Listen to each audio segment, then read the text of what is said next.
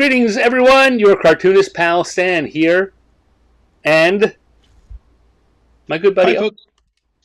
I'm Owen K.C. Stevens. Not a cartoonist. No, but you are a gaming legend. Yeah, I was just beginning to accept that maybe I was known in gaming, but whatever level of notoriety I accept, people keep insisting on upping it by a level. So, hey, and we got people. Hi, David. Awesome. Hello, David. Hi, Mommy Guide Incorporated. That's Lala. That is my friend that I was telling you about. I'm going to be on Lala's show in about 12 hours.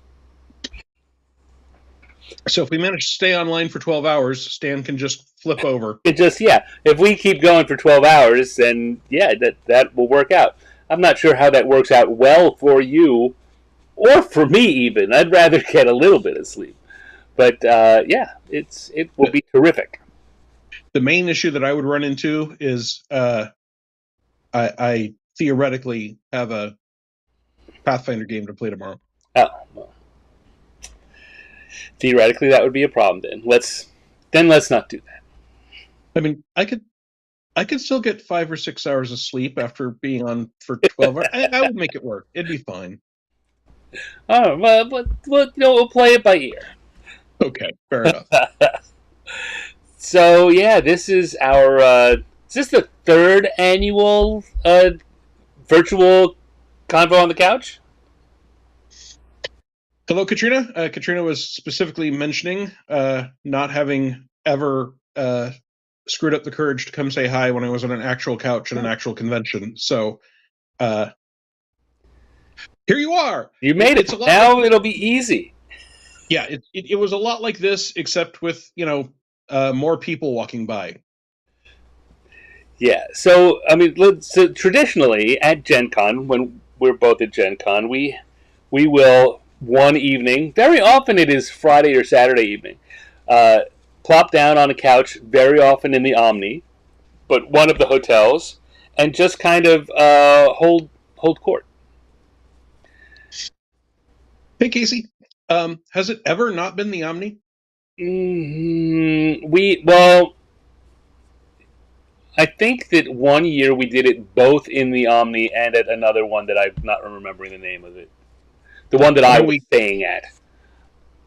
We once had a lovely game designer meeting at the airport after the convention with you and me and Steve Kenson, and it was a remarkably high-powered group of game designers just sort of casually hanging out at the airport. Was Keith Baker there? Was he? Someone else was there. Yeah, there was at least one other person there, and I think a couple of people came and went for more or less time. I don't keep track of these things, which is one of the advantages of doing this virtually, right? Hi, Charles.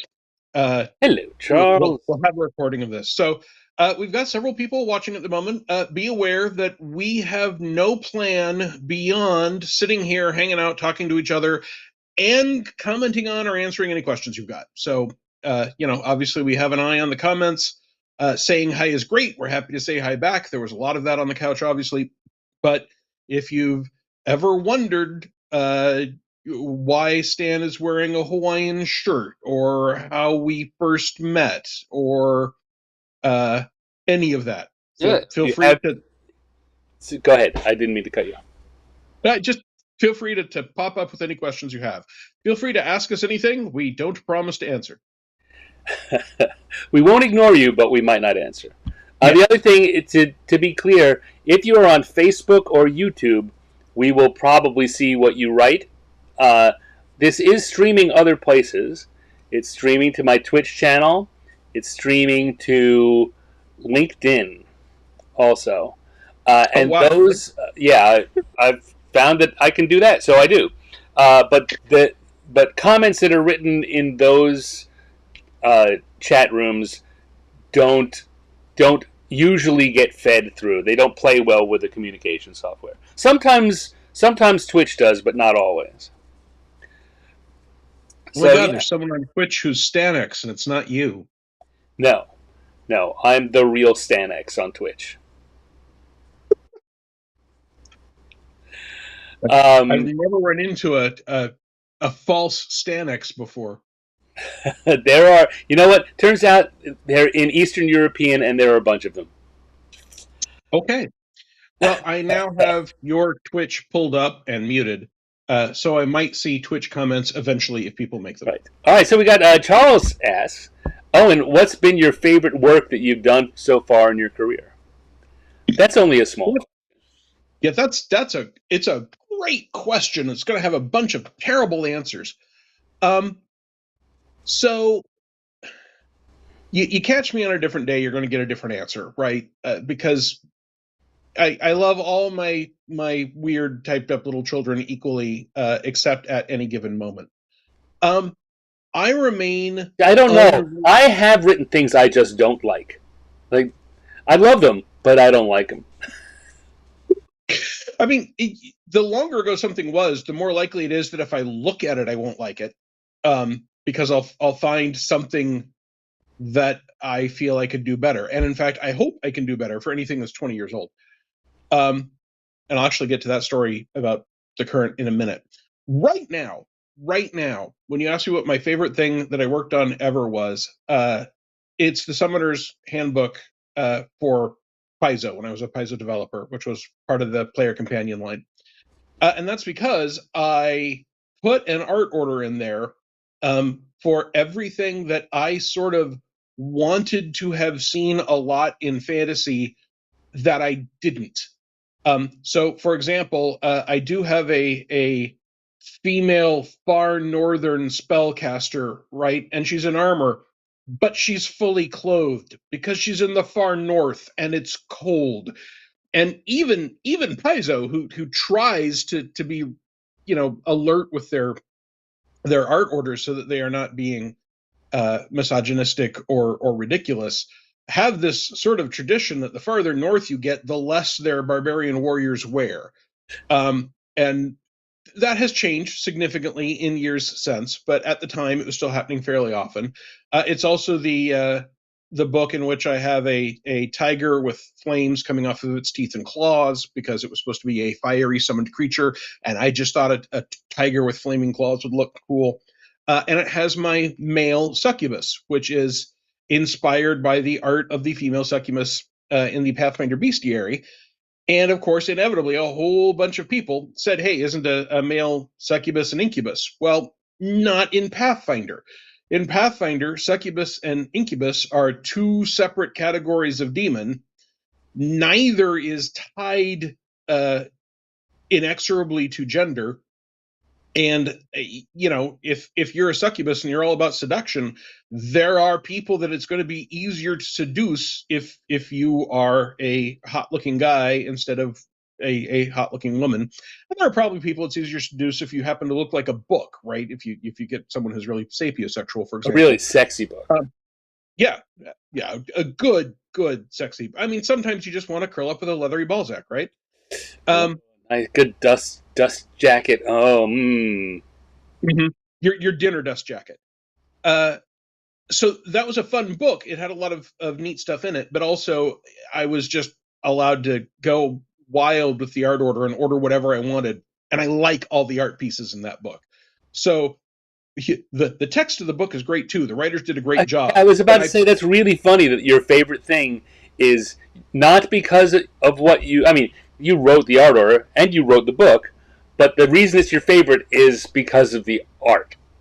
Yeah, I didn't write the book, right? I developed the book. It was written by freelancers, and the freelancers did a great job, including Linda, who wrote it before she worked at Paizo, but was working at Paizo by the time I was developing it.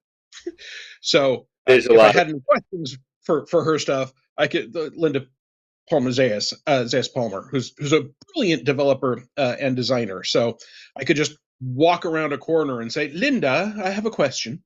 And when I did, the answer was always she knew something I didn't. So that sort of encouraged me to walk around the corner more often. Yeah.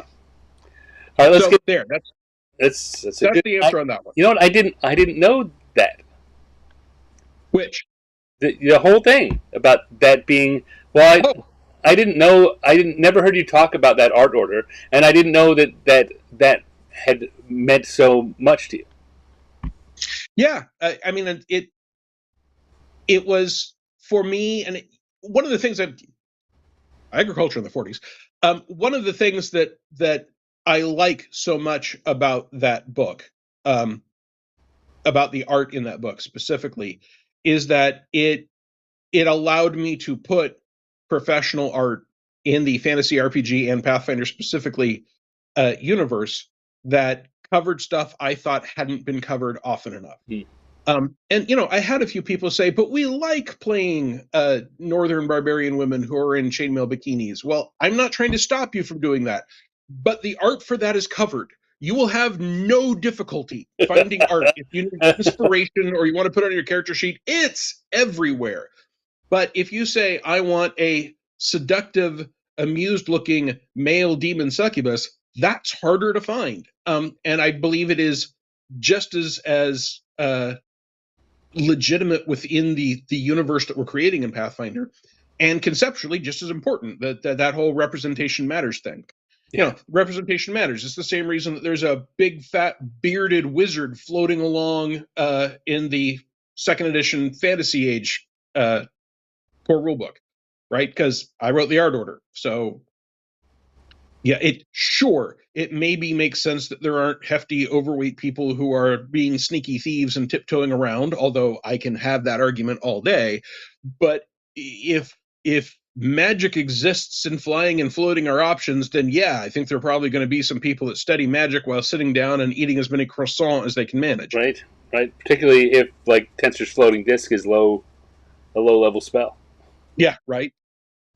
All right. So let's quickly go over some of the other things that have been said here, and then we can just absolutely deal with them. I just don't want them to have to wait and maybe roll off the screen, right? So we had that one. Katrina said, "Why wouldn't Stan wear a Hawaiian shirt?" And that is a good point. Yep. Casey wants to know what your favorite Star Wars creation is. Battle armor. Next. David Schwartz says, we're talking about my account being the real Sanex. David says, like the real Ghostbusters. Yes, absolutely. Exactly. I'm Kong. And Byron, oh, hey, Byron, how's it going? Byron says he's listening from Lockmiller's across the street from Gen Con. So we're playing in Indy. Looking forward to when you guys can make it out to Indy again. Only started attending a few years ago, so our in-person Gen Cons have sadly not overlapped. It's true. Byron is a friend of mine who I met through. You remember Ben Meyer? No. No. Anyway, I met Byron through Ben, and super nice guy. Obviously, I should have said yes because no one's going to test me on it and ask when and where. But the fact of the matter is, I might have asked follow up. You're lying, aren't you? Yeah, you might have, Stan. I believe that, especially since the chemo radiation, I've discovered that certain areas in my brain are Swiss cheese. So, if you feel like I should remember you, and I don't, there's a good chance I just don't remember your name. I'm bad at that. As convinced by the fact that I stumbled over Linda's name like 4 times while trying to praise her, and I worked with her for years at Paizo. So you're like Sam Beckett. Your brain has been Swiss cheesed. Fair enough. If you don't remember that reference, I'll tell you. But yeah, no, that one I get. Okay. So Hutt battle armor is your favorite Star Wars thing, huh? Yeah, absolutely. So when I was originally hired by Wizards of the Coast in 2000, I was put on the Star Wars line, and that was a little bemusing because there had been 5 positions open, and they were, let's see, 4 D&D, Forgotten Realms. I don't remember what they all were, but there were 5 of them. It's been 25 years. And I was asked in order which I was most interested in, and I listed them in order, and D&D was last. And right after my in-person interview, while I was still at the hotel that Wizards of the Coast put me up in when they flew me out for that interview, Thomas Reed, who I knew was in charge of the Star Wars line, called me and said, "So, do you like Star Wars?" And I'm like, "Well, Which was last? Star Wars was last. Star Wars. Star Wars was last. Star Wars. All right, no, you said D&D, so I just want to. Well, no, sorry, Star Wars was last. There's going to be a lot of that, folks. Get used to it. This is one of the reasons I'm not at Gen Con right now. That's what I'm here for. Yeah, thank you. He asked, "Do you like Star Wars?" And I'm like, "Yeah, I love Star Wars. I just love D&D more because I figure if the creative director of Star Wars after my interview is calling me to see if I like Star Wars, he wouldn't bother doing that if he was not thinking maybe he'd hire me." So I wanted to be quite positive about it. And, he asked me how well I knew Star Wars, and I was able to say, well, I know my Sith from my Jedi, which is one of the tricks I have used a long time when I know a little bit about a setting or a moderate about what I happen to know is a huge setting. I will pick something, like when there was a chance that Green Ronin might hire me to do 40K stuff when they might have gotten a 40K license. And Chris Pramus asked me, how much do you know about your 40K? And I'm able to say, well, I know my Ultramarines from my Blood Angels.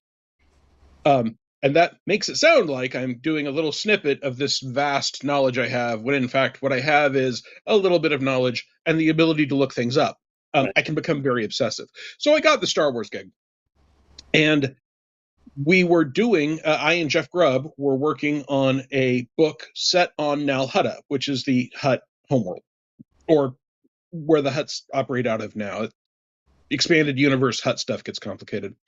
And we wanted to have a bunch of different kinds of Hutt encounters. And I noted that, as far as I could tell, in all of official and expanded universe fiction and adventures and card games and cartoons, Hutts were never the hunter, the actual physical threat, the person that causes a problem. And yet, Hutts had successfully conquered other species. Now, it was very clear that they'd done that recently by having a lot of money, and they would hire mercenaries and have their own private armies they paid and conquer other species. But I thought at some point, some Hutt has to have pushed someone directly and personally. So I pitched it's Ryan Costello. Hey, Ryan. Hello, Ryan. Hello, Falcon, who showed up also. Hey. Hey. I was telling my Star Wars obsessed nephew that you added a ship to the canon, but I couldn't remember which one. I added a bunch of them. I'll get to that in a sec. It was the ILH KK Citadel class cruiser. Also the Death Raven, but I can cover those in a second. So I pitched to Lucasfilm the idea that there was a archaic set of Hutt battle armor from the bad old days, from when they didn't have all their mercenary armies, and that there was one Hutt on all of Nal Hutta who, as his hobby, was a bounty hunter. That's what he did for fun. And there was some back and forth with Lucasfilm because, as I said, no one had ever done anything just exactly like that. But eventually they were like, okay, all right, for this one exception, drawing on the deep past, we're okay with a set of Hutt battle armor. And of course, it had repulsor units in it so they could move around quickly. And he had a tripod-mounted weapon that was on a shoulder mount because Hutts are big. And it was a neat encounter. And it shows up in a novel that Jeff Grubb later wrote. But in that novel, I had this set up in the adventure that the novel's based on as this great big fight. And in the novel, the Jedi protagonist cuts the bridge that the Hutt's on, and he falls down into the depths of Nal Hutta and is never heard from again. And it takes about one paragraph. So sometimes you don't kill your darlings. Sometimes someone else does it for you. Yeah, well, I got some stories like that too, but not going to tell in a forum that's going to be recorded. Yes, there are sometimes we won't answer your question with the answer we would get if we were sitting alone in a bar. Alone, but point is, without a camera recording everything. Although I got to tell you, Stan, I am less sanguine about just assuming that if I'm crowded around a table with people at Gen Con, no one's recording it, than I would have been 5 years ago, even. Right. Yes. And way less sanguine than it would have been 10 years ago, where it just seemed paranoid spy stuff to worry about it. So the starships. I wrote Starships of the Galaxy. There's a whole story about how it came to be called Starships of the Galaxy, which if anyone in chat asks for it, I'll give it to you. But wait, finish this part, and then I'm going to ask, because I just love hearing you tell that story. So I did a bunch of starships in that, which were, stats for starships from canon. So you've got the executive stupid Star Destroyer, super Star Destroyer, and the Mon Calamari ships and TIE fighters and E-wings and X-wings and K-wings and EIO wings. When we were playtesting that book, Penny Williams made a J-wing, which she decided was a Jawa scavenger starship, because we had rules for writing up starships, and I always loved the idea of a scavenger bolted together Jawa starship that just happens to look like a J. But I also wanted to put some new stuff in there that would then be, Class F canon. It's an officially licensed product. It's not live on screen, but sometimes things make the hop. So I did. Well, there was a. I'm going to interrupt that story just to say there was a period of time when game-related stuff was A-class canon. Well, no, not B class canon. Right. Because A-class canon is it showed up in a live-action movie under the direction of George Lucas. But yeah, it absolutely it was often used as a source for A-class and B-class canon. But anywho, so one of the things I created was the ILH KK class Citadel cruiser, which was very specifically designed for a group of player characters, right? It was supposed to be cheap enough that you could get away with saying that it was loaned to you, or you bought it as a group, or your organization owned it. It could host multiple peoples and have a little bit of a lab space. It had just enough guns that you could defend yourself from TIE fighters and pirates. I specifically made that for players to go, ooh, one of those is great. Or for GMs to go, I don't want to give you guys a Star Destroyer, but here's something to fly around in. And that's been a fairly popular starship. It showed up in some card games, and I don't think there's ever been an official model of it, but people have made models of it. And this is this is going to get slightly Star Wars geeky if I haven't already. My favorite starship that I made in that book is the Death Raven, which is a YT-1300 class cockpit. In other words, a Millennium Falcon type cockpit with two B-wings coming off of it, one in each direction, that can spin all the way around it. And again, that's never had an official model, but I have, to my delight, discovered that people have kit bashed it with official models, and they've made Lego versions of it, and people have done, there's a video about it on YouTube. So maybe someday I'll be watching Disney Plus and I'll see that thing. Okay, is this being broadcast somewhere else aside from YouTube? Yes, it is also being broadcast on Facebook and on, what'd you say, LinkedIn? LinkedIn and Twitch. And Twitch, which currently has no comments, by the way. Yeah, I think that I keep going to Twitch because I hope some days people will show up there. And not yet. No. Okay. Stan, you said you want to hear the story. I want other people to hear the story of how that Starships of the Galaxy got its name. All right, so I was assigned to write what we were originally was just called the Starship book, which was eventually Starships of the Galaxy. So I started working on an outline, and I knew we weren't going to call it the Starships book, so I thought we would call it Starships of the Galaxy. And that got sent off to Lucasfilm with the outline because they approved all the outlines and such, and I was beginning to work on it. And then Thomas Reed, who is my manager, who did in fact hire me after asking me if I like Star Wars, said, hey, we're having a meeting about the name of this book. And I was like, oh, okay. With who? He was like, well, apparently with everybody. So the marketing department at Wizards of the Coast had determined that the people writing the RPG books probably shouldn't be allowed to name them, because naming a book is an important part of marketing it, and they have marketing information and we don't, and they have marketing degrees and we don't, and they will know what will go better than we will. So they had informed us, my boss. You're wincing. Is that because you remember this different, or because the truth hurts? Because that opinion is what they expressed. But when you say it that way, it sounds like it might be true. That's my memory of it. They had told Thomas originally that they were now going to be telling him what the names of our books were, and he went to Bill Slavicsek, who was the vice president in charge of RPG R&D, and Bill had decided that that was not something he was going to let slide, having a different department tell us what our products should be named. So he decided that he wanted to complain, and that complaint went up to Peter Atkinson, and Peter Atkinson said, "What I want is for you to all reach consensus."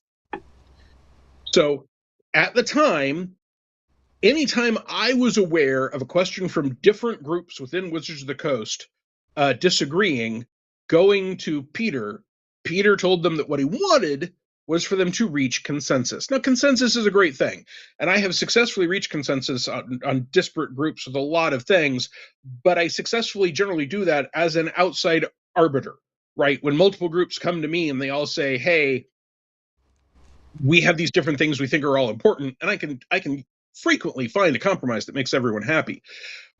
But Peter wasn't going to this meeting to arbitrate consensus. Peter told these people to go have a meeting and reach consensus. And it's worth noting that the marketing department, who set up the meeting, did not invite me, the person writing the book. Thomas invited me along when he was going there. And when I showed up, someone from the marketing department, and you may notice that the people I like are sometimes named in this story, and the people that I am making sound bad never are, and that's not going to change. Someone from the marketing department turned to Thomas and said, "What's he doing here?" Thomas said, "He's writing the book." The marketing department said, "Right, but what's he doing here?" Thomas said, "I thought maybe we would want the input from the one person who has sent an outline to Lucasfilms and knows what the content of the book is going to be." The marketing person sort of grumbled and noted that since the writing hadn't actually started yet, if the marketing department decided that the content needed to be different, we could change it. And Bill Slavicsek looked like fire was about to shoot out of his ears at the idea that the marketing department now wanted to go from naming our products to also determining what would be in them. So we had this meeting, and the marketing department's first objection was that the proposed title of Starships of the Galaxy doesn't say Star Wars. And Bill shot back that every Star Wars RPG book says Star Wars, that the name of it is the Star Wars role-playing game Starships of the Galaxy, and that when it's entered into the Hasbro market computer that apparently once you entered a title could never ever be changed, which is a different story, it would say Star Wars RPG, Starships of the Galaxy, and the word Star Wars was going to be on the cover, and there was no way that anyone would fail to know it was a Star Wars product. Yes, as the marketing people, but when people do reviews of these things, they frequently leave that out. So just Starships of the Galaxy doesn't immediately tell you, like for search engine optimization, it does not tell you that this is a Star Wars book. So we need something in the title that links directly to Star Wars. And we were like, okay, like, you know, what? And they're like, so it seems like the person that owns a starship in Star Wars is Han Solo. So Han Solo needs to be in the title of this book. And someone else over there was like, also, you guys have no suggestion that this book contains things that people can't get anywhere else. And we were like, well, it's got RPG stats. We're pretty sure everyone's going to know that you can't get the RPG stats anywhere but in the RPG. No. We need people who are Star Wars fans who don't play the RPG to be aware that there is something else in this book that they can only get by buying this book. That's how we break out beyond the RPG audience. Okay. Yes, Fighter and Hoarder, a YT-1300 cockpit attached to 2 free spinning B-wings. Look it up. It's awesome. So they said, so we really want you to specifically mention secrets. Now, people that know about that line are aware that we did Secrets of Tatooine and I believe Secrets of Naboo, and they sold terribly. And one of the reasons they sold terribly, Secrets of Tatooine in particular, is that they were required to call it Secrets of Tatooine, and Lucasfilm would not allow them to reveal any secrets in it. And when we were writing this, Phantom Menace had come out, but the other 2 prequel Star Wars films hadn't. And so very rarely was a licensor allowed to add anything to the universe. They were working on prequel novels, or not novels, and the novels too, but the movies right then and right there. So we're like, okay, so you're saying that you want Han Solo in the book and you want secrets in the book, but we sort of thought Starships of the Galaxy let you know that there were starships in the book, and they're like, no, you can add that. And so the consensus they're starting to come to is that the title of this book should be Han Solo's Starship Secrets, which is hard to even say. And when they pitched that, my memory is Bill said, "I'm done here," got up and left the meeting. So Thomas and I were now, I was the lowest ranking. I was the only person of the Scud non-manager rank there. I was being drilled like, are you going to put the Millennium Falcon in it? And I'm like, well, no, because the Millennium Falcon's in the core book. Well, the Millennium Falcon is the most famous Star Wars starship. You can't not have it in this book. Okay, but we have it in the core book. No one wants to pay for the same stuff twice. They're like, nope, you have to put it in the book. Now, what I ended up doing, I put it in the book, but in the book, it is an example of the YT-1300. We have the YT-1300 stats, and in the book, we have the Millennium Falcon as piloted by Han Solo. In Starships of the Galaxy, we have the Millennium Falcon raw stats, so you can put any pilot in it. That was the compromise I came up with, and people kept telling me it was brilliant. So I'm not saying marketing can't push some useful ideas, but we're trying to figure out, without Bill, how are we going to not have this book be called Han Solo Starship Secrets? And we can't. So we can't get them to budge from that. So the consensus of everyone but the two of us in the room is that the book will now be called Han Solo Starship Secrets. So I go back to my desk, and I had been all excited to write Starships of the Galaxy. I love starships. I love doing that kind of stuff. One day, Dave Gross came down because he'd gotten some art from someone who was drawing starships for the magazine Star Wars Gamer, and he said, "Hey, Owen, how would you like to write up the starships for this art?" And I was like, "Oh, that would be awesome." And he said, "Great, I'll get you a contract. We'll give you the normal word rate." And I'm like, "Oh, you're going to pay me?" "Yeah, it's outside your normal work. You get paid." And I'm like, "I just wanted to write this up, and payment is extra. That's great." So I'm trying to figure out, now I'm not excited to write this because it's the stupidest title I've ever heard in my life, Han Solo's Starship Secrets. Or if you, as people frequently do, break it down to just the initials, it'll be this. And it seemed like a terrible, terrible, terrible idea at all levels, except for the fact that a group of people that were more marketers than anyone else had decided that it had all the words they wanted in the title. Not once did I hear anyone from marketing say, and it being a good, catchy title is important. So I started to figure out, okay, maybe I'll write a foreword, and I will say, "Hey, this is Han Solo here. Lando Calrissian told me that he could get me 10,000 credits if I wrote the foreword to this book and slapped my name on it. Apparently, since blowing up the Death Star, I'm famous. This is actually all from Jane's Encyclopedia of Starshipica, Volume 5. And I had nothing to do with this, but I need the money. I made a bad bet. Have a good time. Bye." And that would be my in-universe explanation for why this was Han Solo's Starship Secrets.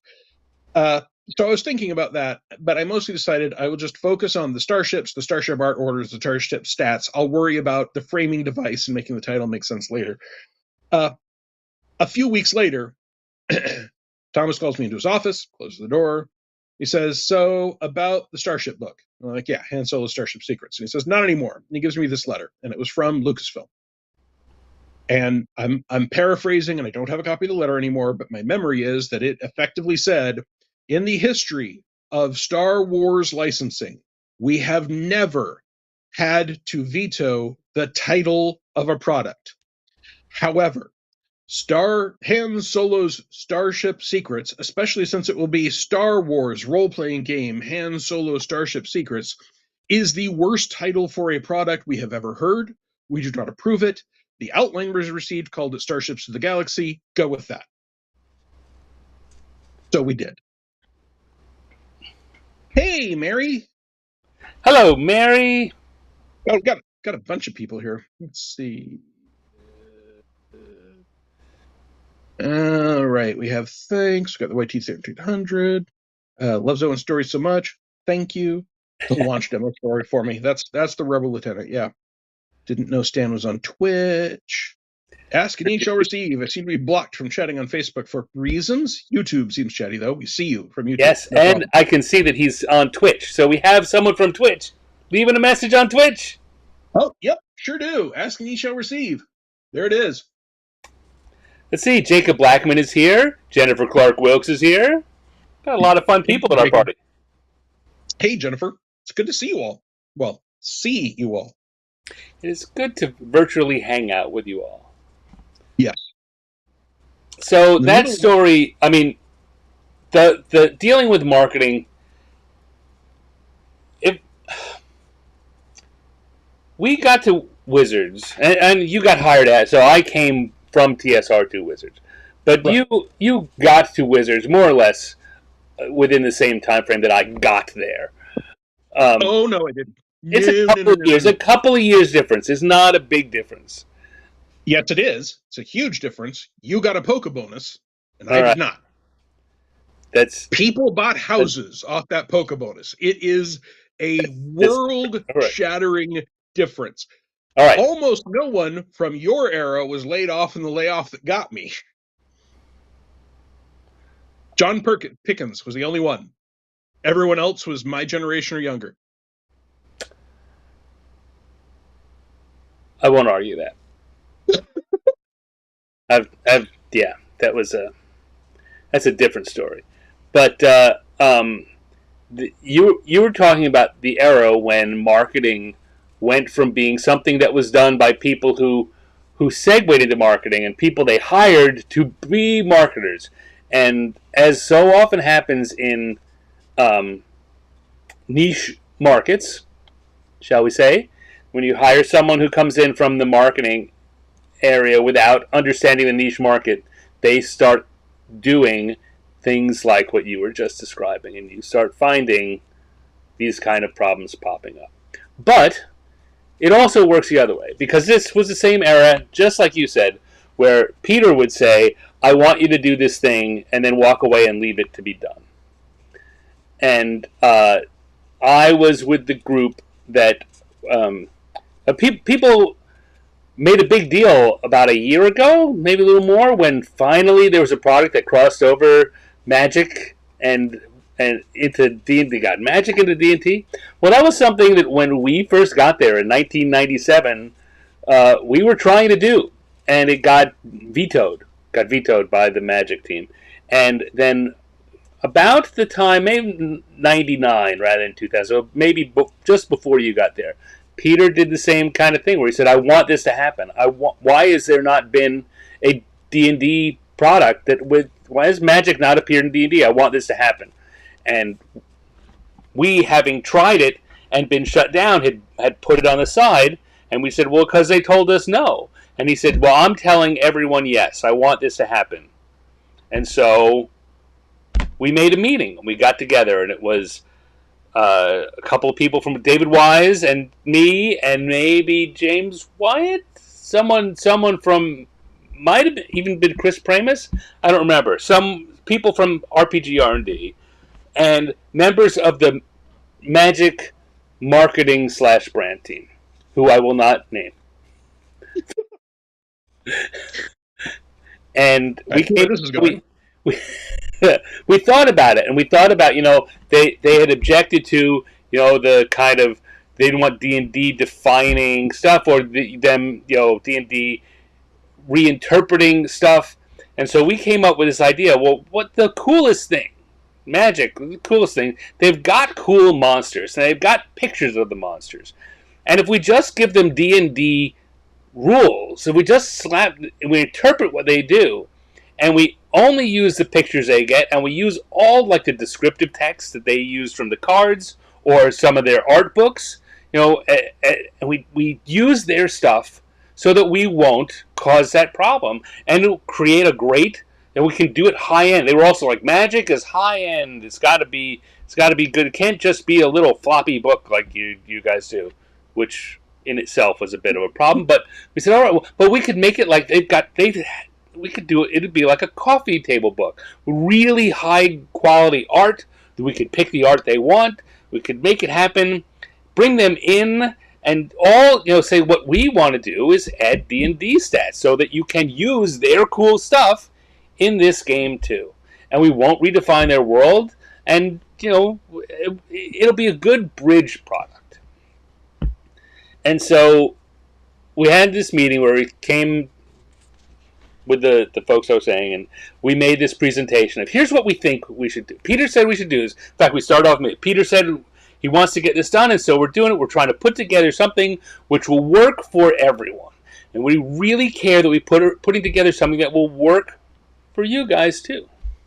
And so we present this thing, and the Magic brand / marketing people kind of sat there, took their glasses off, and said, okay, but what do we get out of this? And we said, well, no, we're going to use your stuff. We're going to serve this to brand, and we'll get D&D, and it'll bring everything together. They're like, yeah, but if we want an art book, we can make an art book. We don't need it. We don't want D&D stats do nothing for us. You're just reusing the stuff, and what do we get out of it? What does Magic get out of this? He's like, we thought, well, what do you want? And then they described how Magic marketing worked, and that included things like that they had 3 core things that had to be true. You had to fight against your friends. You had to have the cool lottery feeling of opening a pack and not knowing what you're going to get, and one other thing. Every Magic thing had to have that. And this has nothing to do with it. Like, well, that's not what this game is. There's no way. How can we get a lottery feeling? They said, yeah. So, why is it in our interest to do this book? And we said, because Peter stood up in the all hands meeting last week and said to the entire company he wants this to happen. We're having this meeting. He said, well, we're having this meeting because Peter wants it to look like we're going to put this together. But if we wait 3 months from now, Peter will be so busy with something else, he won't even remember this, and we won't have to do it. And so that's what's going to happen. And that's what happened.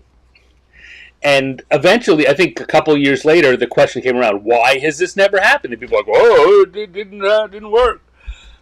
And it took until 2021 or 22 for that product like that, anything like that at all. No, that's not true.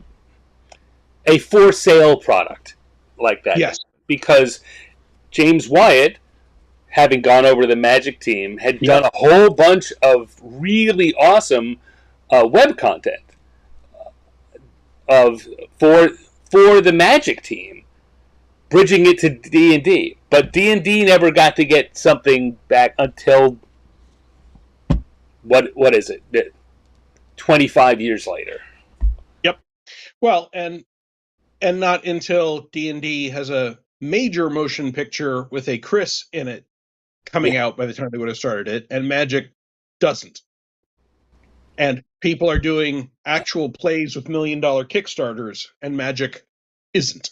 Now, Magic has tournaments and all sorts of stuff. In no way am I suggesting that Magic isn't still a powerhouse in the tabletop industry, but right, the balance of power between D&D's brand and Magic's brand is not the same as it was 25 years ago.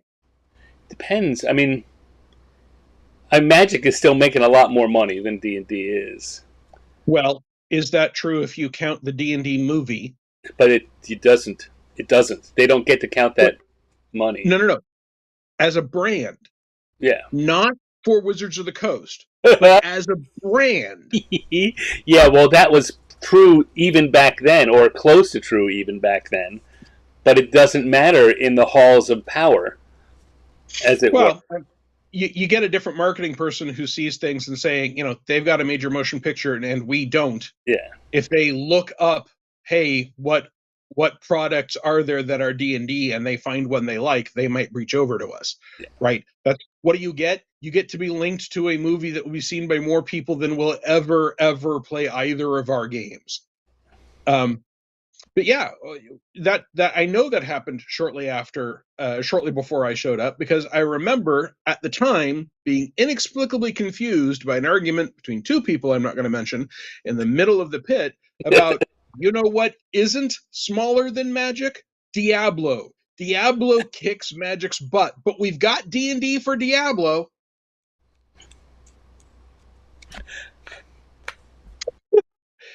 Yeah. The Using Katrina rules says, sets, listening to my life partner stories, it seems marketing is just as bad in tabletop games as it is in digital games. You know, really good marketing people who really understand it are nothing but a bonus. But yep. I think in any time a company grows big enough to have a marketing department like that, where you're hiring MBAs who have no idea, not because they love the thing. When you're making a hobby product and you're bringing people in for business who don't feel the hobby, just weird corporate office space stuff happens. So I'm going to give an example of what I think is actually a Wizards of the Coast marketing person who did a good thing. There have been several. There have been quite a few. But a specific example. Wait, I'm going to say, but none of them ever got to be VP. Fair. Hi, Chris. So Rodney and I did a book in the 3.5 era called Dragon Magic. Rodney Thompson. Yes. Rodney Thompson. Called Dragon Magic.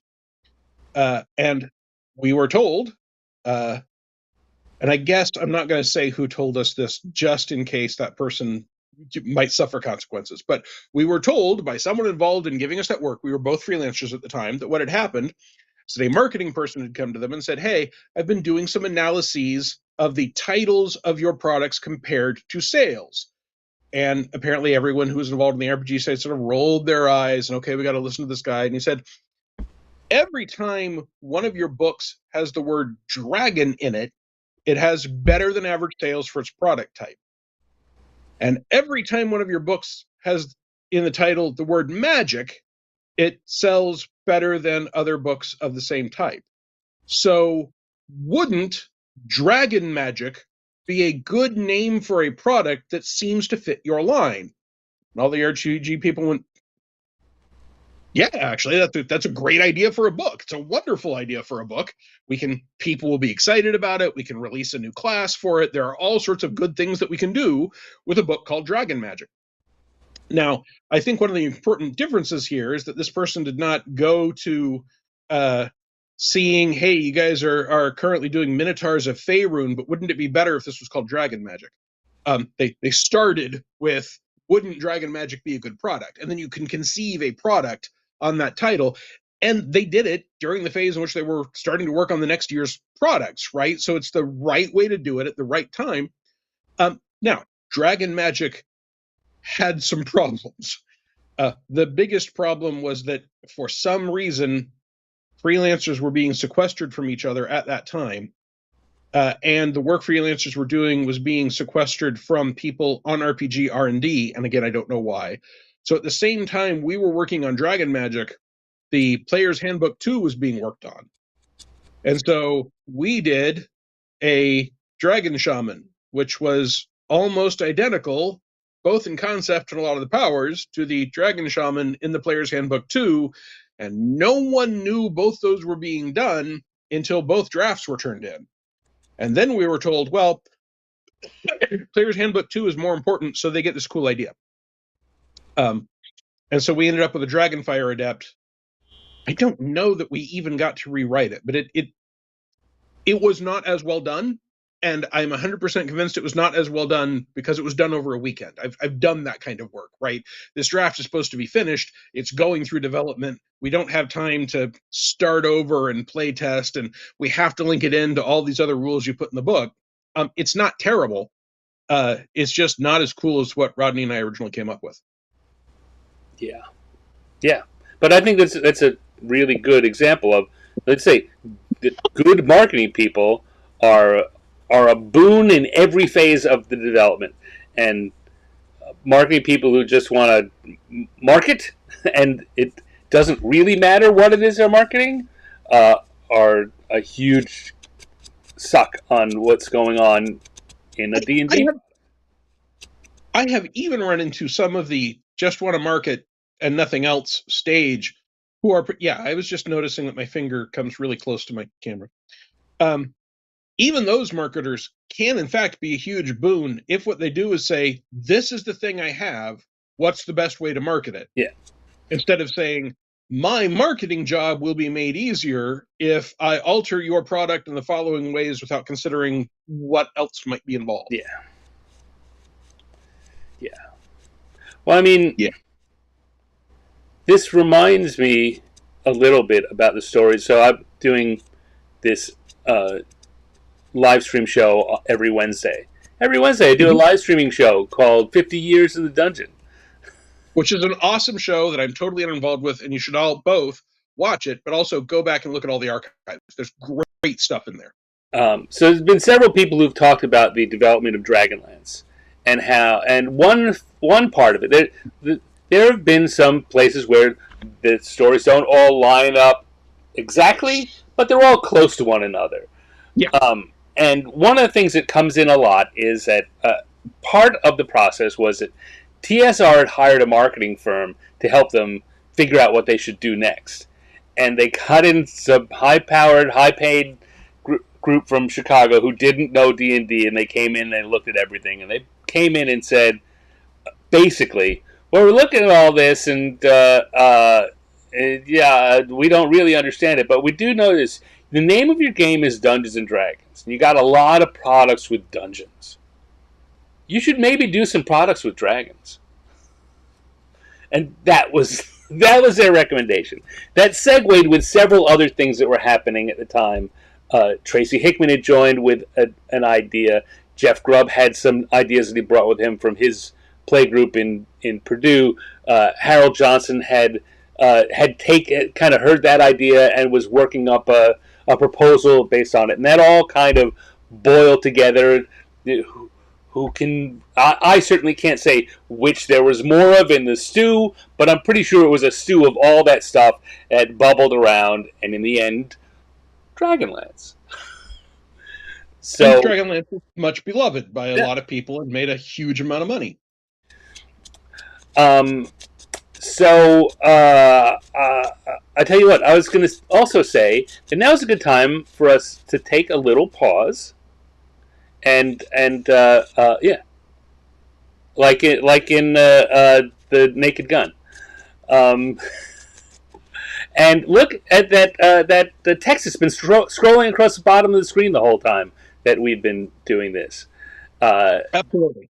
One of the reasons, well, we do this because we do this every year, but its timing is horrific because the things we decided to take advantage of since we were doing this anyway. Yes.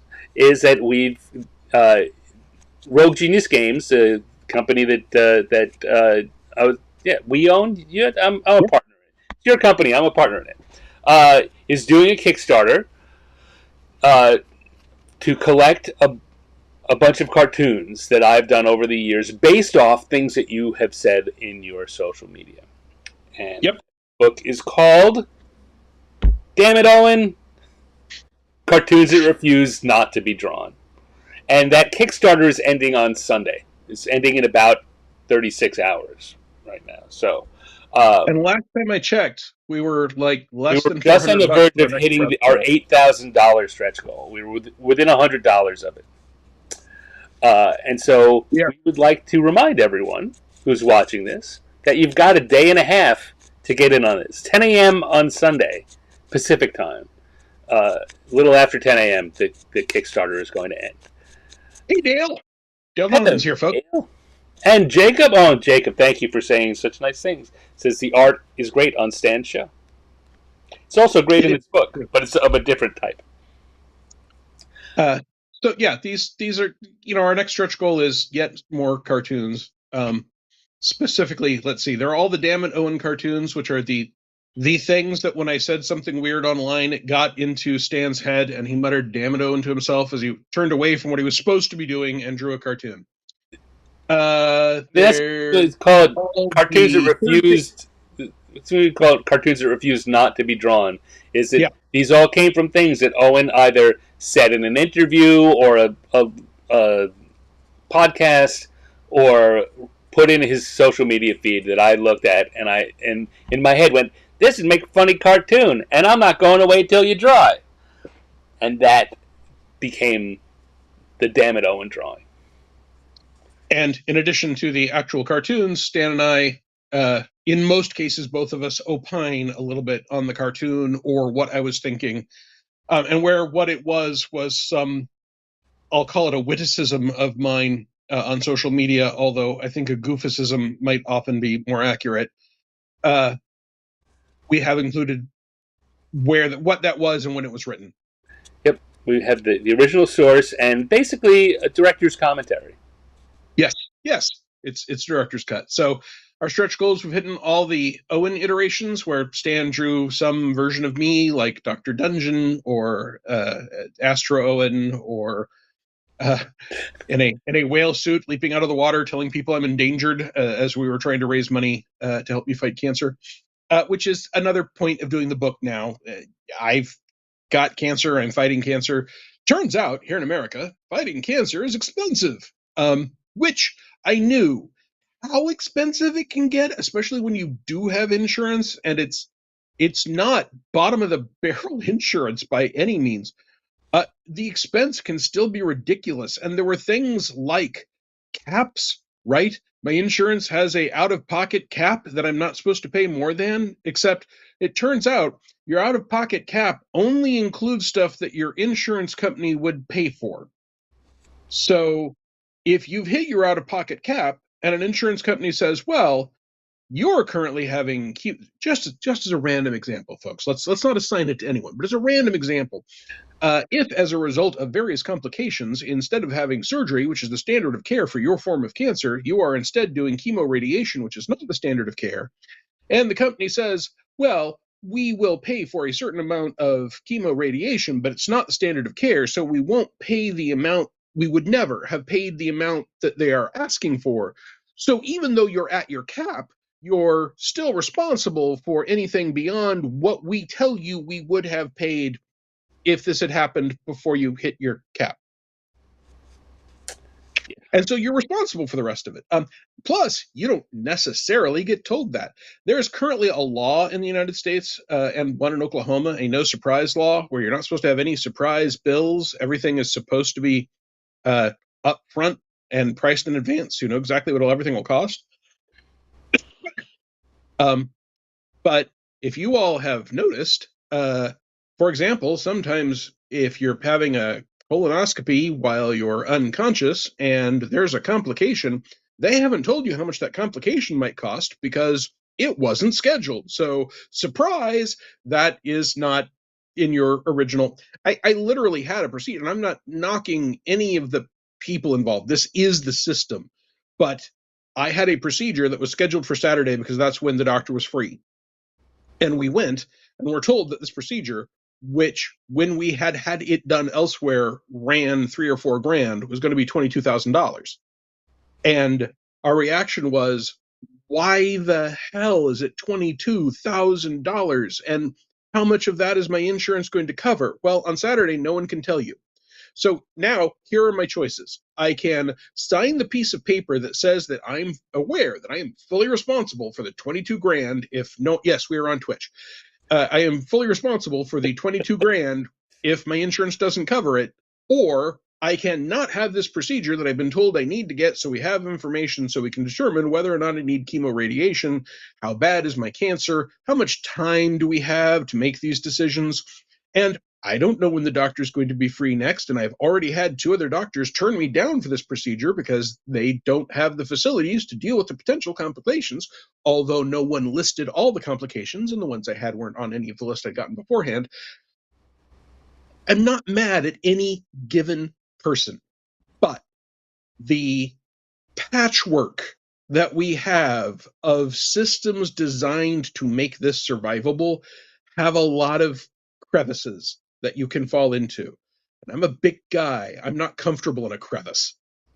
So Point is, this is expensive. It takes a lot of money. I do not now, nor have I ever had a lot of money. So Stan is very kindly pulling the trigger on this project now so that we can raise some money, which a lot of which I will then use to not to pay off bills. It turns out that you can frequently get a hospital to do a payment plan, and how long the payment plan can stretch out may depend on what percentage of it you can pay in advance. If you make a 10% payment on a bill, they will usually stretch out the rest over the next year or two, sometimes longer. Sometimes you can roll it. There are medical credit cards. Did you all know that there are medical credit cards that you can only use for medical debt? That's what our society has, medical credit cards. If you go to your bank and you ask for a personal loan and they ask why, one of the things that will help you get the loan is if you say, if your credit score is still good and you say, oh, I need it for medical debt. Oh, well, okay, that's, it's like a home improvement loan, except, it's a U improvement loan or a U lack of degradation loan. Let's Or think about putting an awning over here.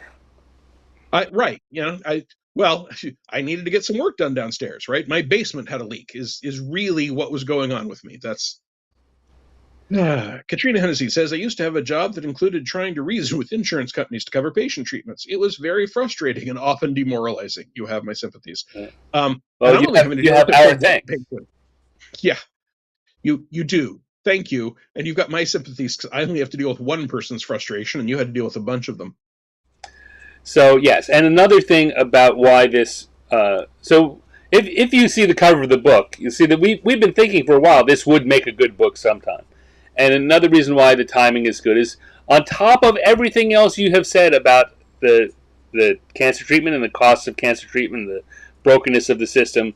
One of the things it has meant is that you have not been able to do products. So this is a product we can make happen without adding significantly to your workload. This came out. I and LJ, your wife LJ, did most of the work on it, and we tried to keep it down to the point where your involvement needed to be uh, um, advisory and writing your "I remember this" statements. Well, and not even all of that, right? There was a point in which LJ thought I was missing too many. And so she was like, look at this picture. And I was like, yeah, say something. And I would, and she'd type it up. So I didn't even write all of my own statements. Yeah, since I have apparently had cancer for about a decade. That's our best guess. So when I started having severe fatigue and sometimes just kind of lilting off in the evening and passing out, starting in late 2014, early 2015, a bunch of people, kind, intelligent, well-meaning people, told me I had burnout because I was holding down 4 jobs and trying to constantly push at the limitations of my career choices and what that industry means, and help other people, and moving roughly every year and a half. And burnout was a reasonable thing to think was wrong with me. It wasn't burnout, it was cancer. And again, you think because the other problem that I tell me if I'm wrong in remembering this, but I seem to remember from the time is one of your doctors told you it's not cancer. yes, because it could be cancer, because my symptoms matched cancer. We did some testing for cancer, and my doctor determined it's not cancer. And the tests that we did are about 96% accurate. 96% accurate means that, roughly speaking, 1 out of 20 people is going to get a wrong answer. Yeah. If those are 50-50 false positives and false negatives, then roughly 1 out of every 40 people who has cancer will be told they don't have cancer. Yeah, we did not catch this until my cancer caused a deep vein thrombosis in my leg, which caused a pulmonary embolism, which caused me to not be able to breathe. And that, it turns out, will get you taken to the ER by 11 very burly firemen who, I am not a small person. I was in my bedroom. There is two 90-degree left-hand turns right next to each other to get from my bedroom in this house to the front door. And, they obviously didn't want to shatter the windows and take me out that way. So 11 burly, gentle kind, professional fireman managed to roll me on my side, stuff a tarp under me, roll me back this way, pull it back out, and then carry me like a giant sack of oatmeal around corners and over difficulties and through the living room. And they did not do this, obviously, until the ambulance was here. They had checked and said that my blood oxygen was something ridiculously low. Much lower than I have now been told if it ever happens again, I need to go to the ER immediately. And I was having trouble breathing, and my blood pressure was spiking, et cetera, et cetera. As they're pulling me out, I'm coming out head first, because feet first, because that's how they had me positioned. And as they're going to the front door, one of the firemen noticed that the gurney that has been pulled out is ready to receive me head first, even though I'm feet first. And so the fireman is saying, swap the gurney around. And the two technicians outside of the ambulance are saying, no, turn the patient around. And then 11 firemen firing my 450-pound ass are like, no, turn the gurney around. He's coming out feet first. And lo and behold, I came out feet first. And then the fireman spun the entire gurney once I was on it, and lifted me up into the ambulance, because there was no way in heck that those two poor paramedics could have gotten me up there. And then they said, do we need to go meet you at the ER to get him off? And they're like, no, getting him off isn't a problem, because we'll pull him out. The first set of legs will pop down. We'll pull him out the next set. We don't have to bear his weight at all. Gravity helps coming out. Yes. Well, what they wanted was to gravity not to help too much. They only wanted a little help from gravity. And the firemen were still going to meet them there until a brush fire popped up and started getting all the firemen to have something else to do.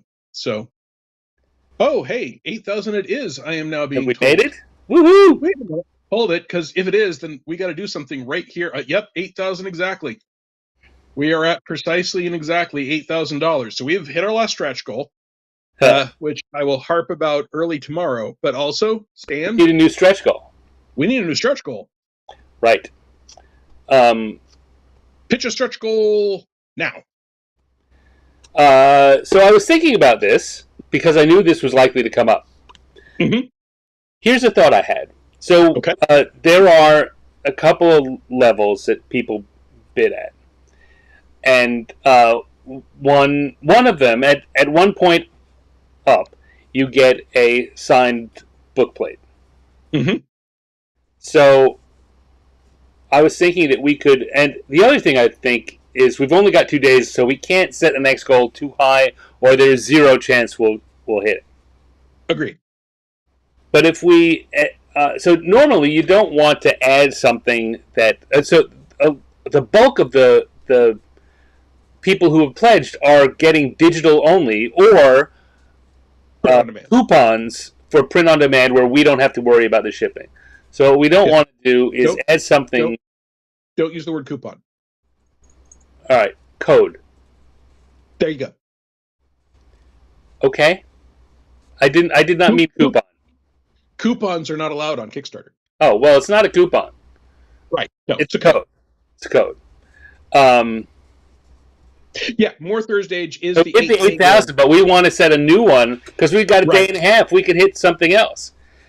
So if we, the people who are getting the digital only, maybe we don't have something that is immediately good for them. But if we add some small cost print item that can be put in with the book plate, like say a mini art print, which is, take one of the pieces of art or a couple of them and print them, then they could be put in the same envelope with the book plate and not change the shipping cost. It will only add the cost for printing that thing.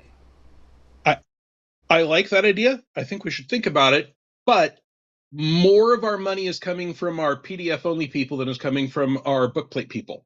So I don't want to not do a digital thing. So here's the business. Here's the business pitch on that. What we want is something that will get people who are digital only to upgrade. I agree. but I also want them to get excited if they are digital only and try and get their friends in. So I think we need to do two things at the same stretch goal. One is something like an art print that we add, and the other is something digital.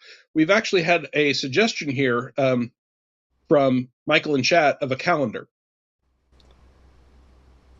As another print-on-demand thing? Sure. That's give you a PDF and print on demand, right? Yeah, that's a good idea. Are you willing to do new art for the calendar? Or art? This is a book full of art. Yeah, but I want people to see at least some new things. Do you have art that you have not already assigned to this that would be appropriate?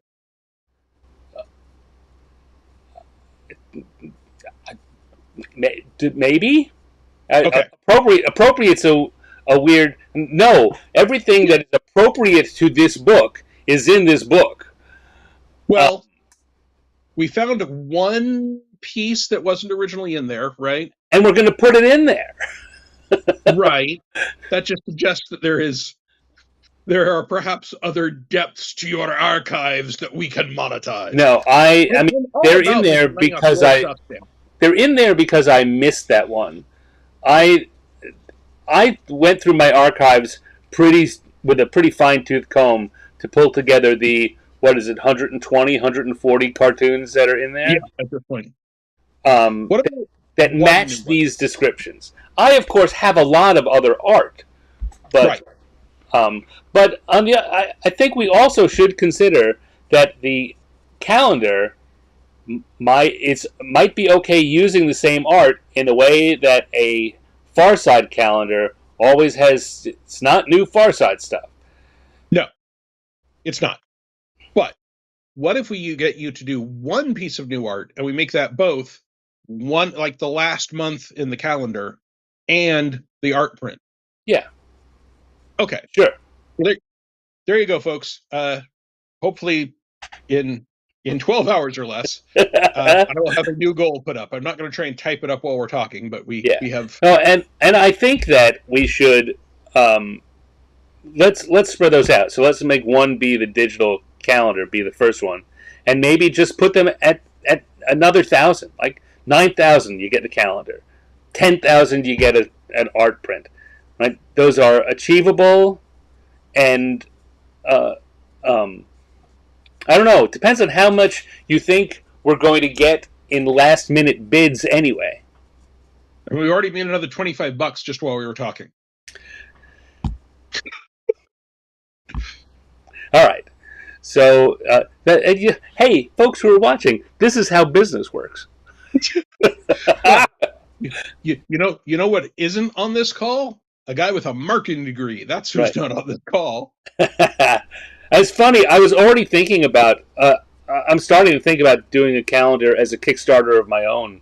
I think for the fall, and I'm going to use the art from the 50 Years in the Dungeon. It's going to be 50 Years in the Dungeon 2025 calendar.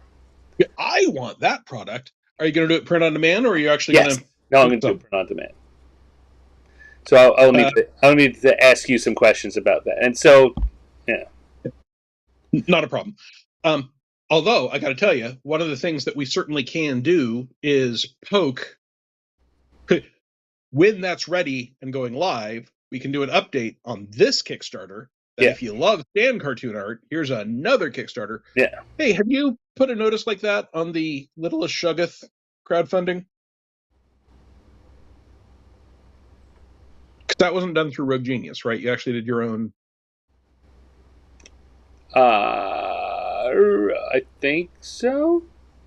I haven't. No, the answer is I haven't, because I haven't thought about that group in a long time. But yes, that's another one. We hang up here. I'll go look at that. Did you ever do a Little Shuggoth calendar? No. I have never done a Little Shuggoth calendar. All right, I'm going back through chat because I was excited. Let's see. We got the 8,000. A few of us pledged. Someone says we can vote on the art. You can vote all you want. We're still making the decision.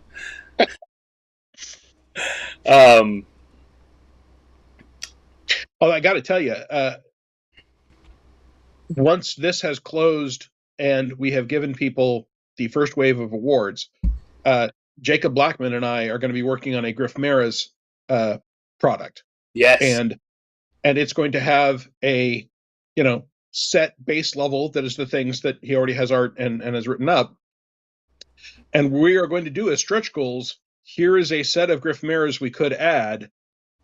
Vote on which ones you want, Right. and then that will be what you get. Now, it's a totally different setup because for one thing, we're doing it from the beginning. But if you like the idea of voting on a Kickstarter, stay tuned. Hey, speaking about really awesome art, that cover that Jacob is working on, Jacob does really awesome art, and that cover he's working on for this project is looking fantastic.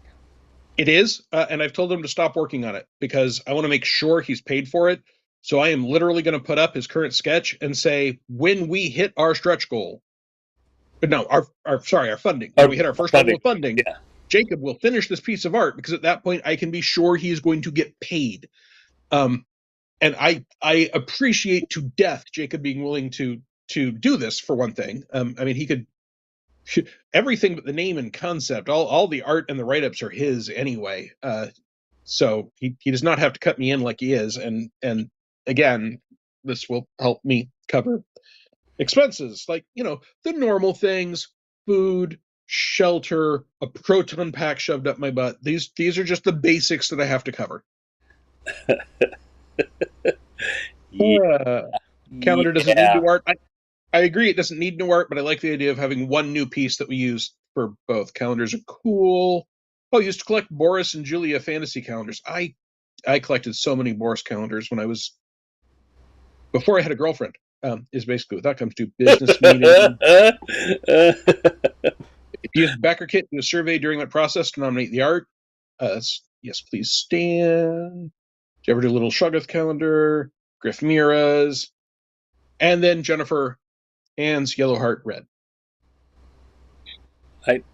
That is confusing to me. I don't understand that.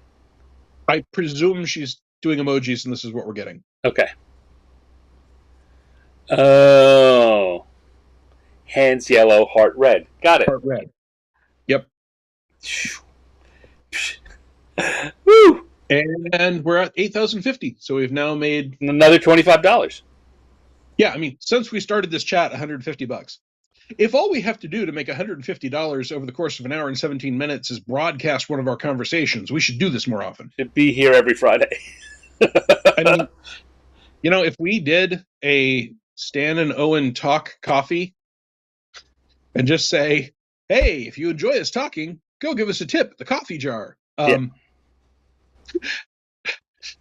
Michael and chat just upgraded. Thank you. We appreciate the support. All right. Okay, let's stop talking about it now. I wanted to make sure we talked about it a little, and we'll talk about it before we wrap up too.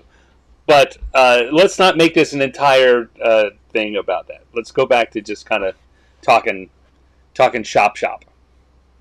I know that there were at least a few people who said that they have wanted to do actual hangouts on a sofa with us at a convention to pick our brains about things. So to be very, very clear, we are here to have our brains picked.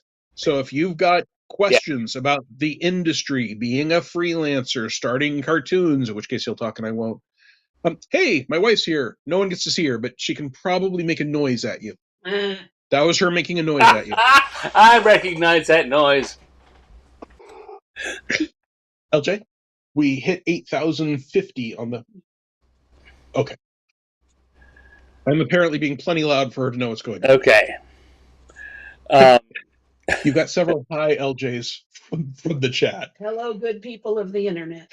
Hello, people of the internet. No, good people. I'm apparently not as picky as you are. I'll say it to all the people. No, man, it's the internet. I'm with LJ. There are bad people in the internet, and LJ is not going to waste her greetings on them. But none on this chat, I'm sure. No. So, as I said, if anyone, I'm going to try and turn the volume down just a little. If anyone wants to pick our brains about things, any thoughts about the new D&D core books? That's a great question. It is a great question. Before you answer, I'm going to say that I had a conversation. Oh, I think it was in last night's uh, stream. I do two. I do not only do I do the Wednesday night stream, I do a Thursday night stream too. I've got a improv cartooning show called Random Encounters, and I was talking about the new D&D books and um, saying I probably didn't do that. I must have been offline because I wouldn't say this in the chat, except now I'm about to. That if you come to me with complaints about the new books and all you've seen are the covers and the press releases, I don't want to hear what you have to say. I don't care. If you want to say you don't like that, you want to talk about how much you do or don't like that particular art, or you're worried about something, uh, then then that's fine. I'd love to have those conversations. But I've seen too many people and been adjacent to conversations where people are starting to talk about what's wrong with it or why they hate something no one has seen yet, or certainly they haven't seen yet. And so unless you have seen it, which maybe you have, I haven't. I haven't seen anything other than what's been publicly released. So my opinions on it are all very superficial, and it's not like I'm willing to cut them unmitigated slack, but I'm willing not to make a decision or have any harsh takes until I can make a judgment based on that. There's some people asking questions in chat. I promise you all we'll get to them. I just want to jump in on this D&D book one first. So I think Stan's point is entirely valid, and now I am going to opine on some of the things I have seen. I don't have an issue with the covers. However, a few people who, for their sake, will remain nameless, who I think do brilliant RPG layout for other companies, companies that I love and who have won awards for how good their books look, are of the opinion that there is a mismatch between the cover art and how it's being used on the covers of these books that makes them feel like it is not a good match for what a D&D core rulebook ought to look like. And that is just discussing the look of the cover. Overall, I think that this is the best thing for fans of D&D that could happen, because sales of core rulebooks go down over time. Core rulebooks selling is one of the things that makes companies willing to take risks on supplements in the hopes that it will drive the sales of more core rulebooks. You can print core rulebooks in much larger numbers than you can risk printing anything else. And that means that for exactly the same price point, you can make more money per book. So if we want a role-playing game to be supported and get new content, and have some of the best game designers in the world working on it, because I know a lot of the people at Wizards of the Coast. I've worked with a lot of them. Many of them are amongst the best game designers and writers in the world. I am happy to say that. Then we need a refresh of the core rulebook from time to time. And no answer to that before this year has really been satisfying for anyone. And this year, we are getting both the Pathfinder Remastered book, which is Pathfinder 2nd Edition, stripped of everything that they felt they could only use because of the OGL, but otherwise the same game. So they can then do a new core rulebook, but the game core has not changed. And the 2024 D&D books, which compatibility will potentially be an issue, but I believe when they say it's compatible, what they mean is that you can take an adventure that they published before this set of rulebooks and play in that adventure with no real confusion. And if that is the case, and I cannot speak to that yet, but there are people I know and trust who worked on these books that tell me it really isn't a new edition. So until I know otherwise, I will go with the people I know and trust who have actually seen the insides, who worked on it. If it's really not a new edition, if it is a change of some things, how some things are presented, how they're addressed, if orcs used to be +2 to strength and now they're +4 to strength, and that doesn't ruin the game, that's compatible. Compatible doesn't mean identical, or we wouldn't be releasing a new book. Then I think it's a brilliant solution, and I'm 100% in favor of it. Dan, let's go back and look at some other questions. All right, so next one after the what do we think about core books was Katrina saying, how soon do you think you will be playing Starfinder 2? I mean, I've been looking at it already, and I I've been looking at the PDF, right? I don't have a physical copy, but the PDF is free. For anyone who doesn't know, just to make it clear, I was one of the design leads in the first edition of the Starfinder role-playing game out of Paizo, which was released in 2018. They are now doing a second edition, but that second edition is, I am told, supposed to be 100% compatible with Pathfinder second edition. So while it is for Starfinder a new edition of the game, it is not a new set of game rules for most overall Paizo fans. Everything I've seen suggests it's brilliant. I am waiting until I have fully absorbed it before I go online and say, I think this is brilliant. I approve of it. I'm glad they're going this direction. But I know the people that are working on it. They are smart. They are dedicated people. No one is making this change because they want to pick some fan's pocket. They are doing it because they think it's the best thing for the game from where we are. This allows them to move away from the OGL, which they have to do for Starfinder, just like they did for Pathfinder for reasons that have been hashed to death and don't want to go into.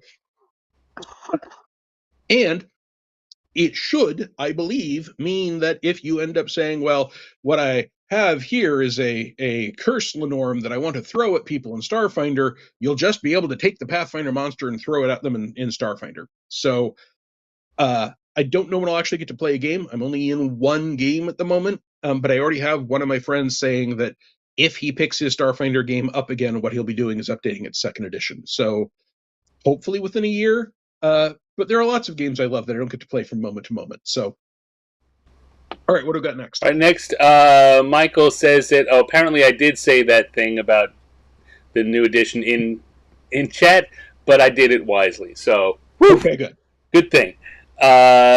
Katrina also asks, we should hold on to this because let's go through some more of the questions till we actually answer this. But it's a good question. It says, when you do a development pass on someone's work, what's involved in that? That's a great question. That's a really good question. Chris Mortica says, I'm an old guy who moved cities 10 years ago. How do I find players for a gaming group? And then trying to make this not sound like how do I find friends. Yeah. So the first thing I'll say is that Pathfinder Society and Starfinder Society from Paizo are their official organized play groups that have regional captains whose job is to put together game days and events.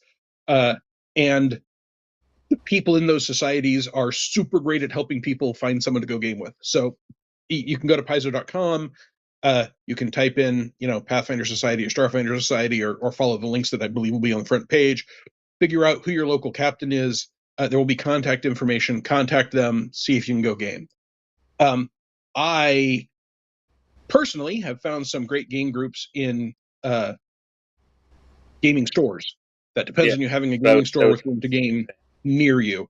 I am incredibly fortunate in that we've got Game HQ up in Oklahoma City, which is maybe the best gaming store I have ever encountered anywhere. Having been to gaming stores and gaming stores that were running conventions in a dozen states, Game HQ in Oklahoma City remains one of the very best. And Stan, I took you there once when you were visiting. Yeah, they've moved to a bigger and better area with like twice as much gaming space. All right, that was a good, that was an awesome store. And it's a long time ago. I was there. Now, decade, more than a decade ago. Michael in chat says every local gaming store I know of has a Discord group these days, so there's that. One of the things on the 50-year show, I've now had a couple of different conversations with people who had been involved professionally with the RPGA, and I've been thinking about how RPGA, there were a lot of things it never did well for me personally to serve my needs, but I really do miss its existence a lot. And that was a huge network, not just national, international, that gave you places to go play games locally and meet other people who play. And even if you found you didn't want to be an RPGA player regularly, even that wasn't the group you were looking for, it was a great place to meet people and start creating that group that could become your home group too. So that doesn't really help. That's more me saying, in the old days things were great, but it also, I don't know. Maybe it's time for someone to figure out a way to do that again. Certainly, Wizards doesn't have the interest in it. I mean, you've got things like Pathfinder in a Palace and Dungeon in a Castle for the high-end thing. There are also paid GMs out there and paid DMs, frequently online, but they exist. So I would definitely look at Pathfinder Society, Starfinder Society. Evil Genius Games has Ego, which is their organized play group, which I have no experience with, but it was originally set up by someone who I respect their competence very much. He has since moved on, but he still set up a great set of volunteers. I would check local game stores for Discords and groups and possibilities. And I don't go to Reddit very often, but I'm told there are looking for group threads on Reddit. I don't either, but I was about to suggest looking somewhere on Reddit. The other thing is, so you've identified how, particularly if you're playing Pathfinder or Starfinder, there are resources for that. There are not, as I was just saying, official resources for D&D, but a lot of the other small to mid-sized companies do have those resources, like Evil Genius, for their particular game. So if you are willing to broaden the scope of what game you might be playing, there may be more resources for getting groups together or hooking players up into groups. And I just recently, like this month, well, okay, I guess last month now, in July, ran into RPGs in Oklahoma as a Facebook group.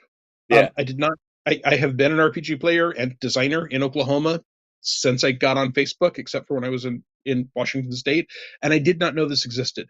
So wherever you are, it might be worth searching Discord and Reddit and Facebook, even possibly Twitter, which I still call Twitter, for RPGs and then your country, your state, your county, your city, your neighborhood. Yeah, whatever it is, look for them and see if you find anything. All right, let's. We still have the development question coming up, but we've also got TJ Kremlin says to harken back to an earlier part of our conversation. He says, "I'm boycotting all pasta because I don't like the cover of the new printing of The Joy of Cooking." My wife has mastered Alfredo, fresh, homemade, so I am not giving up pasta. And Stan, her Alfredo is better than her average cooking level. Well, right. Well, which is already super high. I know. Hello to Raven Lore, who joined us. Good to see you. Casey Butt has a question. Says, I have a lot of pending 5e Kickstarters pending. How much will change, or do I have anything to worry about? And I think that kind of falls into our we don't know. Until we read it, we don't know. I'll tell you the one thing, though, that I remember seeing around the 3.0 to 3.5 and the 3.5 into 4.0 for D&D is that even if what you're doing still mechanically works, when a new version is introduced, it has new holes, and the bulk of the players are going to be interested in exploring those new holes instead of filling in the old holes. Not that they won't be interested, they will be more interested. So I think that you'll want to keep your eye out on how well the pending stuff you have might fill holes that the new edition has. But I don't know. Like, you still, going back to Pathfinder, you still do stuff, Owen, for first edition Pathfinder. Yeah, my first edition Pathfinder sells better than my second edition, although I think that's about my specific audience more than it is about the games in general. But there's an audience for it, and I think that's totally. The question for Casey is there an audience? Whatever your audience, are they still going to want what you've got? Well, then you're fine, because you may want to factor in the fact that you probably won't grow your audience as quickly, but the 1,000 true fans theory, right? If you've got a big enough audience that like you and will stick with you, then what the rest of the world thinks matters less. Yep. Does it not matter? but it matters less. All right, moving on. Dale says hi to Lala. Michael says Tales of the Valiant is gorgeous and also out. Yes. Yes. Turns out I'm doing some work, some proofreading work for Tales of the Valiant right now. Oh, cool. What are you thinking? I'm doing proofreading on a book I can't talk about. Sure, but you should have an idea about the game in general. Oh yeah, no. And I talked.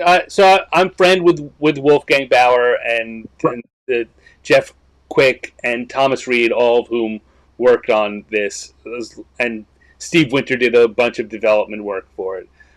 So yeah, I think it is a really successful what it wanted to be, which is a replacement if you decide you don't want to play D&D, but you want a similar game. They've had some interesting twists they've introduced. But all in all, it's got the same feel. You will not feel like you're moving on to a different game or a different ethos. Groovy. David Shepard. Personally, I'm more excited about which old D&D products are being added to the DM's Guild as print on demand. I'm excited to be able to get print on demand versions of things I want in print that I don't have copies of, although not until I'm done moving and see how much space I've got in my bookshelves at the new place. Discord groups comment, Java Game House in Jacksonville, Florida, says Casey. Okay. Sounds like if I'm ever in Jacksonville, I'll check them out. Byron says, this isn't a question, but I recently started DMing for my kids, 10 to 13-year-olds, and seeing them enjoying the hobby has been one of the greatest experiences of my life. The next generation gets it. Just want us to know. Chris Mordecai says that for point of reference, I'm looking at starting a Fantasy Age campaign. Make sure that you are on the Atomic Think Tank, yes, which is Green Ronin's message board. I don't know that they've got things about local people looking for groups and looking for games, but you should definitely be on there. I know they're open to that idea. I know they're pushing, making that a resource that they can fill. A great way to get a game going is to offer to run the first campaign. Yeah, but that's not a great way to play in a game, and some people don't want it. Is, in my experience, it is much easier to say, I'm going to run a game, can I get players, than to say, I want to play in a game, who's running them. That said, even then, sometimes there are people that will not play what is not their favorite game. So whatever your connection is, if you just want a role-playing experience and you're willing to be the game moderator, by all means, make sure that when you're encountering all these places where you can put up posts, you let people know that. RPGmatch.org and startplaying.games are both sites that you can use to find gaming groups in person and virtual. Great. I actually literally did not know that. Do you think that designers are going to start designing to be system agnostic and create supplements to convert? No. So, moving on to our other question.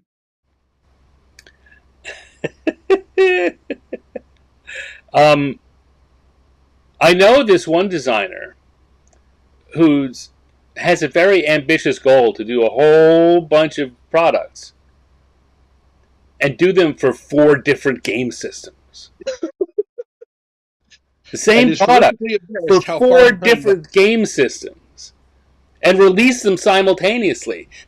Have you ever heard of anything like that? Yeah, sounds like an idiotic idea that's now more than 4 years behind on delivery. Well, for those who don't know, we're talking about an effort Owen started right before he got the cancer diagnosis, and that does not play any small part in the fact that things are behind. But it was called 52 and 52. Right before COVID hit and we were put in the lockdown, and we had to move cross country during a lockdown, and it was called 52 and 52. The idea is to do a product a week every week for 52 weeks, which would be a year, although there are actually 53 products scheduled for 52 and 52 because we picked a specific release date, and as calendars will, we had 53 of that day of the week rather than 52. But 53 and 53 was going to be obscure and hard for anyone to remember. Although a bunch of people remember it now. And we've got about half of them out now, but it was all supposed to be done in 2020. But what you did do in each of the cases is release these products for multiple game systems. Now, some of them are related to each other, but they're different. It was 5e, Pathfinder 1, Pathfinder 2, and Starfinder. Yep. Yeah, they're all related. Those are all branches off the same tree. Some are branches off branches, but they all trace back to the D20 system at minimum, and quite possibly, arguably, back to AD&D and then back to D&D. Right? Every one of those games, you use a D20 and you roll it and you add something, and that tells you whether or not you hit anybody. And I know that may sound like I'm talking about the weakest of connections, but compare that to BRP, which has a percentile system, or die pools, Shadowrun, or the original L5R, or World of Darkness. So, yeah, Dale Donovan mentions 4E, Pathfinder, 5E, 13th Age. Yeah, those are all... No, he's saying Sasquatch Games did that for Ultima Thule. Oh, right. Yes. I believe Sasquatch Games' original idea was that since 4E was being abandoned and there were people that liked it, they would have tried to create a 4E community on a 4E variant, much the way Pathfinder did with 3.5. And I don't think that worked out for them the way one might hope. Well, I think I think even they, in the process, realized that was not going to be enough to sell on, and so this cross-platform thing that Dale's talking about was what they came up with, I think. But it's very much worth noting that one of the reasons Paizo was able to do what they did, it wasn't just about the fact that 3.5 was not being supported by Wizards of the Coast anymore. Pathfinder had a magazine with Paizo had a magazine with subscriptions that was already doing 3.5 adventures. Mm-hmm. So they could send a note to thousands of people that had subscriptions saying, hey, instead of being exactly 3.5, these things will now be for our new role-playing game, and here's a link to go buy that or look it up. Oh, and here are the rules for free if you want to check it out for first. So there was a lot. They got lucky in some regard, but there's some very, very savvy marketing that was done, in that case, in many cases, by people that had marketing experience by coming up through Wizards of the Coast and having previously worked on Dungeon Magazine and Dragon Magazine, and then Paizo ran Dungeon and Dragon for a while. So, and coming up through the D&D brand team. Yeah. Yes. All right. Do we want to hop back and grab that question that we were? Yes. We've gotten all the relatively quick ones, and some of these can also feed into this answer. But the question, pulled back up, was when you do a development pass on someone's work, what's involved? You've done development passes. You were doing them before I did. Well, yes. But I think that the one of the reasons it's a complicated answer is it depends a lot on what type of product it is and who the freelancer, if it's a freelancer versus an in-house person. But basically, to start with, you're reading through the whole thing and noting two things mainly. One, where it fails to match the goal of the product, and two, where the implementation that's used needs some kind of adjustment. Sometimes it's a small one, sometimes it's a big one, but from my experience, the first thing you're doing is identifying where all those things are so that you can then figure out, because there's usually a time constraint, what you can get done. So as a general concept, I have always liked the description that Wes Schneider gave. And Wes was editor-in-chief at Paizo for many, many years, and now he works over at Wizards of the Coast. And he said the developer of a book can be thought of as the director of a movie. The director of a movie is not the actor, He's not the cameraman. He's not the writer. But his job is to have all of those things move towards a single unified vision so that when you're watching, they don't seem to be fighting each other. A developer. Can I just? Yeah. That's true at Paizo, but and that's when the developer is the person who is in charge of shadowing this to the point where it goes out to editing. Right? There are a lot of when I do development these days, that's not me. I'm handing something that I'm just another cog also. Yes, but you are the cog whose job is to make sure all the disparate parts work, even if you didn't get to order those parts. I sure don't feel like the director, though. Well, I'm sure a bunch of second unit directors don't feel like directors. Yeah. Perhaps what that is you are a second unit director when that is the case, as opposed to the picture director. Fair enough. And now, let me stop derailing you because I liked where you were going with this. So that is part of it. Ultimately, I think there are two important, distinct, actual answers. One is sort of the general case that the developer is the person that is given money by the person that hopes to make money on a product to make sure that the words are fit to be handed to an editor and then published. What that can mean can vary wildly, both on who it is that's giving you the money and how they like to do things, and what it is you find that might make the product not fit. Some of the things I have done for different companies as a developer. I have, for example, noticed when doing a monster book that multiple people were writing lore in the background of their monster that conflict with each other. There's no way for the writers to know that because they don't see each other's work, although nowadays sometimes things are set up on Bestcamp or Discord so they can talk to each other. And I think that's a great practice for people willing to do it. But especially if you're asking people to explore an area that doesn't have a great deal of detail about it, it is not at all unusual for someone to think, oh, I'll hook my whole backstory of this monster or this adventure or this character to this single sentence in the source book, and they may all decide to expand it in different directions. None of them have done the wrong thing. The editor may well not know the lore, right? That depends on what level of editor you're talking about. And a conceptual or developmental editor is very much like a developer, as you might expect. Developmental editor and developer are very similar.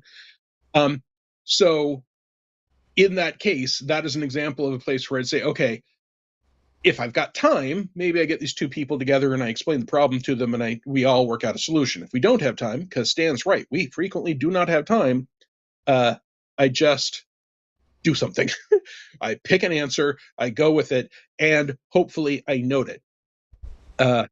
Sometimes you are the product expert. That is very much the case at Paizo and several other places where I've done developmental work. And what I mean by that is when a product comes out, someone has to write the text that goes on the back cover. Someone has to write the marketing text that will go up on whatever website is being used. Someone, if it's going to go through distribution, someone has to write the text that's going to fit in the little box that the distributor is going to have in a catalog to try and convince retailers to buy it. Someone has to be the person that will go and talk on a show if it's the sort of thing that people ask you about. And depending on how many products you have, basically, there are companies where no one person is going to know enough about every product to be able to usefully do all those tasks, especially not to a high level of expertise and accuracy. So one of the things that in some cases you want to be is the product expert. So like when I was working on the player companion line, I would write the blurb from this player companion about what's going to be in the last one. I would write the back cover text, which had specific formats, but we had to make sure it didn't seem dry and formatted. I would write the description that would go up on the website. And depending on how workflow went, sometimes other people took over those jobs. And certainly when I first started, I had a lot of people helping me. And then there was a time which I was both doing that and working on Starfinder, and a lot of people pitched in to take care of that stuff. But the general idea was if I'm the developer of a book and No Direction, the podcast, came along and said, hey, can we have someone from Paizo talk to us about that book? The default would be, okay, the developer is available to do that. Sometimes it's a matter of maintaining the same voice in a product or a similar voice. Again, if I've done a monster book, And this, let's say we've got a game line that's never had a monster book, and one person has written 12 monsters, and they're all written as if you're reading the journal of someone who fought the monster, and the game stats are then collected in the end. It's supposed to be in a different typeface. And someone else has written it as a top-down, speaking directly to the GM. And another person has written it all with just hinty prose that a GM could read to a player. So it's all descriptions about what it looks like and how it sounds and how it smells as it would be seen from a player character. None of those are necessarily wrong. And hopefully when the product was outlined, you would have given enough guidance that people wouldn't do that. But one, outlining frequently doesn't have enough time to get everything done either. And two, and I've been a freelancer more than I've been everything else, so I'm not just casting shade on other people. Freelancers don't always either notice, read, or agree with an outline, and all of those are problems if you don't have a developer to catch it and beat it into shape. The developer, as a developer, I've sometimes been told, hey, we estimated that this book would be 75,000 words. It can't be more than 96 pages. We've got it in rough layout, and it is now 114 pages long. It must be 96. Someone has to decide what gets cut where, or it can be even more detailed than that, right? Paizo has every section of every game book they have end at the bottom of a page. So you don't have chapter 3 starting in the middle of a page ever. You don't have a monster entry. You've got one monster per page, or one monster per 2 pages, or one monster per 4 pages, and that's it. It is not the case that everyone's freelance writing stops right there. Now, this is one of the reasons why I've sometimes told people, if you're given a word count, especially by Paizo, get as close to that word count as you can as a freelancer. Writing more is not doing anyone any favors. And whether the developer would prefer you overwrite or underwrite is going to vary by the developer. But if it turns out that the red smoblum is a page and a half long, and the blue smoblum is half a page long, and the publisher insists that every monster be 1 page, I can't just cram those together. I got to have red smoblum here, blue smoblum there, and they work.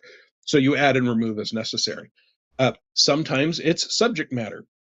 The guidelines from Paizo for a long time, I haven't seen them recently, but for a long time they were, hey, we're a PG to PG-13 company. So you should not even breach topics that are beyond PG to PG-13. One of the reasons that's so tricky is that Paizo sometimes decides that there are topics they want to handle in more depth, and they will do that in-house so they can get together, and the publisher and the creative director and one of the trusted writers and an editor can all get together and decide how to handle a tricky subject. But if you are a freelancer and you're reading a product, you can go, oh, they said that they're only PG-13. Here they're handling this very adult R-rated topic, so clearly that level of topic is appropriate, and then you write that into your book, and then as a developer I come along and I go, no. Again, hopefully that can be handled through guidelines and developing your freelancers as they write, but time is a horrific crunch. So you've got a set of guidelines that you've given your writers. You've got your knowledge of what the publisher wants, and A, sadly, almost never perfectly equals B. And so a developer is paid extra money to make A get as close to B as we can. Sometimes, to make it just a little less all-encompassing, sometimes just kind of hands-on. Sometimes you're redoing mechanics that don't work. Sometimes you're rewriting sections that don't match for reasons you have said or whatever. I was looking at something recently.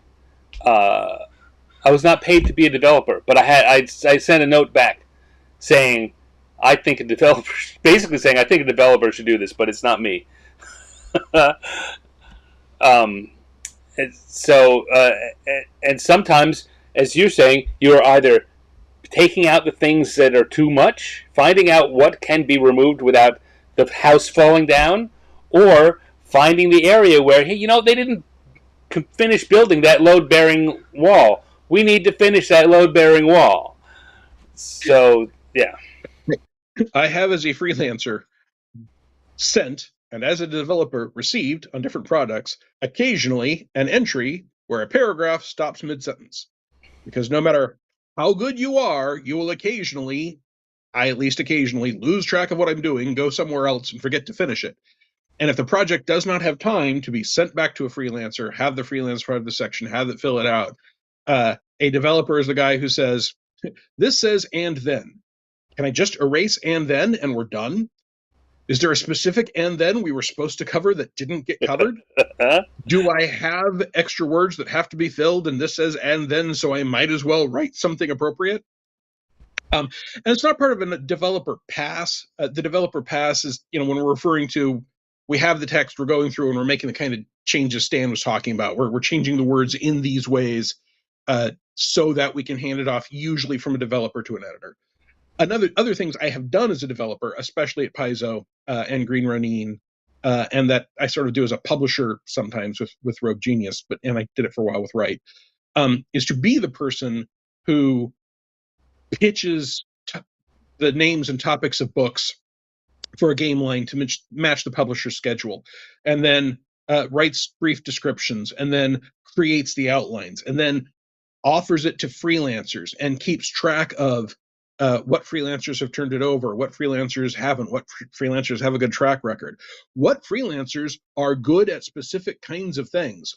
There are freelancers out there that I love and adore for monster writing that I would never, ever offer short fiction to, and vice versa. There are also freelancers, a lot of them, that seem to be great at everything. The drawback of a freelancer at great at everything is that word gets around and there's a good chance that other people are using them too. Those are all just things you want to be aware of. But everyone seems to be so overloaded in the vast majority of role-playing game companies that I've been involved with, including my own. This is not a problem I have ever solved. That usually, the owner doesn't have time to check and see who's met their deadline. The publisher doesn't have time. Certainly the editors don't have time. Someone's job has to be to say, look, we've got 5 people writing sections on the book. Okay, they're done, they're done, they're done, they're done. And then if someone misses their deadline, it's the developer's job to fix that hole. That is, again, not every developer job. Sometimes a publisher takes that. Some companies have a producer job whose job is to see that all the parts exist. Said the producer word, which was what I was waiting to jump in with. That's very often the role when that job does not include any of the hands-on fixing mechanical things. It's usually called a producer. And sometimes you have both a producer and a developer, in which case probably those jobs are split between them. Although, again, in my experience, the bigger and more crowded the schedule, the more likely it is that you may occasionally be covering for each other just because that's available. I once had to develop, normally it took about 28 calendar days to develop a player companion, which makes sense because they come out once a month. Other jobs were slotted in there because, you got to be outlining one, you got to be on a show about one, you got to be pitching a one. So it can't all be spent doing that, or you can only put out one every other month. Once the schedule meant that one had to get developed in a grand total of 5 days. And I basically said, I cannot do the development job that you want on this product in 5 days. And they said, okay, take Amanda Hammond. So she worked there at Paizo as well at the time. She came over, and Amanda figured out how to break this up. So, okay, these parts are all interconnected. Those parts are all interconnected. We will rush through stuff, and if one of us starts to fall behind, we'll hop over in the other. And to our credit, no one has ever figured out which book was the one that we had to develop in 5 business days while doing all our other normal stuff. Amanda was great at that job. I believe her organization of it at the beginning is the only reason we were able to finish it, and I'm quite proud of the work we did. So it can depend very much, but that's sort of the oeuvre of things. I actually think I've got a blog post about this. Talk for a minute, Stan. That'd be helpful. All right, well, I'm going to prime our next question because we got another question from TJ Gremlin saying you have both worked on licensed IP products. While there are inevitably horror stories of doing IP, I would love to hear about your best experiences with licensed products. I've got a whole series on OwenKCStevens.com called Developer Basics. So I've got the art brief, your developer as a resource running short, post-development checklists. Yes, the one that I'm looking for is an article from December 6th of 2017 called "Developer Designer Who is the What Now," which talks about the job of developing and how it's different for different companies. That would be at watch the screen. Here we go. Ready? OwenKCStevens.com. Awesome. And I, in that case, break it down to the adventure builder, the game contractor, the game inventor, the game polisher, the world builder, and the kibitzer. So, and even that, that was, let's see, 2017. That was 7 years ago. I would add producer nowadays, but I've got a bunch of articles like that up on OwenKCStevens.com. I also have there are 3 books Rogue Genius sells that I recommend for anyone who's interested in freelancing or developing. One of them is Writing with Style by Ray Valise, which is an editor's advice to RPG writers. And it's a great book. It's one of our very best sellers. It always has been. I learned stuff looking from it. It's broken down to, these are the things that Ray, as someone who's edited a ton of RPG material for a ton of different people, kept noticing certain common problems that often, if the writer was told, would vanish. So here he is telling everyone. I see a bunch of time reading from your website. Yay! Yeah, you know what? I'll also say that on top of the website, if you really like what Owen writes, he also has a Patreon, which has extra stuff. And some stuff is now only on the Patreon, and I need to put up a page pointing people from the blog to the Patreon, because it turns out in my current condition, the extra 10 minutes to post something in 2 different places is sometimes 10 minutes I do not have. Why don't you tackle the next question? I will look up the name of the other 2 products. All right. Let's see. IP. So I've done a lot, as the question points out, done a lot of work on different IP stuff. Some of which, weirdly, I don't know how that fits into working on D&D Worlds when I was at TSR and Wizards. Those were IP products. They just were internal IP products. So, working on the Dragonlance team on Dragonlance 5th Age was a great experience for me. I don't know that really answers exactly I don't choose that as my final answer, because I don't think that goes there. We didn't have to deal with licensors, though and I'm going to start plugging myself again. On this past week's episode of 50 Years in the Dungeon, I had Sue Wineline as my guest, who was the editor in charge of that Dragonlance team and my boss for a while. And, we were talking about the fact that at the time at TSR, less so, but still somewhat, at Wizards, there was a division between the RPG team and the books team, the novels and fiction team. And Dragonlance is a product, an IP, that straddles those 2 worlds. And particularly in the final years of TSR, because of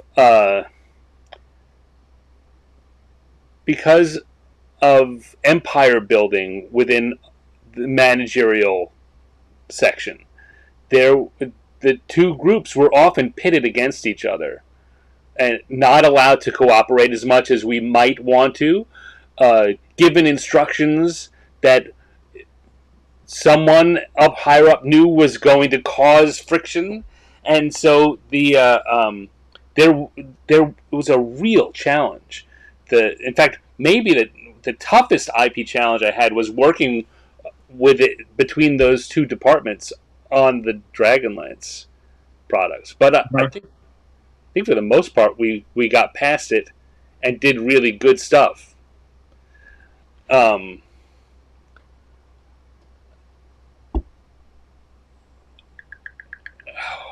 My best experiences. I had a really good time I did a role-playing game for a target audience of tween girls for a series of novels from HarperCollins children's books called Warriors, which is about cats, wild feral cats in their tribes and how they got along, and that was a lot of fun writing a game for that audience, and then writing a series of adventures, mini adventures that would be printed in the back of the novels as they came out. That was a lot of fun. I felt very supported by the people at HarperCollins when I did that. Yeah, support of your licensor is a huge, important part of having a good experience with a licensed product. Yeah. What about you to start with? I'm going to see if I have some other answers, but how about you? Bar none, my best experience with a licensed product was Thieves' World for Green Ronin. For people not in the know, Thieves' World was a series of fantasy novels that started in the 80s. That was a collective world. A bunch of different writers got together and would write an ongoing storyline, and then some individual novels come up. But the IP owner and producer / editor, by the time we came along for that, was Lynn Abbey. And Green Ronin contracted Lynn to write a little bit of the book. I think it was a piece of fiction or a forward or something. And as the rest of us were working this stuff, and what I remember is me, Lynn Abbey, and Brian Campbell, who I met at Wizards of the Coast and later ran into when he was working at Paizo. There were other people on the project, but those are the names I remember off the top of my head.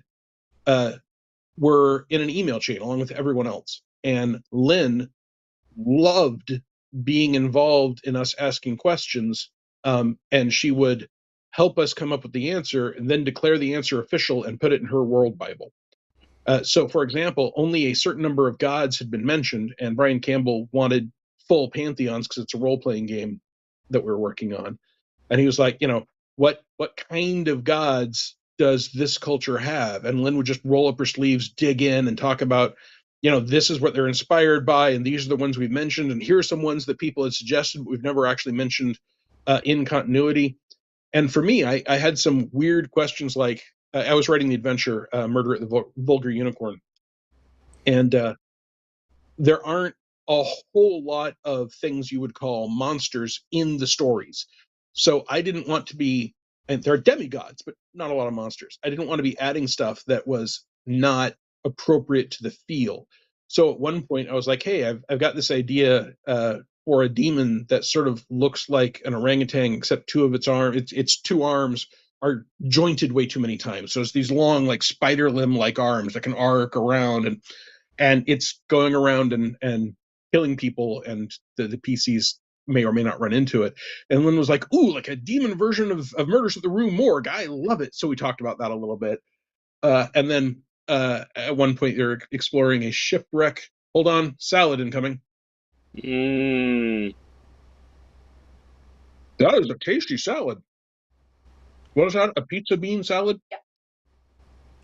Pizza bean salad. And folks, welcome to the genuine hanging out in the Omni experience.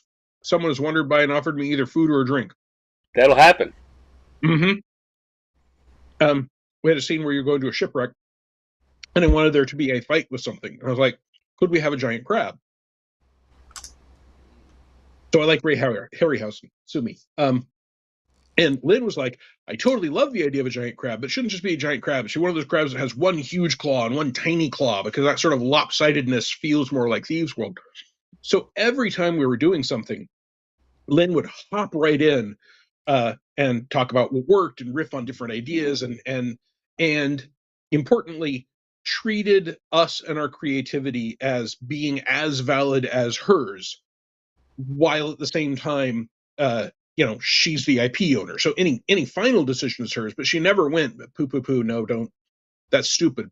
She would occasionally go, that feels more like Valdemar, for example, than it does Thieves' World, or that feels more like original Conan stories than Thieves' World, which was very helpful, because then we could try and focus our brain in,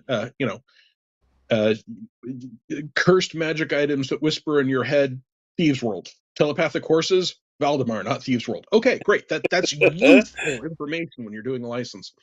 I'm going to leap in and say that the two books I was talking about, other than Writing with Style, and these are available on drive-through, Drive-Thru RPG, are essays on freelancing tabletop RPG writing and publishing, and essays on surviving as an independent tabletop RPG creator.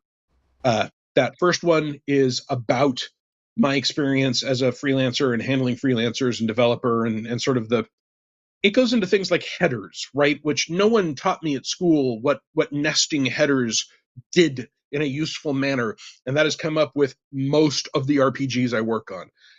Surviving as an independent tabletop RPG creator is a little more like stuff like, your income isn't going to be regular unless you have some other regular source of income. It's going to be feast or famine. And using your developer as a resource and how to talk to people and why my email is my name and my website is my name, and my name is my brand as a freelancer. So those are both on there. They're $5. I think they're 30 or 40 pages, something like that. Totally worth the price. Thank you. You're welcome. Have you come up with your favorite experience dealing with a license?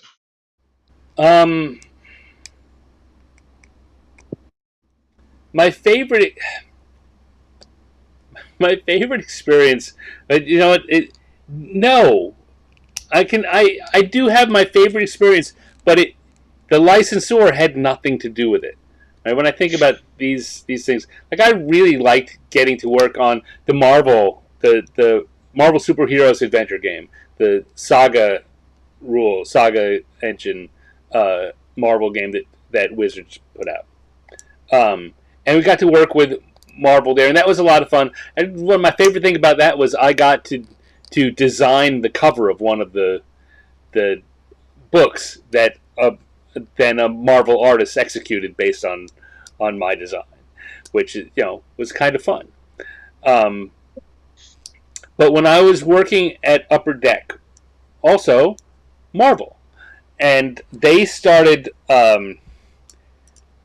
This was about 2005, 2006, about 20 years ago, and that was when the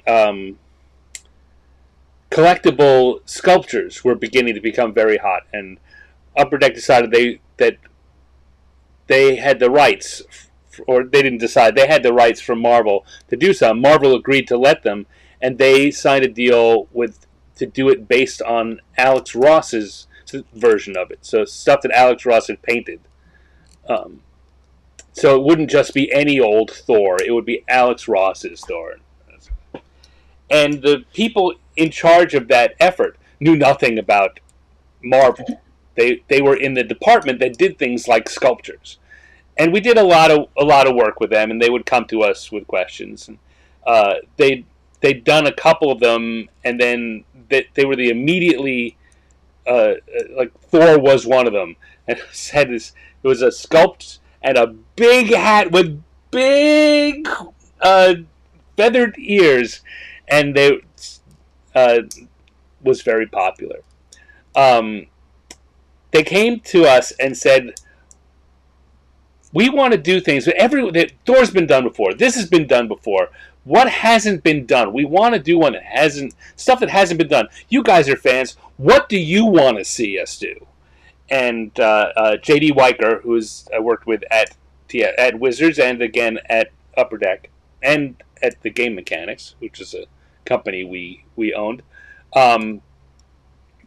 He and I were the people that were mainly involved on our end, and we were all like, all right, well, here's the things we'd like to see, but we really recommend you do like Iron Man or Captain America. Everyone's done that. What if fans wanted to see? It's like, fans want to see that, but you want to know what I want. And I said, look, I'll tell you what I want to see, but I'm also, before I even tell you what it is, going to tell you shouldn't do it.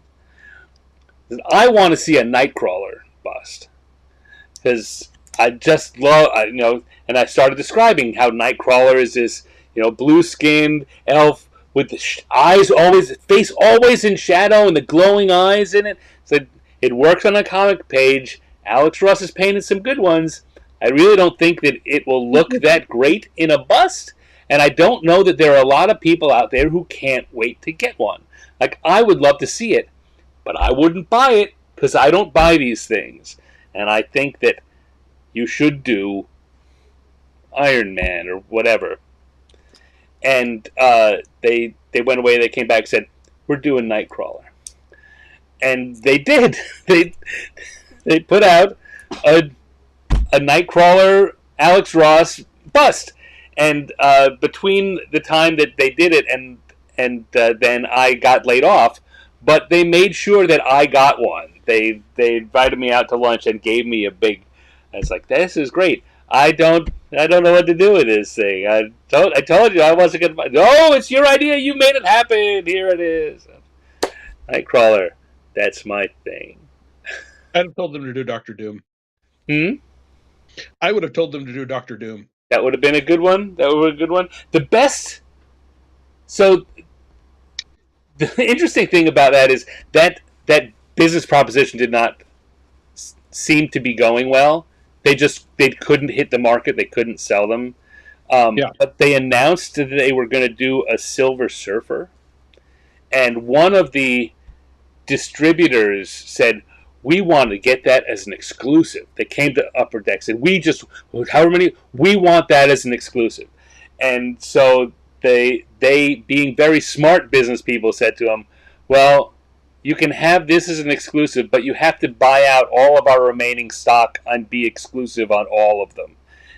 And the distributor said yes. So suddenly the line looked great because everything sold out, and they were able to get out clean,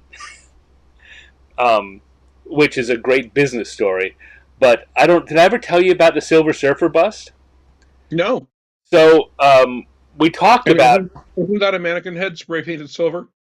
Kinda. We were saying it's going to look like a mannequin. This is Silver Surfer. The thing that he looks white here in the drawings. The thing is, he's supposed to be reflective. You look at Alex Ross paints him. He is reflective, and that's the thing you're going to have trouble figuring out. Otherwise, he looks like a mannequin, and particularly in a bust, it's just like shoulders down to a V, and it's life size. Like who's going to want this creepy thing? And they went and they found a manufacturer who could get the reflective, get a reflective surface on it, and make it look like it should. And it came in, and it was twice as creepy as just a plain white mannequin head. Because now you had this weird thing, and you looked at it, and you could see your face reflected in it. You could see your friend over there, but it was just a mannequin. It was a frightening piece of art. But they sold all of them. That allowed them to get out of the line clean. It turns out it was a great choice. Yeah. So, Michael in chat says, speaking of comic books, good luck with the Dark Horse announcement, Stan. Saw your post about it today. I did not see your post about it today, Stan. Well, tell me about the Dark Horse thing. So earlier in the week, they announced that Dark Horse and Wizards have signed a deal. Dark Horse is going to be doing D&D and Magic comic books. Right. And on the day it was announced, I forwarded that. I made a post with that link saying, okay, this is my official call out to anyone in my circle who has a connection at Dark Horse. I wanted to do this, and I think Claudio Pozos, who's a painter who does a lot of work for 5e and a lot of other games, he's a terrifically talented Brazilian painter, who is at Gen Con right now. If you're at Gen Con, go look for Claudio in the art show. He has a joke of mine on his table. He does, and it's a good joke. And I heard that. So I posted that I thought it would be a great idea, the same way Marvel has been doing cartoony alternative covers, that they should hire me, being a cartoony D&D person, to do alternative covers for their D&D comics. That this would be a great idea. And on top of that, You know how, like, in Gru the Wanderer and some of the other books that Sergio does, they do one-page gag strips about this based on the serious thing, or in Gru not so serious, but what's going on in the main story. But it's just a one-page gag strip at the back. You should totally do that too, and I should be the person to do it. And I want to pitch it. Someone who's got those connections, set up. Give me the introduction. Tell them they should be doing that. That's as far as it's gotten. Okay. But Michael says good luck, and I appreciate that. Absolutely. Best of luck. And Stan should be doing it. If anyone from Marvel is watching our tiny little convo on the couch, I will fully support the idea that Stan should be doing that. If anyone from Dark Horse is anyone from Marvel is, I'll do it for Marvel too. Yeah, totally. But they've got Scotty Young. They don't need me. Well, I mean, they might want to add it to a new line. Yeah. What if they were gonna, got a thing going with Nightcrawler? And Lara, there's no congratulations, Lara. It's an idea.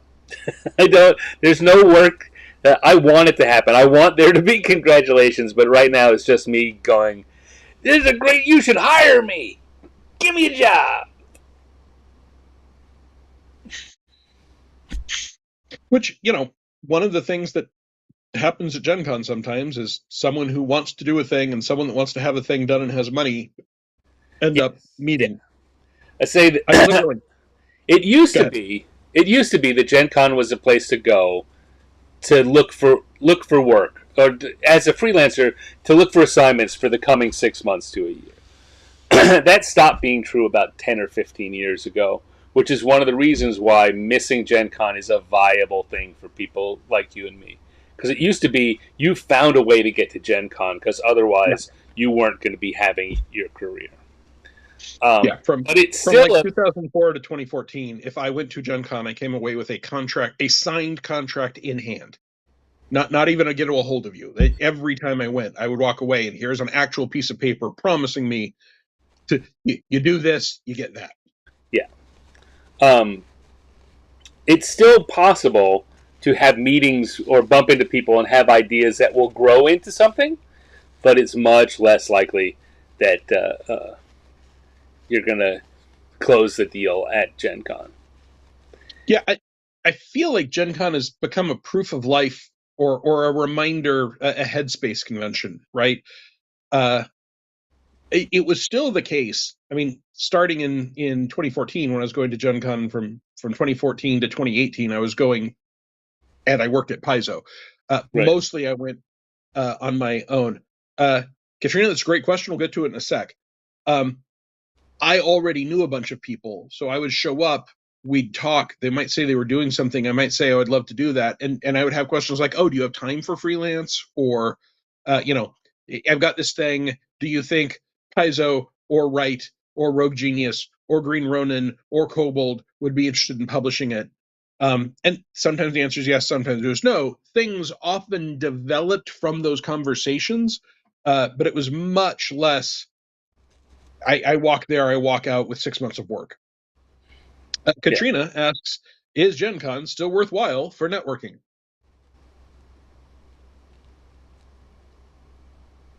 I have my answer. My answer is it still worthwhile? Yes, it's worthwhile. It's not as worthwhile, and it's a different kind of networking as a new person coming in than it used to be, but it's certainly worthwhile. It's not the wild days that Owen was describing, or what I was saying earlier, where you could walk in, meet someone, and potentially walk away with a gig for something. That still can happen, much less likely to happen. Also, it used to be that there were seminars that every company had for freelancers. Yep. And you would go to them, and then they would tell you about what they had coming up and what they're looking for. Those seminars don't happen so much, and there's still some of them, but they don't happen as much as they did. And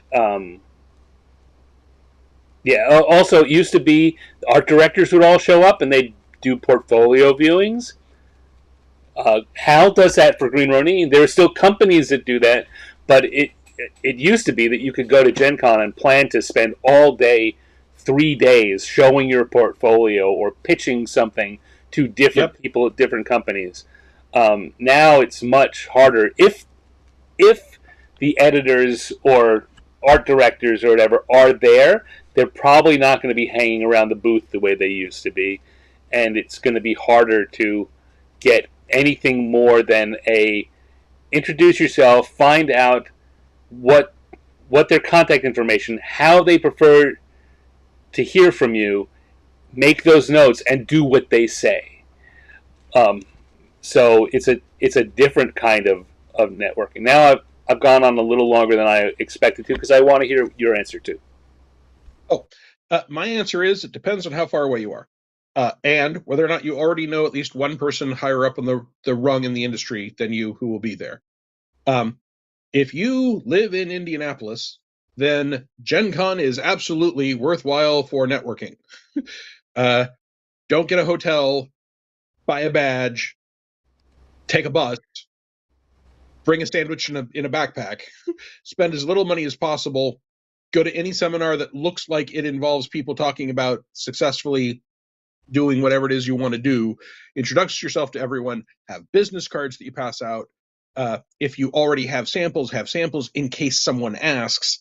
And samples can include, here's the URL to my website that has samples, depending on what it is.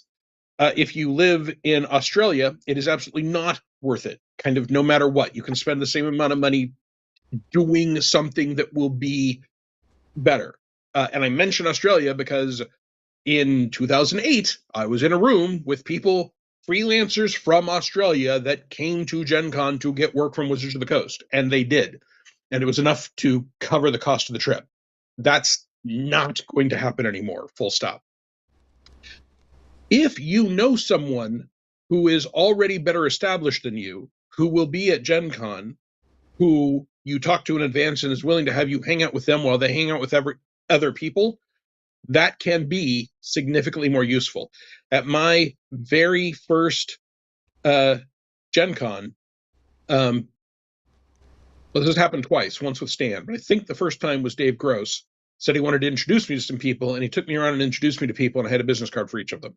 And this is like, 99 or 98. And then in 2000, 2001, Stan did the same thing. And at that point, I had been laid off from Wizards of the Coast. So it would have been 01 or 02. And he took me around and he introduced me to people and said, this is Owen, he's worked for us, etc. Now, in 2001, 2002, Stan could introduce me to someone and says, this is Owen. He worked on Star Wars at Wizards of the Coast and knows the D20 system. And in that year, that would mean that they had a project that they wanted me to do. Yeah, see, Katrina says, I am from Australia, but would be timing a trip that would be making any way to include a Gen Con experience. All right, now finish your story and then let's go to that. So those introductions were extremely useful. And then in later years, I have friends, including Jacob Blackman, who went to Gen Con, and I would go to the Diana Jones Awards with them. And someone would come over and say, hey, Owen, how are you doing? I'm like, great, good to see you. Hey, this is my friend Jacob. He does art and writing in the industry. It's his first Diana Jones Awards. And people would get to know who he was, because that face connection, that direct personal connection with a business card that has your name and a way to get a hold of you on it. Because if it's just your face and a name and they don't recognize the name, nothing. My friend Carl makes the jokes that I have introduced him to people who have met him for the first time 4 or 5 times, because he's not trying to get into the industry. So just they see him one year, they see him the next year, they see him the third year. They have no idea who he is. I have that. I was in the industry for 10 years and had that experience with John Zinser over the course of 5 years. Every time I saw him, he would say, "Oh, who are you? Nice to meet you, John. We know each other. Our friends are friends, and we've hung out before, because I just didn't register." In the 90s, when I went to my very first Gen Con, I got introduced to Robin Laws by Dave Gross, and Robin Laws saw my business card and he said, "Oh, Your email is ostevens@aol.com. So your email is your name. That's great. I keep running into people whose email is Night Lizard 47. And when I read articles that they've written and is signed John Smith, I have no idea that they are Night Lizard 47, but I'll know this. And that is why when I got a Gmail account, instead of ostevens, it became owen.stevens. Why my blog is owenkcstevens.com. My Twitter handle, my Facebook, if you look up Owen K.C. Stevens, you will generally speaking find me. That all dates back to that piece of advice I got in the 90s from Robin Laws. You wanted to cover... So now, going to the question of, you're coming here anyway, is it good? Well, first of all, going to Gen Con is a great experience, and if it's part of something else you're doing, then yeah, totally worth it anyway. Is it, as a networking, still good? What you want to look for are some of the things that we've already talked about. You're looking for the seminar tracks for companies that are doing that. You want to go to the websites of and social media accounts of the companies that you think you might want to work with, and look what they say they're doing, and find out who's going to be there, and tell them, hey, I'd love to get to meet you. There's also other things that happen at Gen Con. I had a contract assignment with Gen Con LLC 1 year, because they were trying to they were doing so many things they didn't know what they were doing, and the job was to go over the Gen Con registration books for the past 5 years and create a comprehensive list of all the things they were doing and how they interacted and how they conflicted and where synergies might be found. The Gen Con writers track is great. It's great. And it kind of gets underplayed. You have to pay a little extra to be part of it, but it still has a lot of editors from publishing houses. It's not game related necessarily. It straddles the line, but there are big name authors, there's big name editors, there's often big name agents, and that is a great networking opportunity. And not only do you have to pay a little extra, you have got to sign up for it well in advance. You cannot show up day of and try and get in. So yes. So it still is well worth it. But you need to be proactive and critical about setting up what your schedule is going to be ahead of time. Yeah, totally.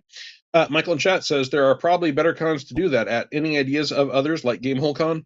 Gamehole Con was what I was going to say. I am told that Origins still has some utility for that. But I was going to say, check your local cons in driving distance and see if any of them have game companies going to them. Because, I got to see Steve Jackson of Steve Jackson Games do a lot of seminars before I was ever published, because he lives in Texas and I lived in Oklahoma. And if he was going to a convention within driving distance, I would often drive down. And then because Steve Jackson was there, other game designers would show up, or they were visiting, or they were guests. So I mean, Steve Jackson and Aaron Alston and there are a bunch of people that I got to listen to and in some cases talk to.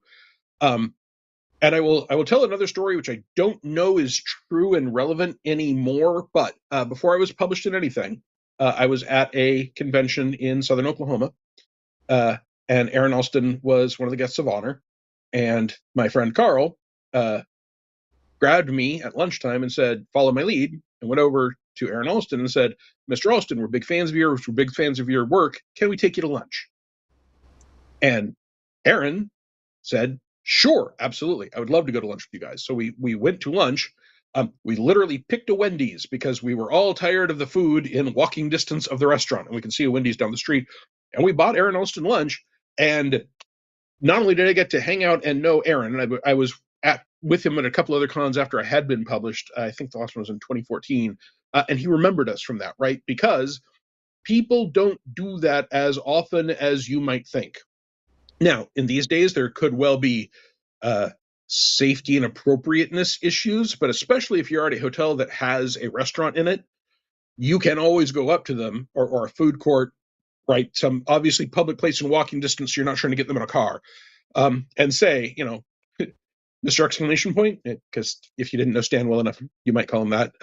I'm a big fan of your work. I saw you on Convo on the Couch. I would love to buy you lunch, over at the food booths at Gen Con. And Stan would, if he was free, would almost certainly say yes, because we love free food.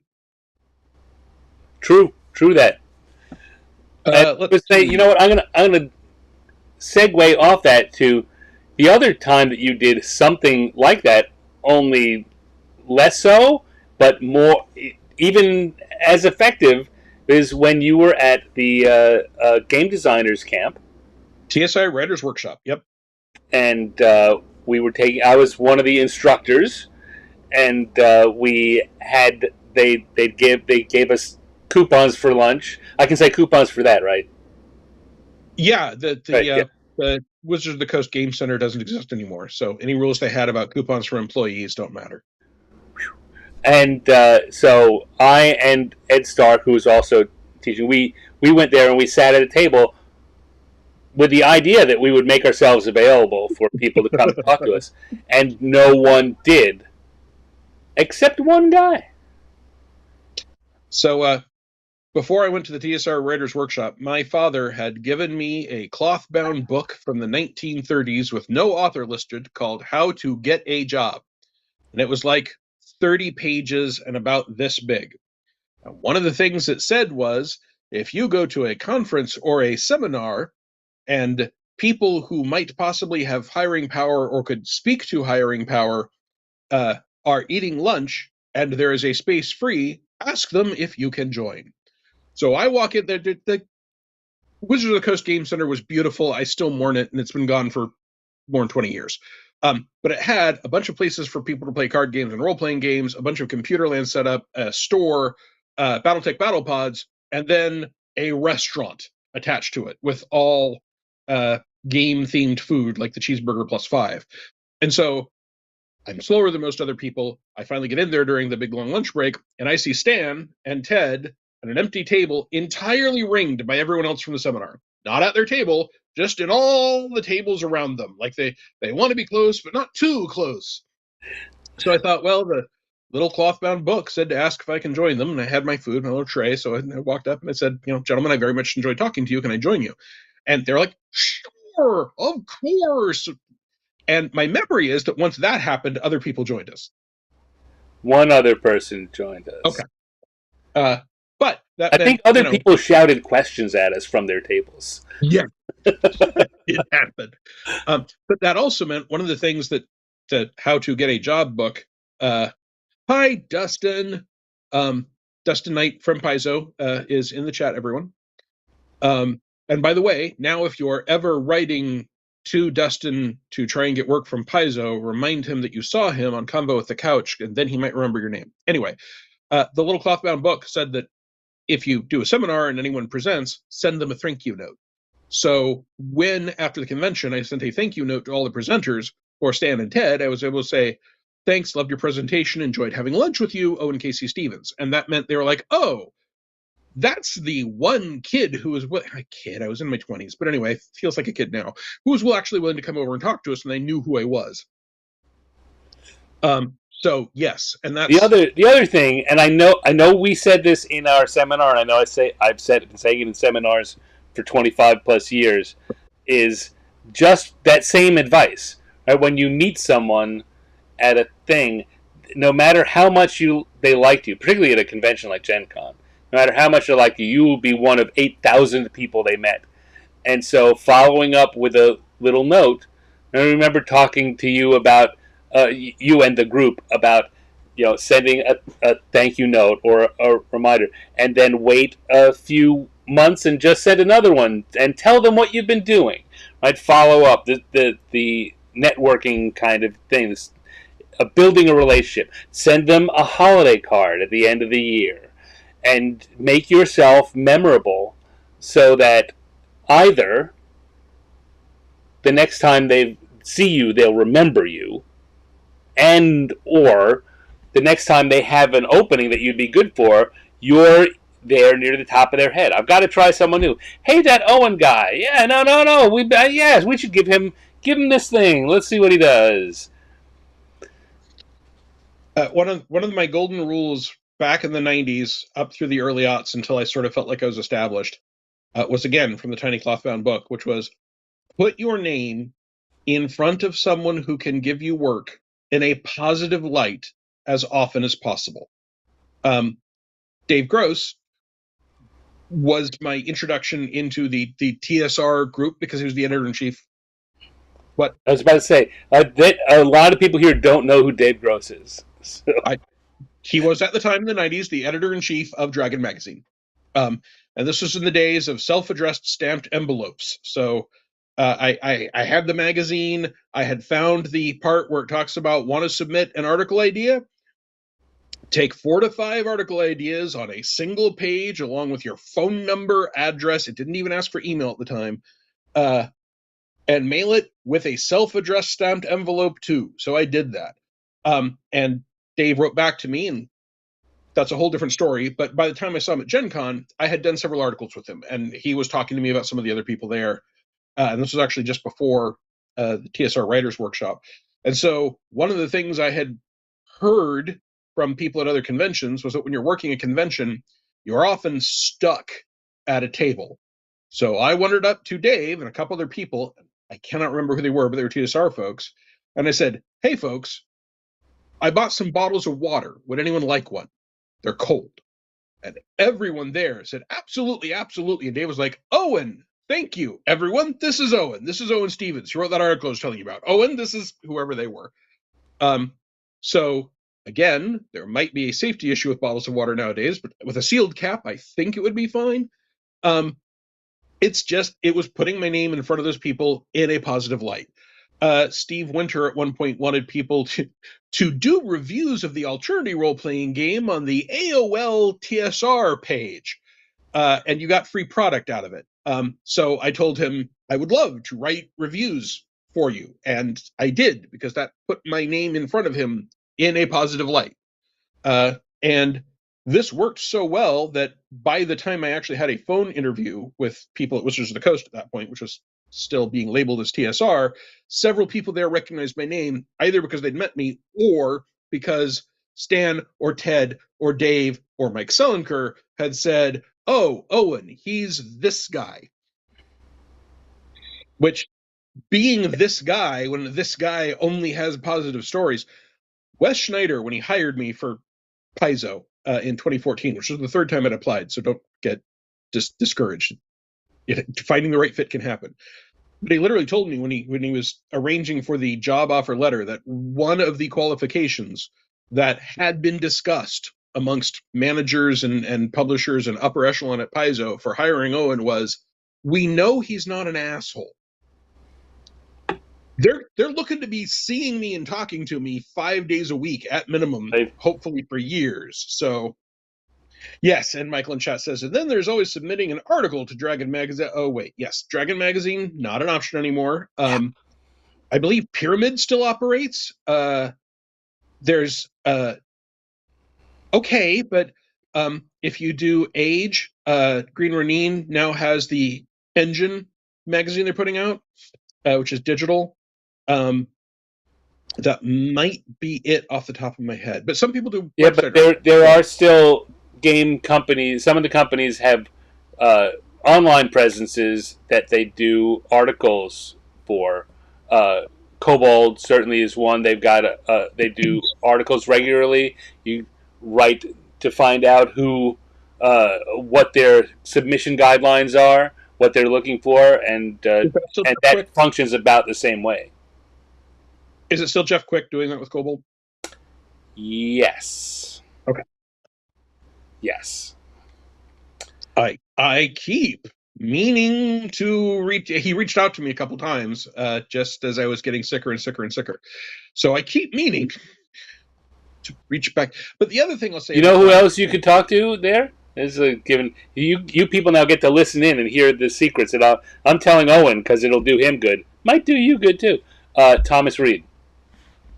Yeah, you said that earlier. I didn't know Thomas was over at Kobold now. Yep. Yes, I totally can. And he is also looking for people to do things. So, Okay. not that any of Yeah. you should be listening to this. Go ahead, listen. Well, and I mean, Wolfgang Bauer knows me. He doesn't know me as well as he knows Stan, but we've had meals together, we've hung out, we have sat around and signed books that we all kickstarted together. And even with that, he's probably the wrong person for me to talk to, because Wolfgang, as the publisher, is too flipping busy to be arranging for specific game articles.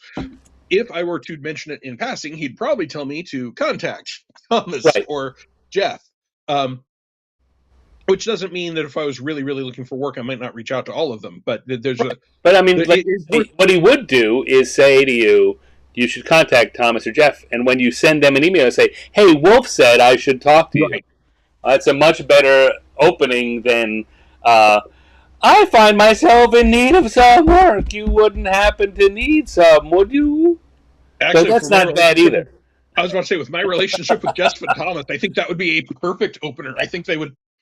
I do not believe they would be offended at all. And if they had work they thought was appropriate for, I bet they'd give it to me. And if they didn't, they would talk about whether that was a timing issue or an expertise issue.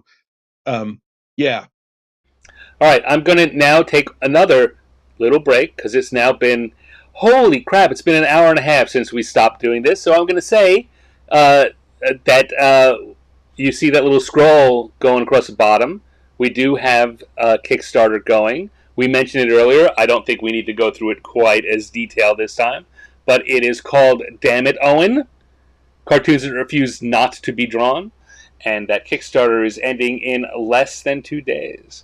And I know a bunch of you here have already, an hour when we mentioned it last time, already acted.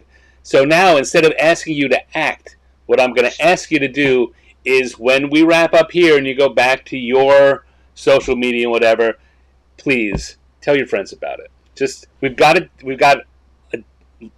a day and a half left. 38 hours left on this. We need as many people as possible to know about it. And if you wanted to back it and you couldn't, helping to spread the word, that's worth three times the money you would have put in. So, yeah, we made it easy with the dammitowen.com. I bought that domain so that we could use it to point to the Kickstarter without a stupidly long URL. So it's very easy. Dammitowen.com will take you straight to the Kickstarter. And it would be super helpful for us if those of you watching would tell a friend. If you tell two friends and they tell two friends, then everyone will have clean hair. I got something wrong there, but it will help us. It will totally help us. And we've made about $200 so far on this chat for the Kickstarter. But the other point I wanted to mention is, as Michael in chat says, we're at 8115 right now. 8,000 was our last listed goal. We're not going to make the next goal 16,000 because we don't want people to think, oh, they're never going to get there. But we will be adding a new stretch goal, which will involve at the digital level people getting a PDF and POD option on a calendar, and at people at the print level getting an art print. Signed. Because that's important. Yes. That makes it fancy. All right. So we seem in the spirit of the waffle cart, I will say, if by the time we stop this stream, we're at 10 grand already, yes, we will add another stretch goal just for you all. Done. In the spirit of the waffle cart. I think we should not explain that and just leave it. All hail the waffle cart. Here's to the waffle cart. All right. Right now, we don't have any other questions pending. And we've been going on 3 hours. Yep. How are you feeling? Caffeinated. Do you feel like continuing to chat? I do. All right. Well, then I say we, much like the couch, we hang out until we're tired and we don't want to do this anymore. So I agree. I say we keep going. Though I guess I'm going to have to let you see my back as I wander into my kitchen because my drink is empty and I don't have an LJ to hand me a salad. Yes, I've been eating the salad in bits. It's a delicious salad. I can soft chew while Stan goes, and it's called a pizza bean salad. It's white beans and greens, and then everything you would put on a pizza: pepperoni, black olives, and mozzarella balls. For those of you that have joined us since we mentioned it last time, we are hanging out and we're opining on stuff, but we are also inviting everyone to ask any questions you want in chat. We're here. We are apparently seeing all the questions that show up from YouTube or from Facebook. I need to go feed the family. Of course you do. It's been a good experience, and I look forward to more in the future. Thank you. If we can make $200 in 3 hours, we might just start doing this every Friday and seeing how much we can get people to tip. But anyway, I think it's funny. He said, coming back to his chair, that you and I on 2 or 3 occasions have attempted to make this kind of thing a regular thing, and the world has always interfered with that. But I still think that when the opportunity arises, we should. I agree. I strongly agree. And we tried What the What, which we have the logo for. It may well be that Convo on the Couch is what we are best known for now, since we do them once a year, and both of us had people saying to us this year, "Are you guys going to do another Convo on the Couch?" We've done it. Did I use this for something other than that? But I've been thinking about just making Convo on the Couch a thing that I did as a conversational podcast. Anyway, I don't have time for it. Like that, I've thought. But yes, no. If you and I can get this straight, and we want to use that, I think this is. It is. It's a great. It's a great.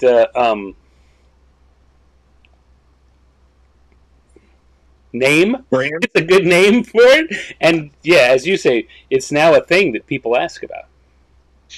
And I was relatively well known, apparently, for sitting in the Omni as people walked by. I had a few people this year say, I walked into the Omni lobby and I was sad that I didn't see you, and then I realized why I was sad. So we've got another question. Stan, do you have anyone lined up for 50 Years of the Dungeon that you can mention? Do you have any teasers that you can offer for people coming up? Let me pull up my schedule here and see what I've got. Head Sue. So people who have said yes, that I can't. I had someone lined up for this last week that had to pull out, so I'm right now scrambling to kind of fill this week. But people who have said yes include Peter Atkinson,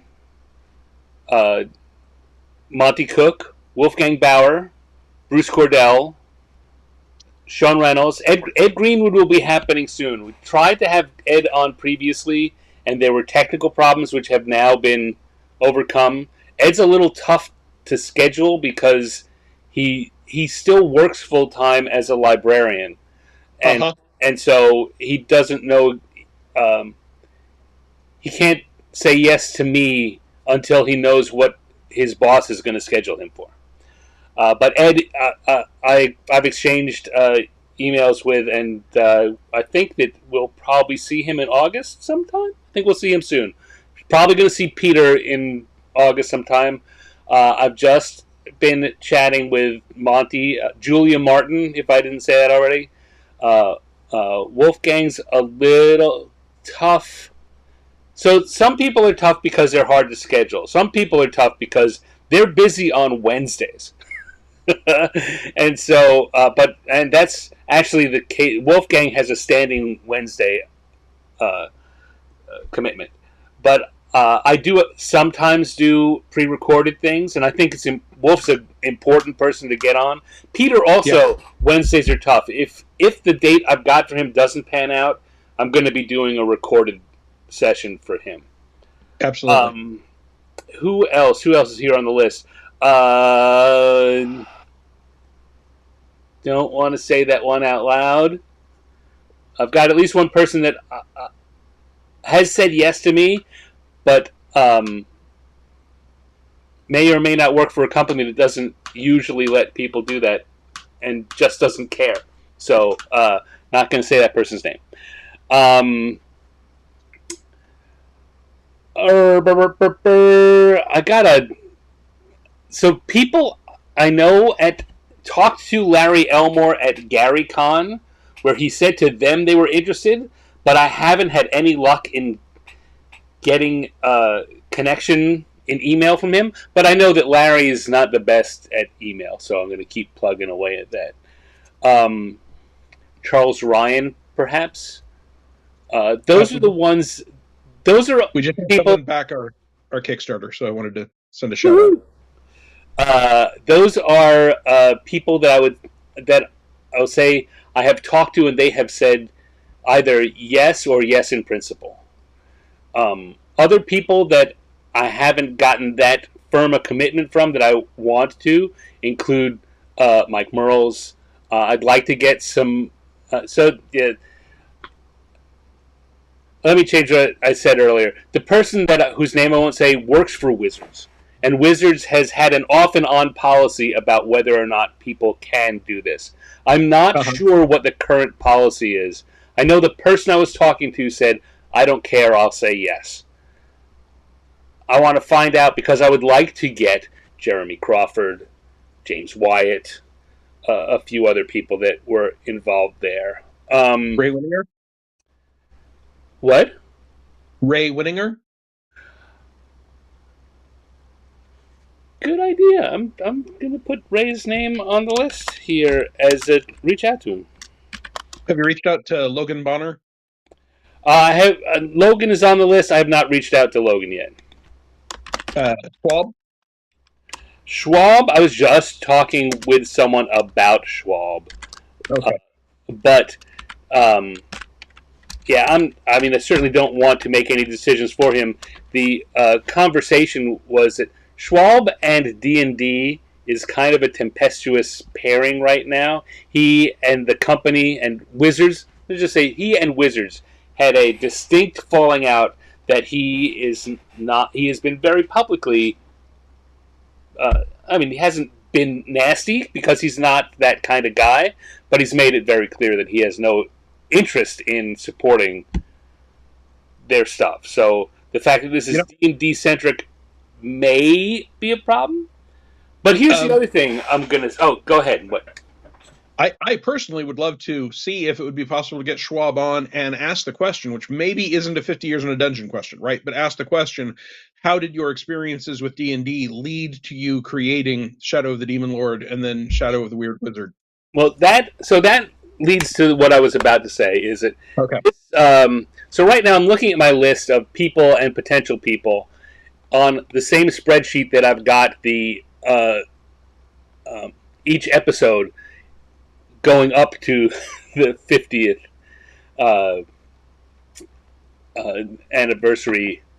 That I will have done one for each year, and there are more people than there are episodes already, and I really am having a good time with this show. So I am for certain going to continue the show after that. I don't know whether I will retitle it.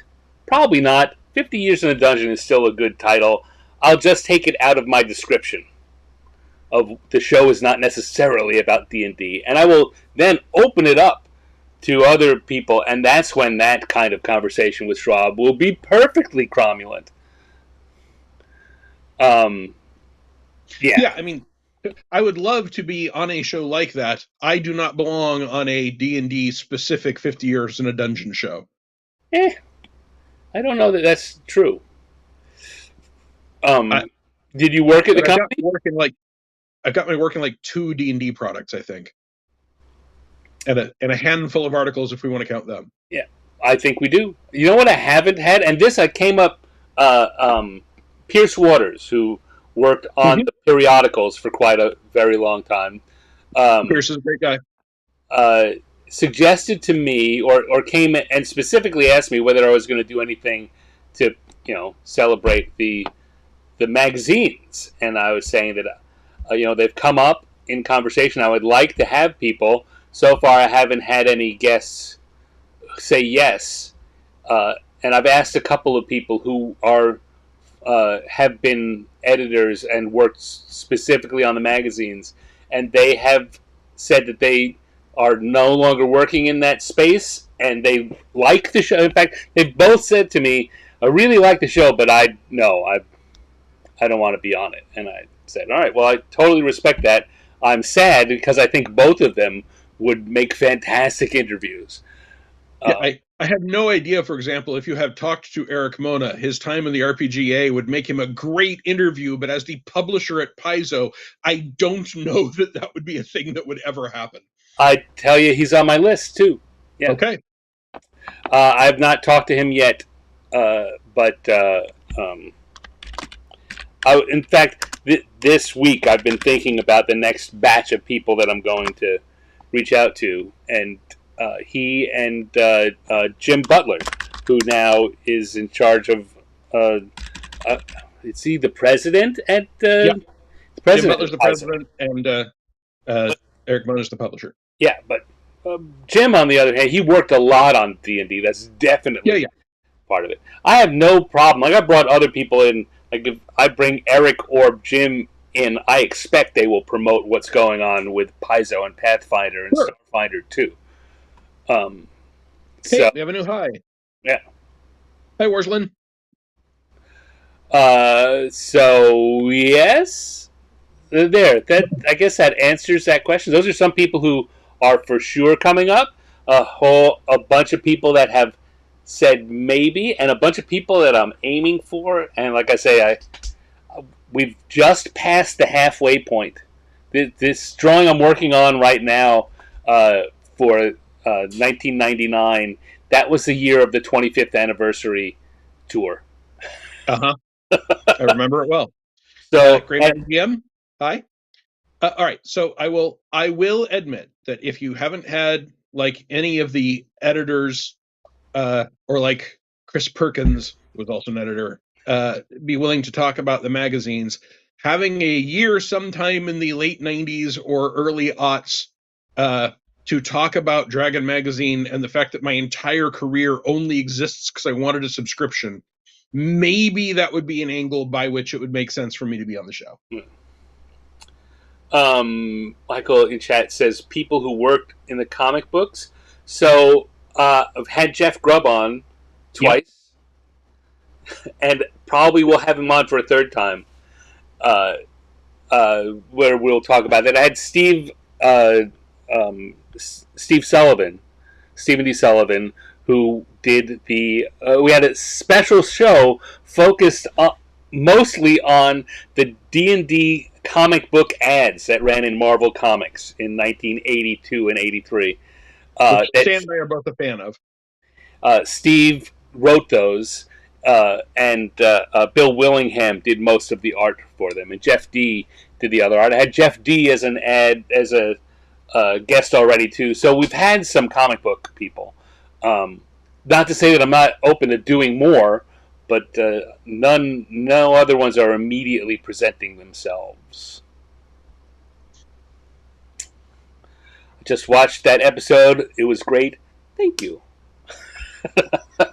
Why, thank you. Have you reached out to James Lauder to talk about the novel line? James Lauder was a guest. Okay, I missed that one. So yes, you have. Yes. And there's another thing, the book department. I had Sue Wineline on. We talked a bit about the book department there too. Pierce could certainly talk about that if I could. I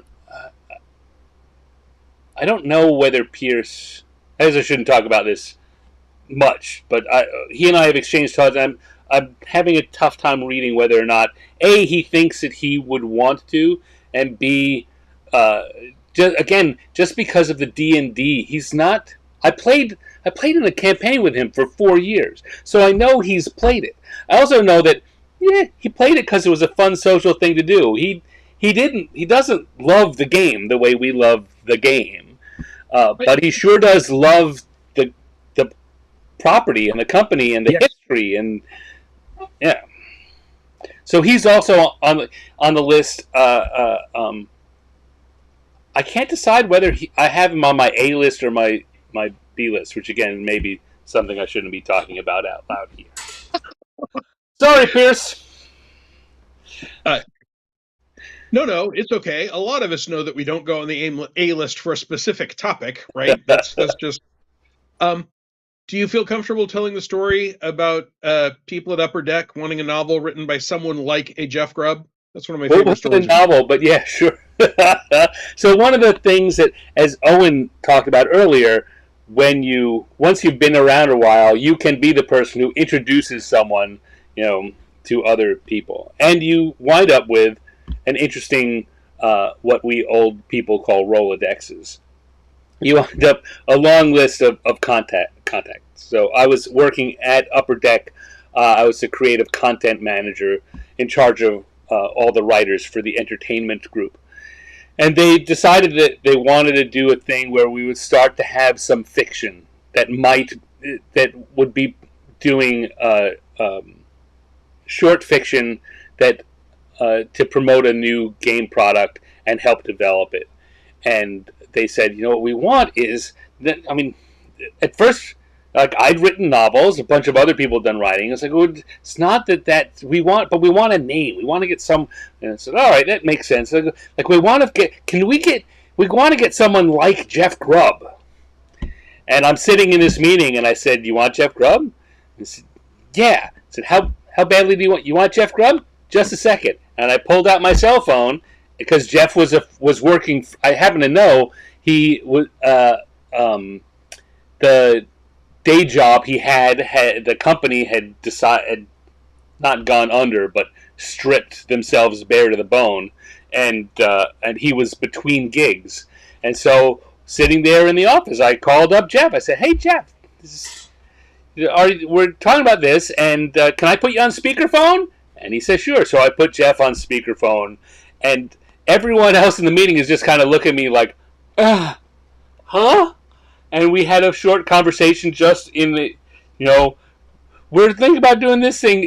Would you? Well, yeah, I'd be happy to. Jeff is like, well, I do this and I do that, and I've done. And he starts listing all the things he's done. They had only been aware of some of them. He said, I could work with you on that if we wanted to iron out the details. And they said, yeah. I said, well, okay, well, why don't you guys go on with your meeting. I'll have Stan give me a call later, and we'll see where we go. And I hung up, and they're like, you know Jeff Grubb? Yes. I love that story. It's fun when you can do stuff like that. I was working with Crystal Frazier at Paizo, and she was literally, her desk was next to mine at this point. And I was also working at Green Ronin. And at the time, the developer for Mutants and Masterminds from Green Ronin was John Lighthouser. And I was in a weekly M&M game with John Lighthouser. And he had mentioned at one point that he was looking to get some new voices into M&M. Not that his writers weren't good, but he just, you want to, some people move on and move up for one thing, but also you don't want to burn out the people you've got. You want new voices, new ideas, new points of view. And I was like, oh, I just took that as a random, interesting point of data. And so I'm sitting next to Crystal, and she's talking to some other people, and M&M came up, and Crystal mentioned that she loves M&M, and she'd really like to write something for M&M at some point. But she wasn't sure who to talk to, and she wasn't sure if they would know who she was, and she wasn't sure that she had the time to put in the work to pitch something to Green Ronin. And I get that. I mean, Paizo is a very open company about allowing people to freelance, but as we have discussed, there's some work in making that pitch, finding out who the correct person is, et cetera, et cetera. And I thought, well, I'm sitting here on my lunch break. I'll shoot off an email from my personal account to John Lighthouser. Hey, here's Crystal Frazier. She's one of the greatest designers I know, because she is. Crystal can do anything I can do, only better. Eleanor Farron can only hear Eminem. Hello, Eleanor. So I shoot off that email, and 5 minutes later, I hear from Crystal's desk, "Owen, what did you do?" Because John had contacted her and said, "Hey, Owen said you're interested in working for us. I know who you are. I'd love to have you do something on one of these projects. Let's talk about it." And later, Crystal became the developer for Mutants and Masterminds. And then later, she went to work at Wizards of the Coast. So there you go. It's amazing. It's fun. I can only hear Eminem. If I knew any Eminem, I would start doing it. But then again, you know what? When I hear Eminem, I just get mad because I've ever since he popularized Stan, it's played havoc with my social media and awareness. It was only when I was working in the Paizo office that I realized hearing someone 2 cubicles over say "oh" and sounded to me like Owen. So I was constantly, someone would say, "We need to do this and this, oh, and this." And I would hear, "We need to do this and this, oh, and this." And I, what, where? Would the real Stan please stand up? Yeah, that's... can we have you stand up only on Twitter where you're the real Stan X? Right, yeah. Well, the real Stan X on Twitch. I'm also the real Stan X on YouTube now, since my other channel got shut down. The new channel is the channel you're watching this on. If you're on YouTube, is youtube.com / at the real Stan X. Cool. Yeah. So we clearly have some new people. Let's do a quick loop around. First of all, we are running a Kickstarter for a book of cartoons that are hysterical because Stan made them and he does great cartoons based on random things I have said over the years. They were hysterical. Hysterical. That's why they made cartoons. A lot of your cartoons are way funnier than anything I said. A bunch of them. It maybe more than half. I will take credit for the Griff Mira knowing Kung Fu being funny, but having you stand up and have it say, "I know Kung Fu," made it much funnier. Anyway, you can go to dammitowen.com. It has less than 2 days left, currently 38 hours. We've hit our most recent stretch goal, which was our last one, but we will be creating another one, which we came up with here on this stream. And to see the magic happen. Yes.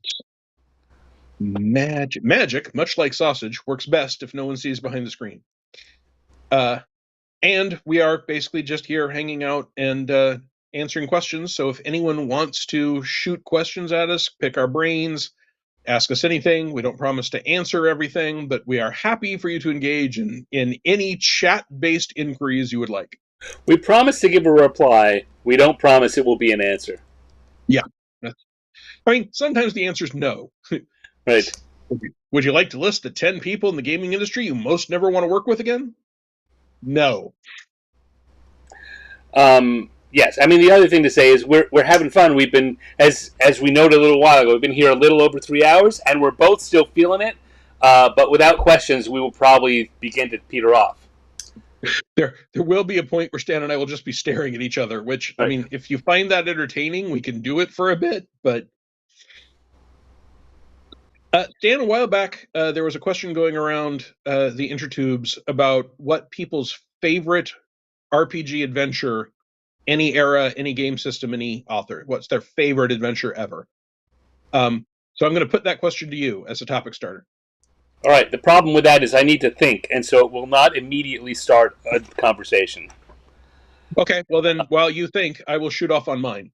Go ahead. My favorite adventure ever in all of RPGdom is Star Sugar Heartlove, which is a Starfinder Society adventure written by Eleanor Farron, and it is flipping brilliant because it both has everything that I want in an adventure. There's some investigation. There's a lot of role-playing opportunities.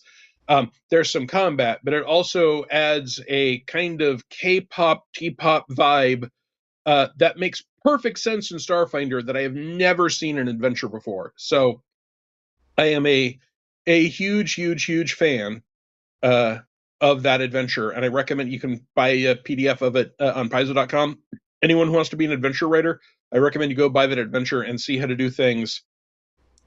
Yep, that's Eleanor. Eleanor absolutely did that adventure, and it's a great adventure. Eleanor is a brilliant writer and developer and producer, if we're going to use that term. And that's the first thing that I read of hers that really drove home her genius. So that was my answer to the question at the time. Have I now given you enough time to come up with an answer?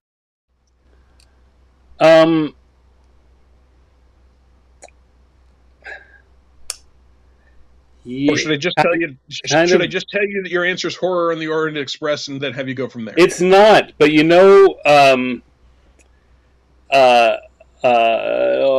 just a second. I need to look something up.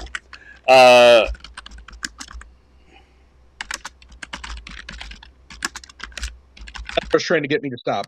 No. And I will, because I want Stan to get to talk, but.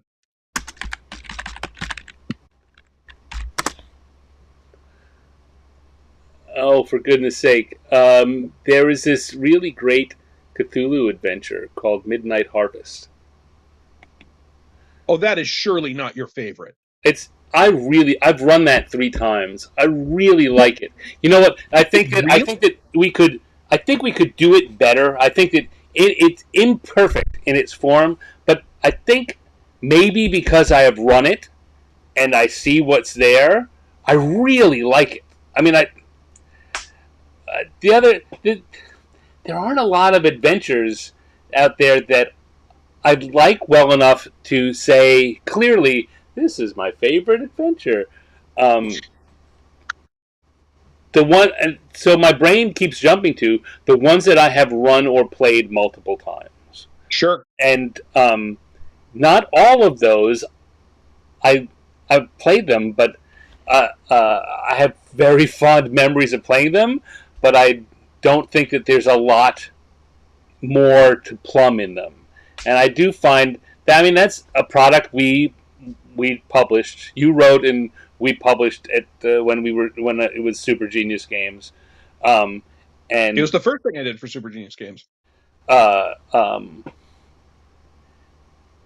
I think that because and part of this probably comes to so we were doing these for a while. We had the rights to do official Call of Cthulhu products, and I was bringing a different perspective, a different publisher perspective, or producer or developer perspective to the D&D adventures and products. I wanted to bring not the play style, but the organizational style and the presentation style from D&D and D20 and bring it into Call of Cthulhu and create products that were more utilitarian, more easily used, and more, I don't want to say less artsy, but less artsy-fartsy than a lot of them tend to You don't be. want to say it, but you're gonna. Yeah, well, sometimes you gotta call a shoggoth a shoggoth. I mean, you could say adventures that require less deep expertise in a specific style of adventure writing to be run easily and accurately. Also, that don't just have that. Well, they should all die in the end. Yes, and I took a lot of guff. I'll say guff from the Call of Cthulhu audience, the segment of them that like that want that. Everything should be. If you can survive it, it's not a Call of Cthulhu scenario.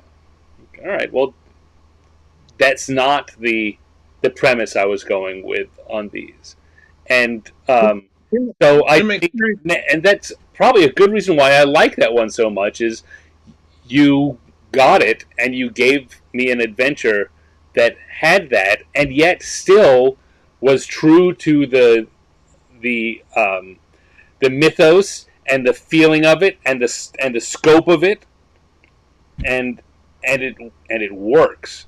So I really like that adventure. And I would go beyond that. I would go to things like Keep on the Borderlands is a great adventure. It's just a great adventure. Actually, I think Keep on the Borderlands is a terrible adventure with a great setup. Yeah. Well, yes. Yeah. I think you're probably right. And a bunch of other ones that I love but are problematic in one way or another. Like I love White Plume Mountain. Terrible adventure. Terrible. Yeah. Um. I currently it's on hiatus right now, but one of the games that I am theoretically still playing in person right now, which is Fortress by the Dreadlands, which is basically GM said, I love the idea of Keep on the Borderlands, and everything other than the concept I hate. So he's got a first edition Pathfinder game where he's written what he thinks Keep on the Borderlands ought to have been, and we've been playing it for a few years, and from first level have reached 16th Mythic Tier 2. So and then I could go things for like Ravenloft, the I6 Ravenloft. mm-hmm. But even that, maybe a deep little secret. I think that is such an important adventure in the history of what we've done, and it introduces things. I don't think it's that good an adventure. I don't, or not. I think it's not as good as it is important. I think it is a great adventure from the snapshot of the universe now go adventure genre, which I think is a different genre than a lot of adventures that we currently think of as great adventures, where there might be ongoing plots and people aren't in the same place at the same time every time you go there. I wrote Befallen for the EverQuest tabletop role-playing game, and it's a dungeon named Befallen, and I wrote the adventure for it, and I was figuring out what people's routes through the dungeon were and where they were, why they might go places at different times, and here's a schedule. And one of the pieces of feedback I got back from the producer was, this is all smart and makes perfect sense, both in reality and for a modern adventure. For this adventure, we just want creatures in rooms for people to kill. Oh, okay, I can do that. I promise you I can do that. I just wish you would have told me to begin with that I should make this worse. But it was one of their very first adventures for the game, and they really wanted a simple dungeon stomp kind of experience. Another adventure I put on the list is a Villains and Vigilantes adventure, Island of Dr. Apocalypse. Yes. Which I have played that in Champions. I've played that. I've played that at least 5 times and run it at least 2. I don't think our Champions group ever got to the end of it, but I mean, what different people want from an adventure can vary so wildly. For a long time in the 90s, my wife LJ ran adventures at local sci-fi conventions. She would sign up for one slot, and there were like 3 conventions that happened every year, and she would usually do this at each of them. And it was always a champion game, and people would start to ask the people in the game room, has LJ signed up? Has LJ have a slot yet? When is that? Can we sign up for it in advance? And part of it was that LJ would just let people whack down whatever champions characters they had. And for people who know champions, that the characters' gauge and power level can vary wildly. But also, she was always doing, sort of a single set piece, where she'd say, there's a problem. I don't care where your heroes are all from. You're all going here to try and fix the problem. And one year, for example, it was on a moving train. And so she had drawn out on a map a stationary train, and anything that went by, she had terrain for. And it would go running. She would move it down. So if you were fighting here, you would see, up here, we're about to have a tunnel. And then she would move the forward edge of the tunnel. And if you haven't managed to lay down or get off in time, you're smacked. I bring up all of that because in one of them, it was a terrorist hostage plane situations. So there are hostages on a plane and terrorists with guns.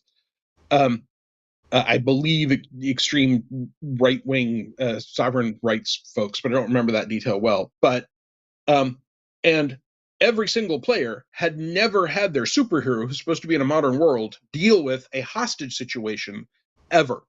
And it changes so many things, right? So you've got the invulnerable brick character who can't be hurt, but that doesn't mean that ricochets may not hurt someone else on the plane. And one of the players was playing a character who was supposed to basically be Wolverine. And what his character did for the whole adventure was sneak up so no one could see him, cut into the plane, sneak up into the top of the plane over where all the electronics are, sneak by, poke little holes, and report to the other heroes what he saw. And LJ was really afraid that he was having a terrible time. And when the adventure was over, that player stopped her and thanked her and said, "This is what I always want for this character. And GMs always make sure I get into a fight. And if I don't have to get into a fight, I want to be sneaking around, spying, gathering information. And no one's ever let me do that before." That's what he wanted. So for him, that was a fabulous adventure. If my character had just been doing nothing but sneaking around and telling other people what they might be able to do, I don't think I would have had as much fun. All right, so we had Michael ask, what's a significant nonfiction book that has influenced your career?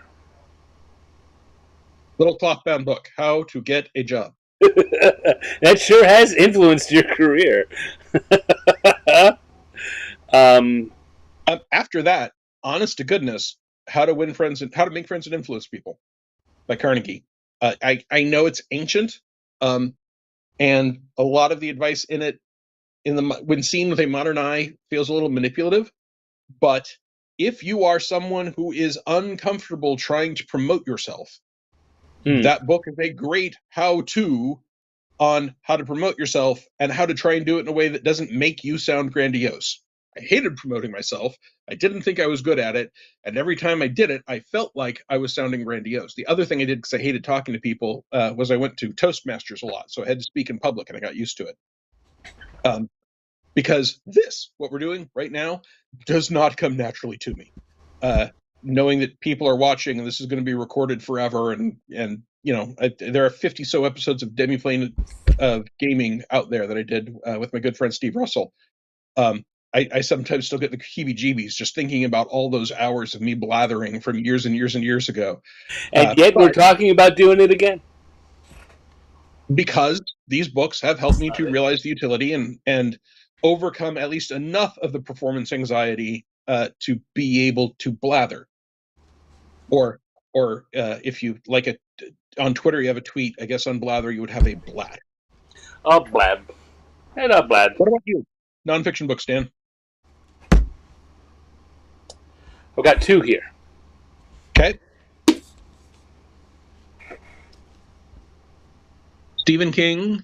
On Writing? That's a great book. It's a great book. I also like his Danse Macabre. Have you read Danse Macabre? No. It's a history of horror fiction. Yeah, no, I have not. Also very, very good. This is a terrific memoir / I don't like books on writing. I really, in fact, despise most of them. I really like this one. And I especially like if you can get the audiobook of Stephen King reading it, even better. So this is a practical one. Stephen King reading that on audiobook seems like it would be vaguely threatening. Which some writers need vaguely threatening for odd writing, so... The other one I'm going to say is...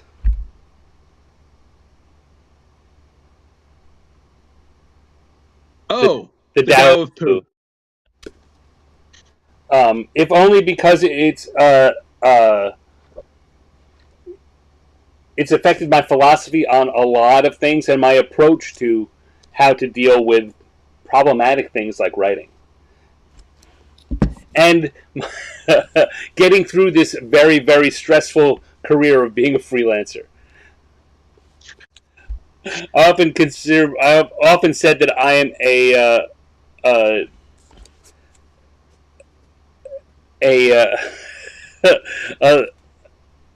reformed Taoist. Reformed, not that's not the adjective I use. I guess I don't say it so often because I don't remember what it is. I'm not really a full on Taoist. I'm a reformed Taoist. I'm a partial Taoist. Are you Dow-gnostic?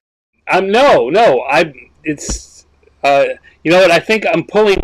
The other thing is I grew up I grew up Jewish, but we were in a Reformed Judaism, which is a very, depending on who you talk to and how their Judaism affects them, it's a very watered down version, a very secular version of Judaism. So I think that's why I'm pulling Reformed in at this case. I'm a Reformed Taoist, I'm a Reformed Jew and a Reformed Taoist. I mean, do you mean you're a casual Taoist? Yeah. I guess that would work. That's not. Okay. That's not the word. Doesn't have the mouthfeel you Yeah, want? you know what? Until I remember the word I want, yes, that works too. Partial Taoist. So there, those are two nonfiction books that have had big influences on me. Casey Butt asks, in your opinion, what is the first D&D movie? I always heard Krull was supposed to be the Black Forest game module. So Krull was originally called Dragons of Krull. And then when Dragon Slayer came out, they panicked because they thought people would think it was a ripoff, and Dragon Slayer was not an economic success when it was first released. And so the dragon in Dragons of Krull became the beast, and we got the Krull that we know and I at least love. I have never heard any reliable source suggest it was based on anything D&D-esque, although it definitely has a D&D adventure feel to it.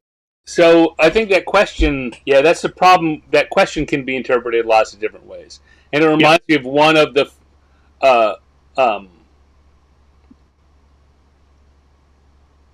I didn't write a lot of articles for Dragon Magazine. Unlike you, you've written a lot more Dragon Magazine articles than I did. But one of the big ones that I wrote with Mike Selinker was the best D&D. Us going over what the best D&D movies were.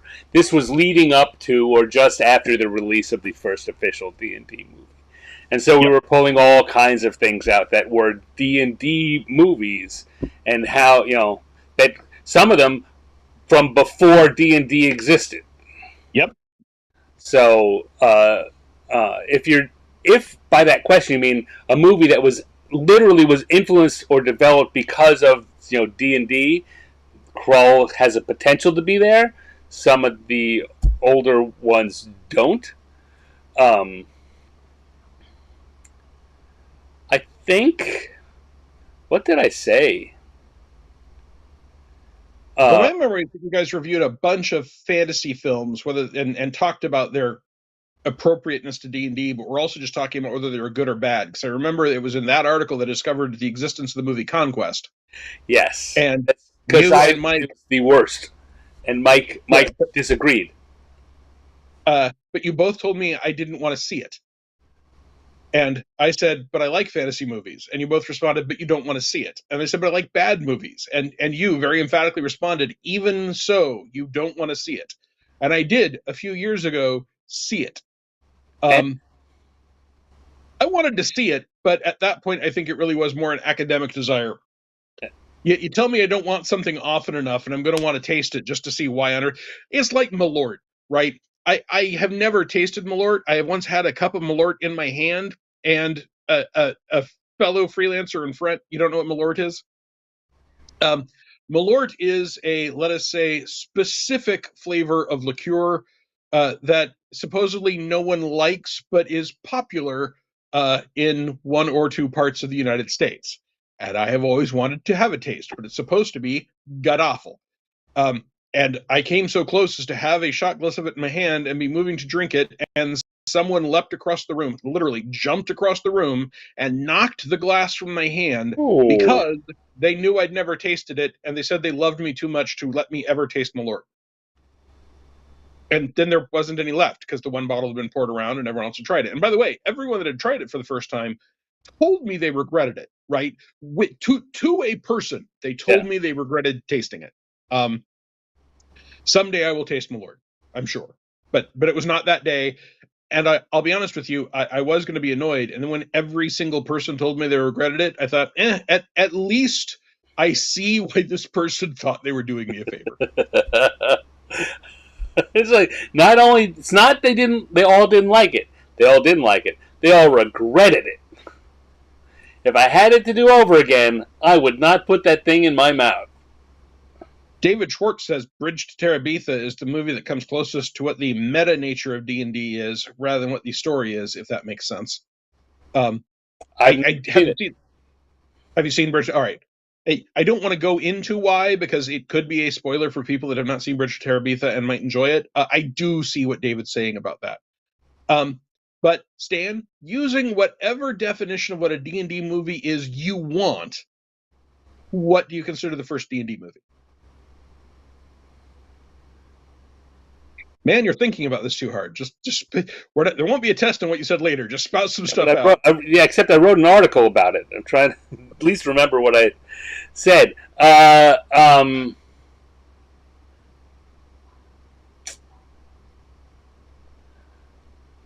There's a really either Excalibur, okay, or around that same time there was a weird, trippy 1970s version of the Green Knight.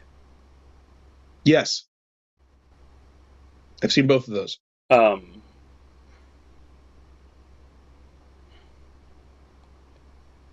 Yeah. You know what? No. I'm going to say The Adventures of Robin Hood with Errol Flynn. We'll go back even further. Adventures of Robin Hood with Errol Flynn.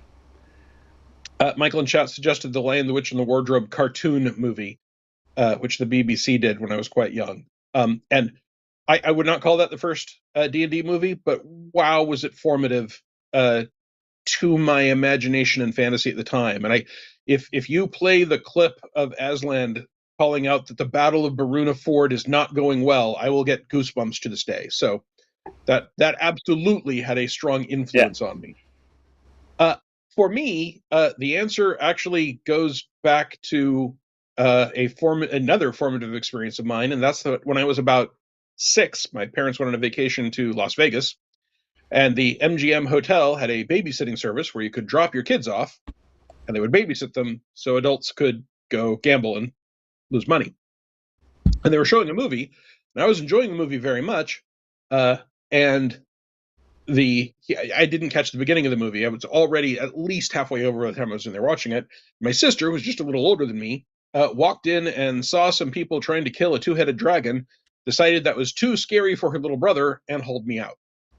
And I spent more than 40 years trying to find that movie, because that's all I had. And hey, Bacon Gaming's here. Hey, Bacon! And a few years ago, I discovered that it was St. George and the Dragon, also known as St. George and the Seven Curses, or most often from my point of view, The Magic Sword. That was the movie. And I watched it. And I call it the most D&D movie because, with no evidence whatsoever, I have nothing to back this up. I don't have the slightest shred of anything other than my personal imagination. I am convinced that either Gary Gygax or Dave Arneson watched that movie, and that it influenced some of the things they did in D&D. It has, for example, a giant hurling rocks at knights, and the fact that it throws rocks is a huge problem. It is such a D&D scene. I am convinced that the rock throwing and rock catching rules that were in early D&D come from one of the creators watching this movie. It obviously has a magic sword. It's got some cursing. It's got some other stuff. It feels very much like a D&D adventure, but it's from 1962. So they were definitely alive. Maybe Jason and the Argonauts too. Yeah, absolutely. Yeah. I feel like those movies are very likely to have influenced Dungeons and Dragons. But this one in particular, there's a scene that makes me go, that is Dungeons and Dragons right there. Not necessarily modern Dungeons and Dragons, but Right. All right. Well, there. and I got to scratch a 44-year-old itch. And those feel good when they're scratched. It was one of a series of. There are things that I search for once a year on my birthday. I've got a list of them that I go and look at every year on my birthday. Because there are things I want to find that I don't want to look for all the time. That would be obsessive and stupid and frustrating. But sometimes new stuff becomes available. Yeah. And somehow, in between one year and the next, either it became more widely available. Sometimes older movies had Criterion releases or whatever. Or for once, I did a better job describing it. I did it and popped up someone describing the movie and saying, "Hey, I think that's the magic sword." I still have not found the full version of the Plain White T's doing the Underdog song, just their song with none of the voiceover and no gaps, the whole theme song. Because they sang the song for the Underdog movie, but it was not on the album and has never been released separately. Huh. And I love this. My favorite version of that song, which is objectively, the song is objectively the best cartoon theme song in existence. That's not open to debate. What version of it is the best? That we can have a discussion about. I was a huge Underdog fan as a kid. One of those, I ran around pretending to be Underdog all the time. I stomped around pretending to be the giant Frankenstein's monster from the end credits, but I was still a fan of Underdog. Right. The a cappella singing group at my college, which was formed the year I got. Like, it didn't exist before the year I got there. One of the big things that they did was the Underdog theme, which made me really want to join them just to sing Underdog. Yeah. If you are watching this now and you tend to like the things we like, and you don't remember the Underdog theme song, go get it. So we're at 180 now. So we've made $280 so far on this stream. Woohoo! Yes. Eleanor says, "Speed of lightning, roar of thunder." That's it. That is the song. Dum dum dum dum dum dum dum dum dum dum dum dum. Oh. Yep. Absolutely. It's a magnificent piece of music. It is. It really, really is. And the Plain White T's did an amazing updated rock and roll version of it. And instead of that, when they released the soundtrack for the movie, we got Underdog Raps, which isn't in the movie. And it's terrible. I'm sorry if anyone's cousin helped work on that, but it is a you know how I said the Underdog theme was objectively the best piece of music ever? Well, subjectively, I think Underdog Raps is terrible. I won't claim that one's pure platonic truth. Michael says, I saw that you worked on D20 Apocalypse. What did you do on it? So I wrote a third of the book, along with Darren Drader. What? Charles? No, Charles didn't write for it. Charles was the developer producer. Oh. So he was in charge of what we were doing, but I believe it was Cagle and Eric Cagle, Darren Drader, and I. I pledged before I clicked over to the stream. Okay, so we can't account that money to the stream, but we thank you for your pledge regardless. Very much so. And in case we haven't mentioned it since you got here, we're going to put up a new stretch goal by sometime tomorrow morning. Hopefully we'll get at least 24 hours if people try to hit it. Or them. There may be two. So what I did, so I wrote a lot of the equipment. I had a reputation early in my D20 freelance days of being a good crunch guy. So I would specifically be brought in frequently to write equipment, powers, feats, usually not class features unless it was a game that had alternate class features somehow, because most game companies want to keep class design in-house. Although when it was someone like Green Ronin, who freelances even big meaty parts of their book, they just do it with freelancers they know and trust. I did do some class design for them on somebody help me, Plot Company. And I did class balancing while at Wizards of the Coast on Wheel of Time. But most noteworthily, I wrote, each of the three of us wrote one of these settings in the back of D20 Apocalypse. And I wrote the setting that had the Rip Van teams, the people that were frozen in cryogenic sleep in the modern era and wake up after an apocalypse has occurred. And the apocalypse includes the invasion of alien bugs known as the Spanthy, which can take different forms depending on the environment in which they are birthed and developed. And the Rip Van teams, which is obviously short for Rip Van Winkle, grew out of my love of the Morrow Project as a setting. I have run and played Morrow Project as a setting multiple times with multiple game rules, although never Morrow Project. But its source books and the concept are great. And I played with it a lot, and was a big fan of Rick Springfield's Human Touch video, which has people coming out of cryogenic sleep in a post-apocalyptic era, and drew on both of those a lot to develop my setting. Spanthy came from my long-running, supposedly second edition AD&D game that was so modified that my friends tended to refer to it as Odd, Owen's D&D, because I had changed so much that I ended up using optical character readers to scan all of the second edition rule books that had spells and rewrite each and every spell to run the way I ran it in my game, so that I could publish that 500-page tome for my players. And I finished that just shortly before taking the job at Wizards of the Coast, leaving and never running that game again. But in that campaign, I had used these bug-like creatures that for miniatures, I was the director of the Student Union parking garage for the University of Oklahoma Union. And I had a lot of spare time when I wasn't doing any managing and I wasn't any maintenance, and I was just waiting for people to drive out so I could take their ticket and charge them. And I had a lot of office supplies. So I made multi-legged weird things. Okay, we'll get to D20 Supers in a second. Using staples and bent paper clips and tape.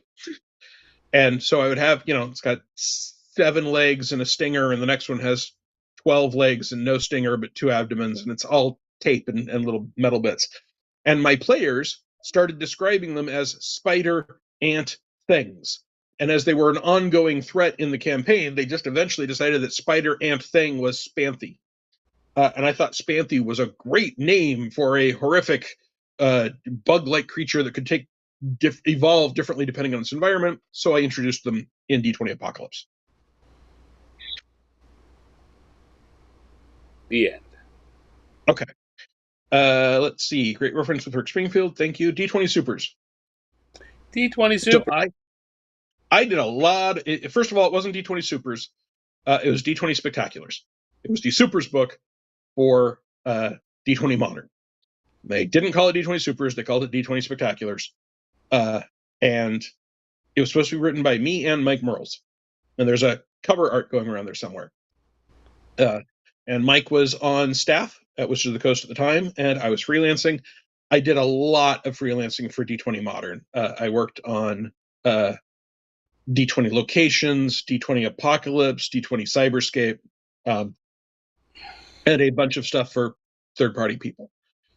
So the idea behind D20 Spectaculars, the specific objective was not to create an adventure that felt like comics, the same way D&D does not create an adventure that feels like fantasy books or movies, except the ones that are being inspired by the idea of D&D.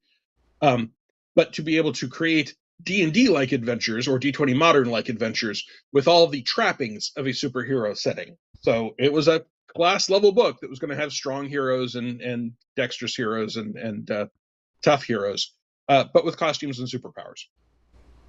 And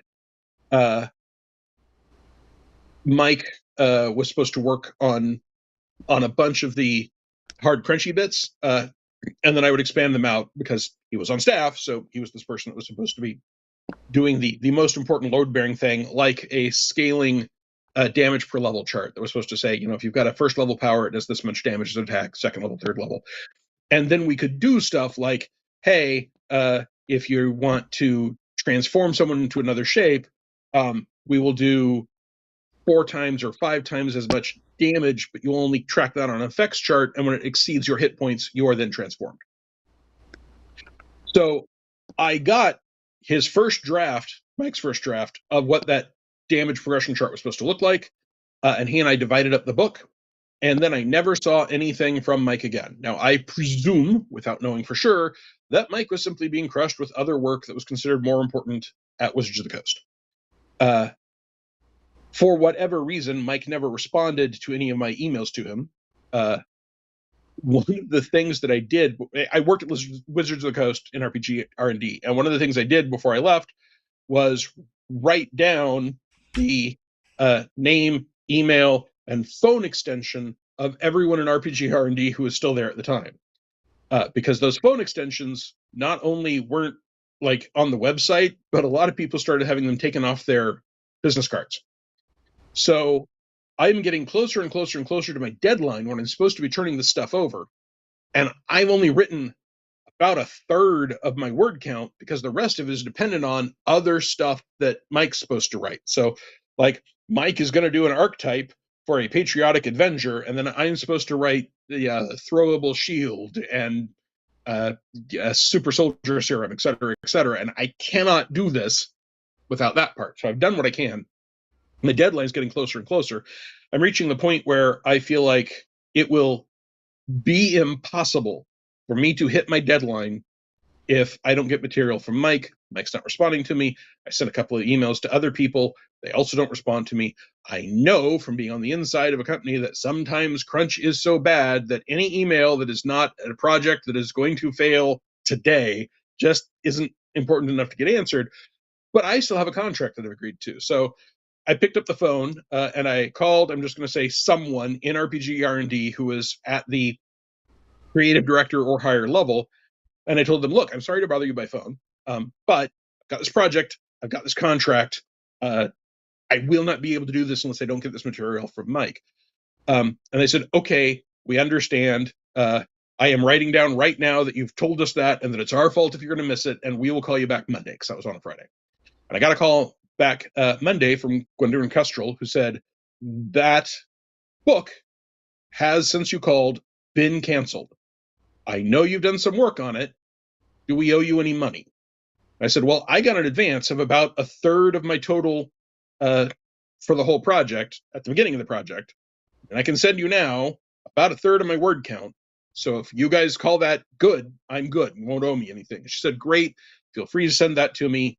And we will write this out and we will send you a note by email saying that this project's been canceled. And it turned out D20 Modern entirely had been canceled at that point. So a lot of people desperately want the lost D20 Spectaculars manuscript. I know for a fact that 2/6 of it were never written. I'm betting that most of what Mike Merles was supposed to do didn't get written, or they wouldn't have just tabled it. Though I'm only betting that because Rodney and I did write a complete Star Wars role-playing game manuscript that has never seen the light of day. I was paid for it.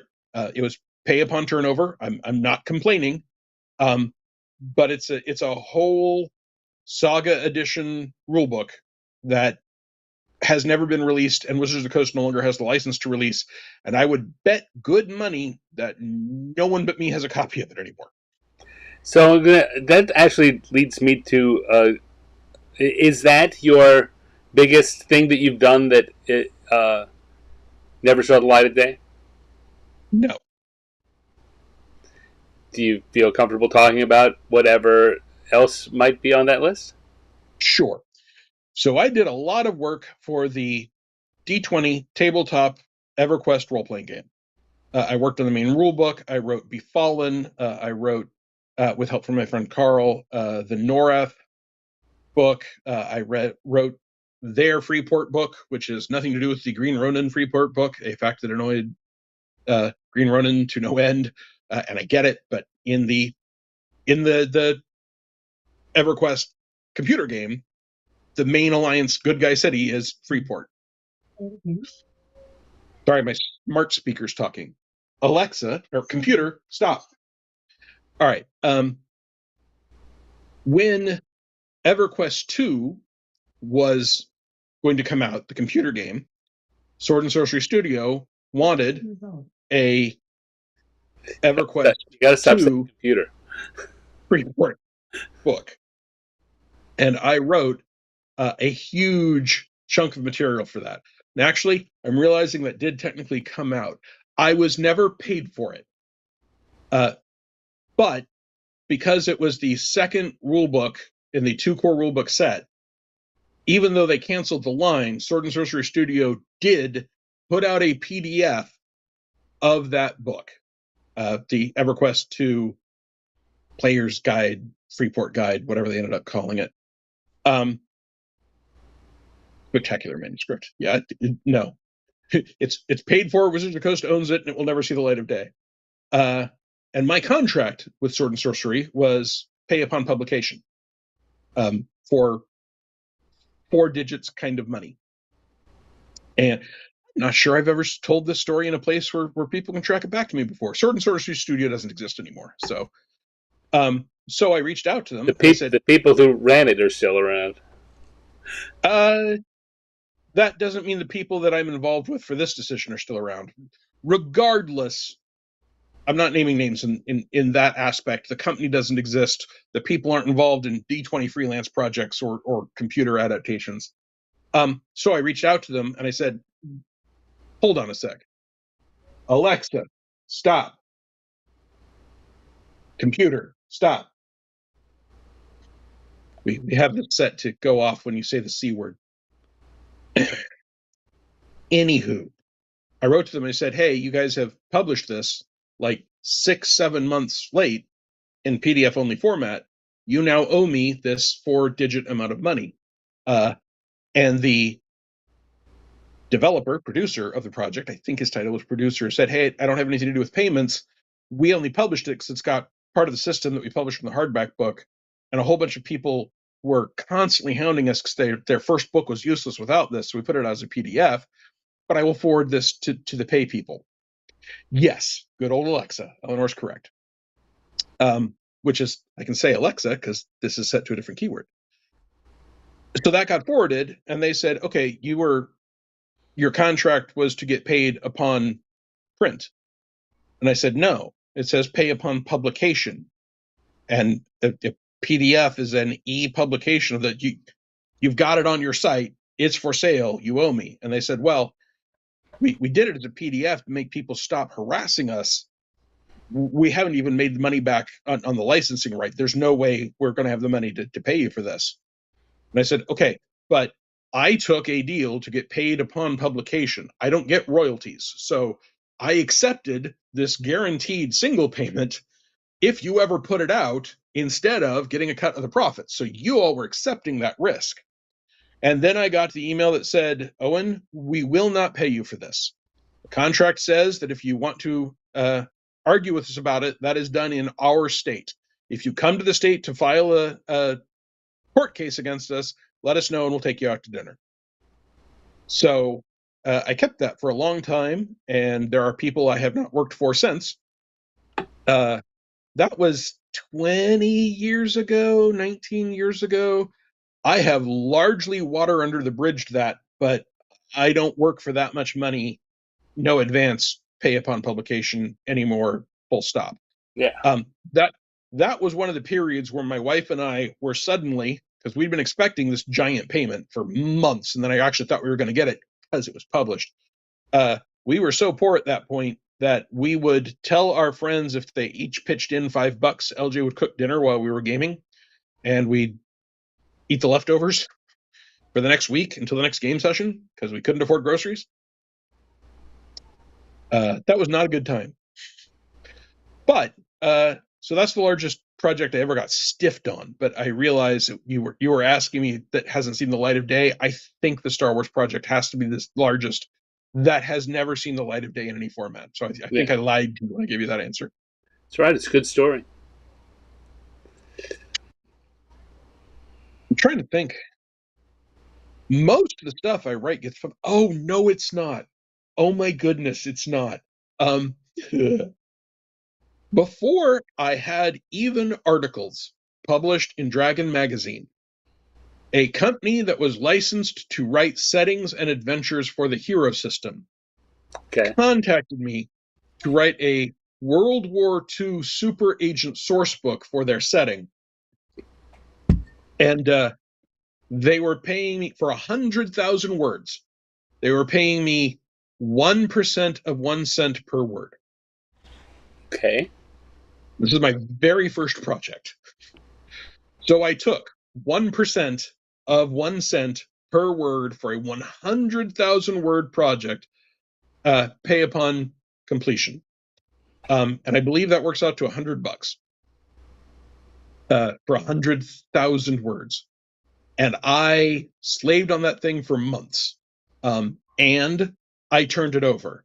And they paid me for it. But it has never been published. And it includes things like my essay on the first and only known battle between a blimp and a submarine. There is one known case in World War II where a blimp that was doing recon and had a machine gun saw an enemy submarine on the surface of the water and thought, pulled back the bolt and opened fire. And the men on the submarine returned fire. And that's been like 30 years. But if I remember correctly, there is no record of either side taking any damage. But they did, as opponents during a time of war, exchange gunfire at each other. That would be a battle. So Gray Some Noob says best viewers on vegetable. Yeah, no, that's we've now been going long enough on Twitch that we're starting to get bots coming in trying to. Is that something we can delete, or is it going to be there forever? Well, the only people who see it are the people that are on Twitch. Okay, all right. What you're looking at here, Owen. Everyone else is only seeing what's happening on their platform. Yeah, that I knew, which is why I try and repeat everything. And Michael. Thank you, Michael. I appreciate that. Yeah.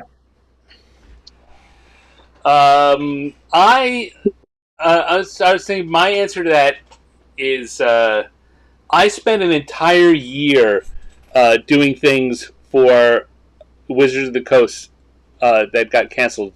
The only thing that came out that's associated with that is the best-selling role-playing game of all time. Yep. Which is a complete and utter failure that no one ever wants to do again. Which is Pokemon Junior adventure game. Yep. That came out. But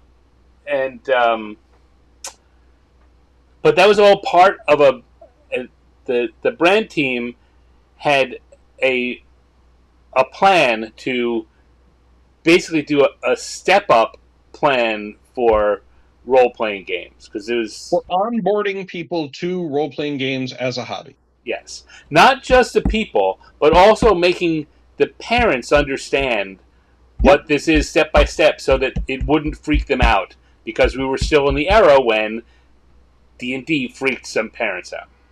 Yep.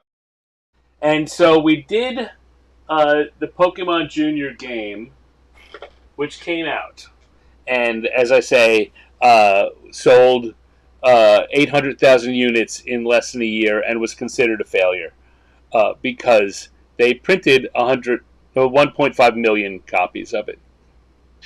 We've got Mama Bera. Hello, Mama Bera. Hello, Ollie. How are you doing? So nice. I miss the AFK. My beloved AFK that I spent so much time at when I was in Seattle. That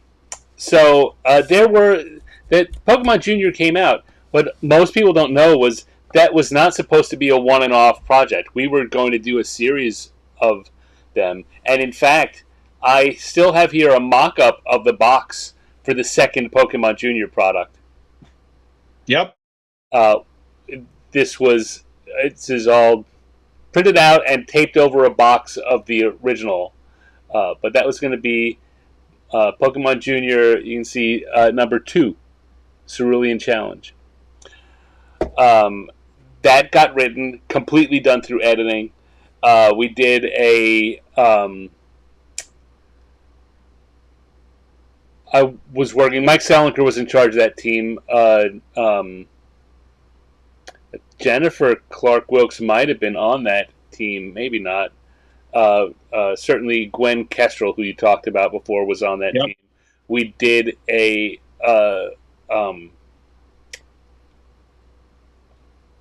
What was Crocodile? What was Steve Irwin? Crocodile Hunter? We did a Crocodile Hunter game. We did a Harry Potter game because that was Wizards had the license for that. I wrote a Harry Potter Endless Quest Pick-a-Path book that got completed and edited and then just shelved. Although that's not WotC's fault. No, I didn't say whose fault it was, but no, but the Pokemon was WotC's fault. Pokemon was WotC's fault. No, you know what? That was that happened at the same time as the Hasbro buyout, and it was not just WotC's problem. That was Hasbro and Wizard sales departments getting into a pissing match. Yes, but getting into that pissing match instead of their hands, 800,000 units is more than any game has ever sold in its first year. Yeah, any role-playing game has ever sold in its first year. Right. So yes, no, the Harry Potter things were J.K. Rowling's fault, but yeah, in fact somewhere I do still have the manuscript for that. Have you ever shot off a note to Pokemon USA saying, I've done better than that. I've had direct talks with people there. And no one's really interested. Yeah. They own it. They could do anything they want with it. I think they should have. I think they still should. But now, if anyone from Pokemon USA is watching. Well, I mean, I've talked to people in the games department. Right. You guys own it. So there was another game we did. There's a whole other game. Let's say it was a stepping up. So there's Pokemon Junior. There was also a game called Pokemon Master, which was going to be the next level up. Each of the levels was supposed to teach you something about what you do during role-playing games, so that by the time you get to D&D, it all feels very familiar. So Pokemon Junior was about you have a character or things you control that have stats, and they do things based on what's on the stats, and the stats were just single cards.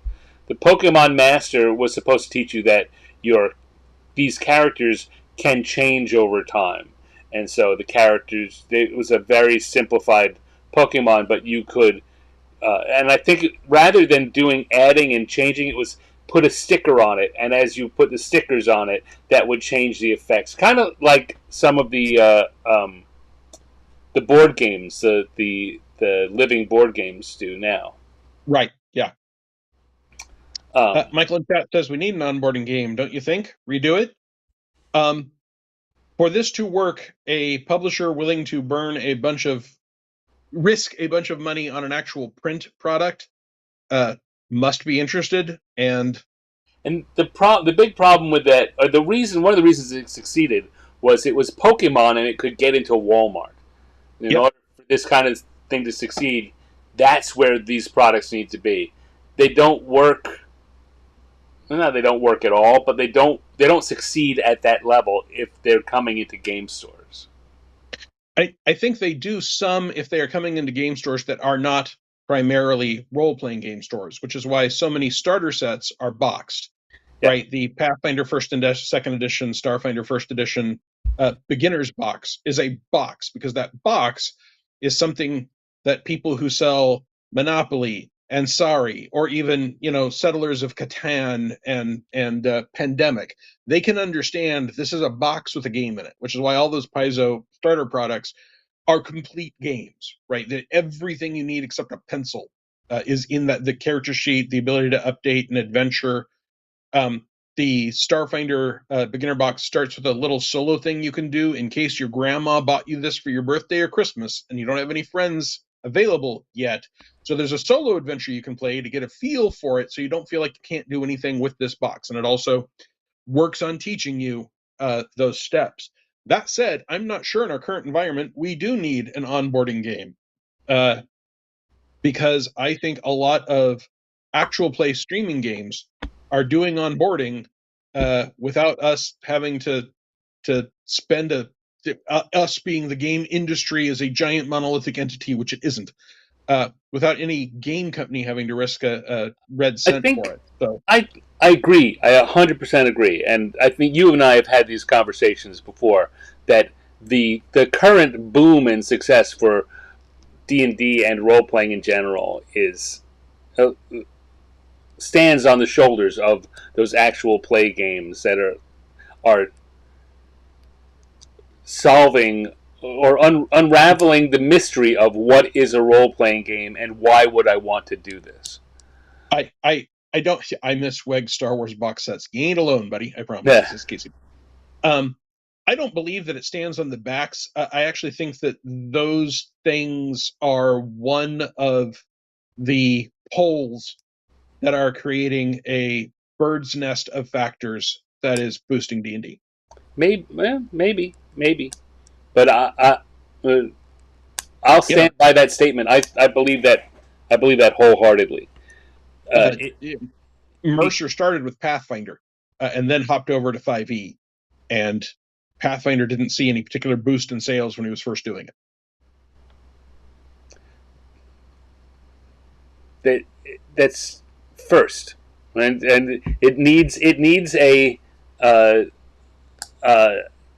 level of, it needs a critical mass, as it were.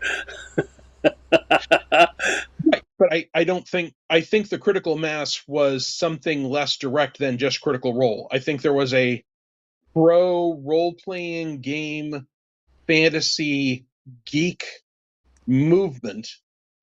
For example, as people who had played them in the 80s and the 90s started to get $200,000 a year jobs, which was just a matter of relatively speaking time, and geeks in general becoming a more crucial part of society and thus being better paid for it.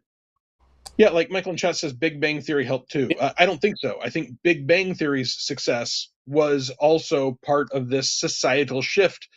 And I do think that many of these things created a feedback loop. I'm not saying that none of it can be tied to things like Critical Role, but I don't think Critical Role created it, and I don't think it is the primary driver of it. I don't know that I would point to Critical Role singularly, although I think that, except in that, because of Critical Role, I think a lot more of these things started popping up. But in my estimation, the thing that all of those shows do is the one thing that no box set does, no product does, and that's show you what you're. It's the equivalent of getting into a game. Like we always say, you learn a game by getting in a game and people teach you. Very few people learn it from the box set anyway. But if your opinion is, this is a game for nerds, or I don't look like what those people look like, you're less likely to try it.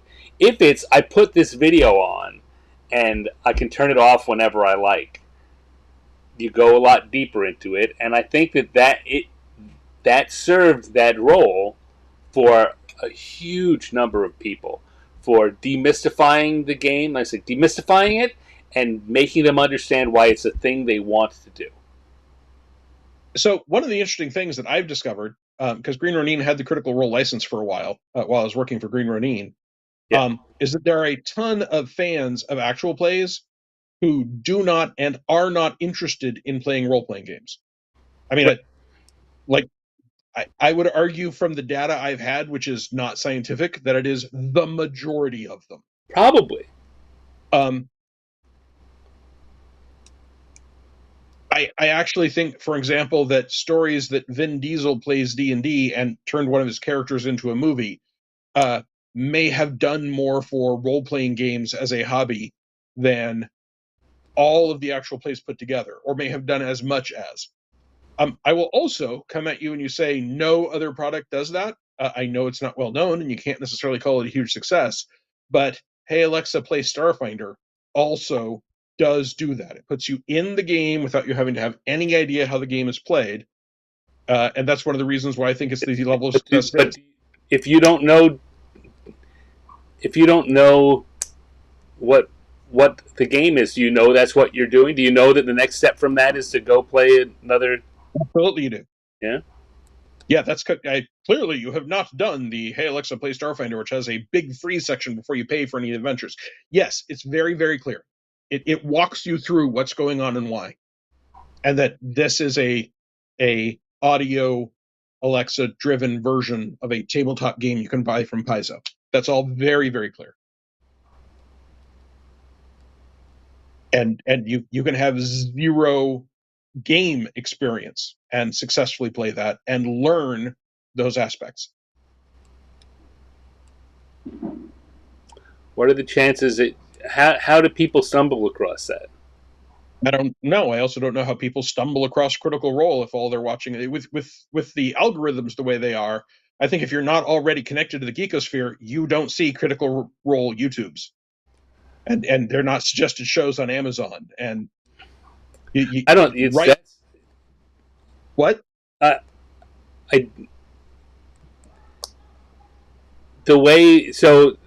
think you're partially right in that the way those algorithms work are they feed you things that the algorithm thinks you might like.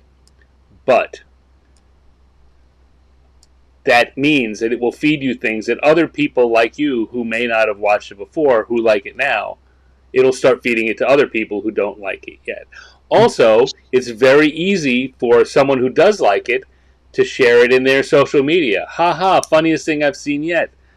Here's a clip from a show. It's just as easy to share Hey Alexa, play Starfinder. There's a URL. If you play it, you grab it from their website and you put it in your social media. Now, I will say, your original statement was that no other product does that. Right. In no way am I claiming that this has had as much influence. I opened with it has not been a hugely successful product.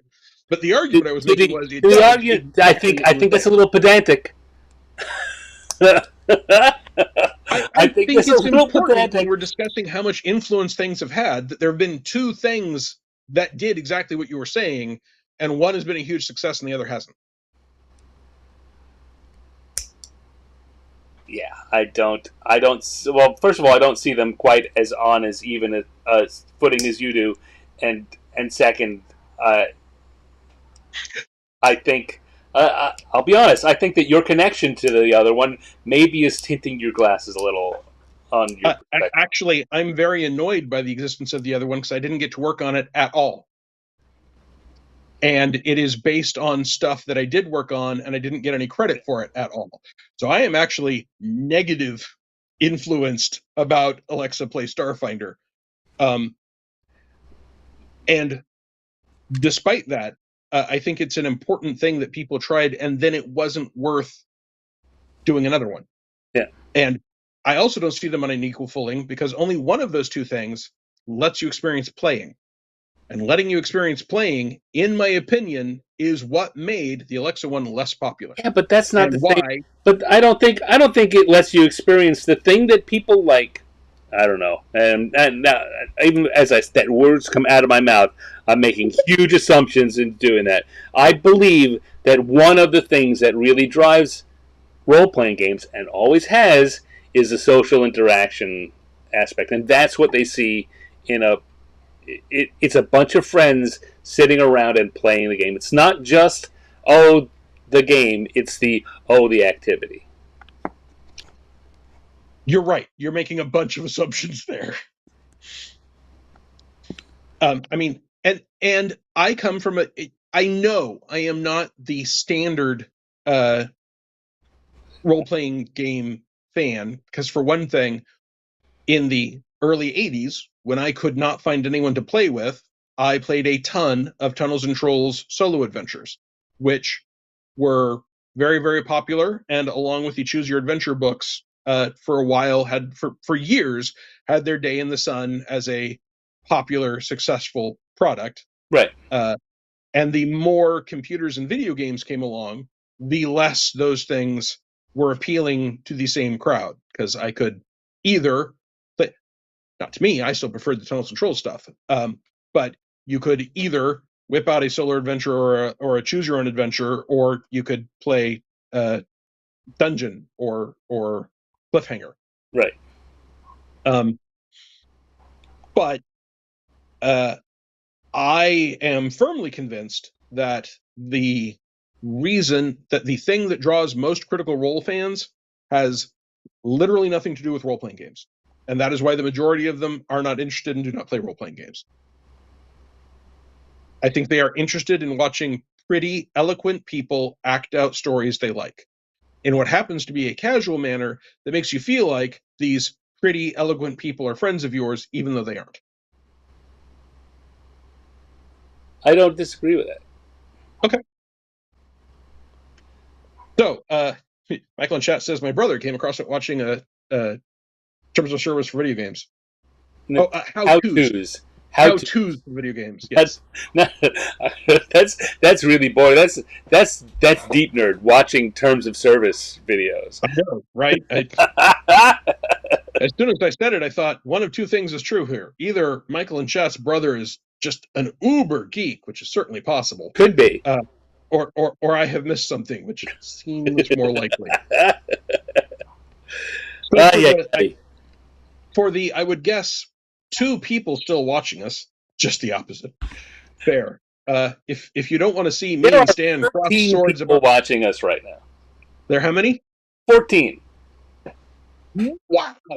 Even after all that, there are 14 people watching us. I know. I don't know how many we scared away in that last 10-minute segment. Do you have any idea what our peak was? We were around 20 to 25. That's great. Let me look at the. Hey, do you want to talk about the Kickstarter real quick? It's been a bit. Hey, look, you know what? Yes, Woodward. It's 4.5 hours now. Oh boy. We are. One of the reasons we're doing this tonight is that we have this Kickstarter going. It's going across the scroll at the bottom the whole time you've been watching this.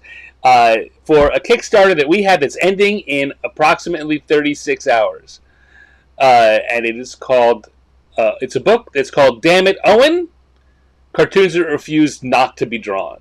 And it is a collection of cartoons that I did based on social media posts and things said on podcasts by Owen that were so inspirational to me. Like, oh my god, this is funny! I had to put it in as a cartoon before I could get back to whatever it is I was supposed to be doing. And over the years, we gathered a bunch of them together and knew that it'd make a good book. And now, because we've come to a point in time where Owen is in the midst of, or on the close to the far side of fighting a battle against cancer, he's in the middle of it. Listen to it, middle of it. All I can say at the moment is still in a battle with cancer. So might as well cover it. Right. I had 2 months of chemo radiation, which kicked my ass. I am more than 3 months out, 4 months out from that now. I am told that I will probably have recovered from the chemo radiation, ignoring the cancer, by next April. Probably. And that recovery may well not mean that I'm as good as I was before the whole cancer and chemo radiation. Now, part of that is because before the whole cancer and chemo radiation, I was in my 40s. Now I'm in my 50s. Okay, fair enough. But there could be permanent ongoing damage. I've developed a tremor I had to change to a mechanical keyboard, although that's helped a lot. But the main thing is we got an MRI after the chemoradiation. I call the MRI Frank because personalizing it makes me feel better when I yell at it. And Frank thinks there's a little bit of cancer left, but isn't sure. And for the past 3 weeks, I have been trying to follow up on both of my oncologists, my chemo oncologist and my radiation oncologist, both want my colorectal surgeon to do a biopsy. And it's been 3 weeks and no one will call me back. I've talked to them several times. It has to be a colorectal surgeon to get the biopsy for reasons, because I'm not going to start holding up plates of my intestines for you all to look at. And see, right here. Yeah. This is my good side. I mean, don't get me wrong. If you all demand it as a stretch goal, I'll put it up. But I don't think it's good. Don't do anyway. That. Anyway, I'll put it up, and Stan will take it down. The point is, this is all very expensive, and that made this a great time for us to do a book to make some money. Which we're doing. We got 36 hours before it's over. Many of you here have already contributed and are going to be recipients of the book, and we thank you for that. Those of you who may not, we understand that. But we also are hoping that you're hanging out here with us for 4 hours talking nonsense. You know what? You don't owe us anything, but we're going to ask you a little favor, and that favor is to help spread the word about this. Because, as I say, we've got 36 hours to go, and once that's done, well, fact of the matter is you could still buy it in, but your best deal is in the next 36 hours, and there are things you can't get after the next 36 hours. So, if you would please just share that link that's at the on there, dammitowen.com, and let folks know about this terrific thing that's going on right now. The end. And cut. Print. So Stan, I yes. keep meaning to say this, and I keep forgetting because we're having otherwise fascinating, or in some cases pedantic, conversations that I find fascinating, and I sometimes get the feeling you're looking for the ripcord to escape. We really should redo Midnight Harvest for Cthulhu Awakens as a age game, which you're not allowed to do if you do it through the Age Creators Alliance, Green Ronin, and Drive-Thru's community content program. Right. I think that's a terrific idea. As the person that wrote the original and the person in this conversation who knows the age game, guess whose plate that falls on? And also, I believe the guy that got the rights after Green Ronin, or not Green Ronin, after Super Genius folded. Sure seems likely. On my list. What? Sure seems likely. You know what? It's one of us, and it's probably you. But as you were saying, it's a good idea that we're talking about. So yeah, no, totally. One of us has the rights. Doesn't really matter which one. I mean, it matters a little bit. It will matter. I mean, one of us owning the rights matters less. One of us owning the rights matters a lot. Which one of us owns the rights matters less? I wonder if it's worth reaching out to Green Ronin and seeing if they would let us do it not as the Creators Alliance, but as a licensed Cthulhu Lives. Considering how well we know the folks at Green Ronin, it's certainly worth sending that question sometime about 2 weeks or more from now. I was about to say, and there's a little bit more of insider knowledge for those of you that have stuck with us. If you want to contact someone in the RPG industry, don't do it in the 2 weeks before, anytime during, or at least 2 weeks after Gen Con, or probably PAX Unplugged, Origins, really the entire convention season, which sort of synonymous with summer, although it's not exactly synonymous with summer. It's sort of started mid-spring nowadays, sometimes as early as March. But anyway, certainly Gen Con eats up people's times, both because even if they're not going, they're wanting to be prepared to take advantage of the hype, it can be a proof of life convention for companies, because if you're not at Gen Con, if Paizo weren't at Gen Con this year, there would be people who would walk in and say, Paizo's not here. They must be out of business, which is stupid, but it would happen.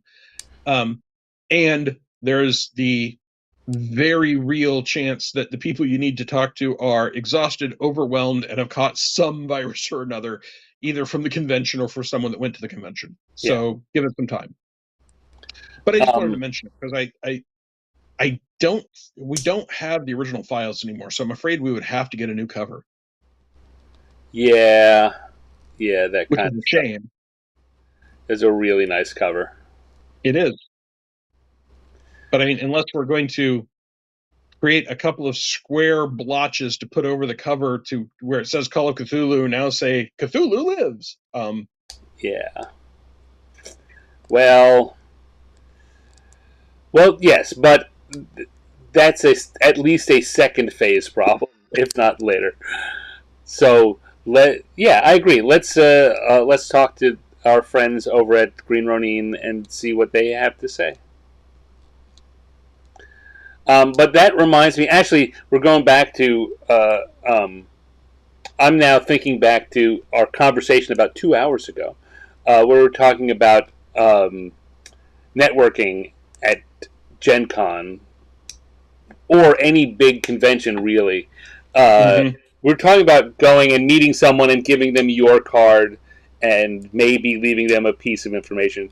You should assume that anything you give to someone at a convention has a 70+% chance of being lost or misplaced by the time they get back to the office.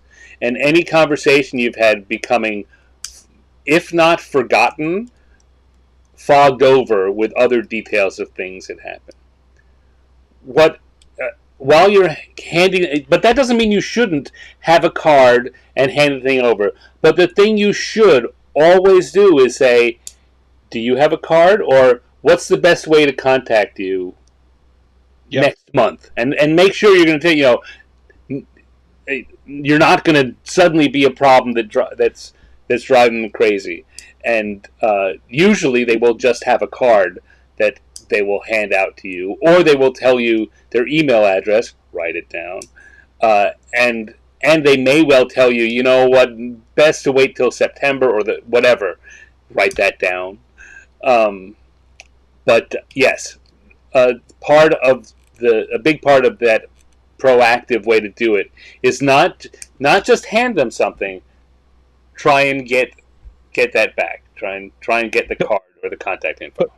Politely ask for while making it clear that you're not going to be a pest, and then if you don't get it, drop it.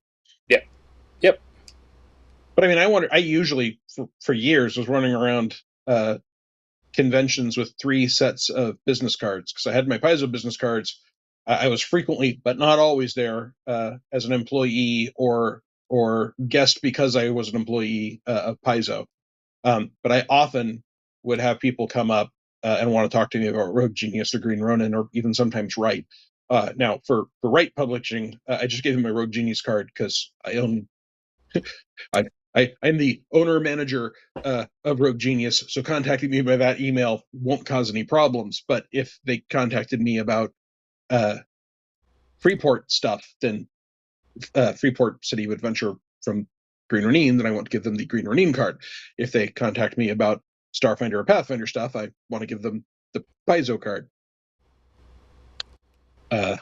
But the other thing about having a card holder was that as a developer, not only could I pass out cards, but when people gave me their cards, I could put them all in the card holder in the back, so that they wouldn't be lost. On the piece of art Stan did for this, Convo on the Couch, where we both have the kind of badge holder, which is frequently also what? There. I told you there might be a reason we'd need it. Yeah, you sure did. So a lot of people have, rather than just the badge and regular lanyard, they've got a nice cloth badge holder that has room for business cards and some pens, and sometimes spare change or a few bucks or your key card, whatever. I have often called it my con purse. It's nice to have all that stuff in a small, light that isn't a giant stack of books in a backpack, like is also in this picture. I also frequently have my Type 2 bag of holding on my shoulder, which lets me put a lot more stuff in. But I like to have a few metallic marker pens in case someone asks me to sign something, and I like having metallic marker pens because frequently what they want me to sign are Star Wars books, which usually had very dark end paper in them, and sometimes black, and a black marker just wouldn't show. Share the awesome Kickstarter, Stan and Owen. Excited for the release. Congratulations. Thank you. Thank you, Lala. And thank you for the prayers for continued healing. I appreciate it. Okay. Does anyone have a burning question that they have been dying to ask? Right. I'm feeling that the end of this show is approaching. I feel it moving closer. It's yes. So now's the time. Any last questions? We're still fresh and ready to tackle a couple more, but then it's going to be night time. I'm not fresh. I just haven't gone bad yet. Fresh-ish. We're not past our sell-by dates yet. Right. I'm like the pizza that's left after they've stopped putting fresh pizza on the buffet, but before the buffet is closed. Yeah. I'm still pizza on the buffet, but you can tell I've been under a heat lamp for a while now. Pizza on the buffet. Sounds like an alt-rock band. Does a little bit. We are Pizza on the Buffet. This is our new song, Anchovies and Pepperoni. Anchovies and Pineapple would have been a better title. Yeah. Anchovies and pineapple. The two things I have most heard people argue about whether they could belong on a pizza or not: anchovies and pineapple. And yet I've never heard anyone propose an anchovy and pineapple pizza. Not together. I mean, say what you will. I do not like anchovies, but I understand why someone might, and why they might want it on a pizza. Why they'd want it on a pizza with pineapple, that's beyond me. So, the day I was told that I had lost my job at Wizards of the Coast in 2001, James Wyatt was moving into a new house and had invited people to come help and offered them pizza. And so I showed up to help, and he was a little shocked that I had been told I was laid off and I was going there to help. And I mean, honestly, I like James Wyatt, and it did not seem like a good time to isolate myself in a corner and just cry quietly. Right. So he had offered pizza, but we arrived late, so all the normal pizza was gone. And he said, "I'm sorry, all I have left is the vegetarian pineapple and mushroom." And my wife and I were hungry. And I was like, well, I would never have thought to order or expect anyone else to order pineapple and mushroom pizza. But I'm hungry, and there's nothing here that I will find indigestible. Right. So we had some pizza. It was really good. I've ordered it since. I am shocked how good pineapple and mushroom pizza is. Eleanor says, my go-to in college was pineapple, artichoke heart, and avocado. My wife, LJ, would love that. I'm not a huge fan of avocado, although the older I get, the more willing I am to try a bite or two of something. In the past 2 years, LJ's found a way to cook Brussels sprouts I like. And apparently I discovered that supposedly every Brussels sprout I'd eaten before 2020 was done wrong. The history of Brussels sprouts is really fascinating if you can find a good article about it. Because not only was it that it was cooked the wrong way, but they bred a better tasting Brussels sprout. The Brussels sprouts you eat today are not the awful bitter ones that were fed to us in the 70s and 80s. They can in fact be delicious. So, yeah. Now I love Brussels sprouts. Oh, some good Brussels sprouts, so good. But yeah, good Brussels sprouts are now great. Lala says we have pineapple and anchovies pizza. You really have pineapple and anchovy on one pizza? I just find that so. I mean, it's such a flavor profile that doesn't seem to work. Forget about. I'm presuming that I like them, right? That just doesn't seem like a flavor profile that would work. But I I mean, guess I am a huge fan of pepperoni and pineapple, whereas I do not like ham and pineapple on pizza. really Yeah, I'm interesting. not a fan of either ham or Canadian bacon in general. Mm, I love almost all forms of pork except ham. Love bacon, love sausage, love pork loins. yeah, Um, I do not like a ham. like even like a dinner baked ham. You don't like? Correct. I do not All like right, it. because I totally see like ham served that way and sliced ham that's in sandwiches are almost like two completely different meats. Yes. You should try chipped ham. Not a fan. Now, Um, I don't hate it either. And I discovered that if once a year someone provides a honey glazed spiral cut ham for a holiday meal, I'll take a slice and it will be my protein and it's fine. But if I have a choice between that and sausage balls or that and bacon or that and chicken or that and a pineapple and mushroom pizza, I'll take the non-ham option. Eleanor says sweet and salty, which and she's making a point. Sweet and salty do work together, but anchovy is not just salty; it's salty and fishy, and that's what seems like a disconnect to me. But again, I haven't eaten it, so I'm not trying to yuck anyone's yum. I mean, I thought the idea of salmon deviled eggs was terrible until I ate yours, and then I discovered they could be delicious. So my mother-in-law, bless her heart, back when she was alive, invented the broccoli and grape salad, which, to my shock and horror, was tasty. Now there's a dressing that goes with it, but Yeah, now for lunch I'm having ramen and meatballs with rice. Yeah, that sounds good. Oh, that sounds good. does sound good. I had for lunch before we came on, although I showed a little of it earlier, LJ's homemade meatballs with homemade linguine alfredo, and then she gave me a pizza bean salad for dinner. Yeah. When I come visit there in the future, I'll just have to try it. Sure, I'll try it.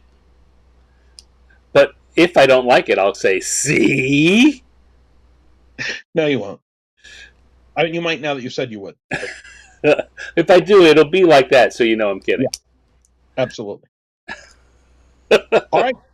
All right. I get the feeling that people are now pity watching us, and no one has new questions.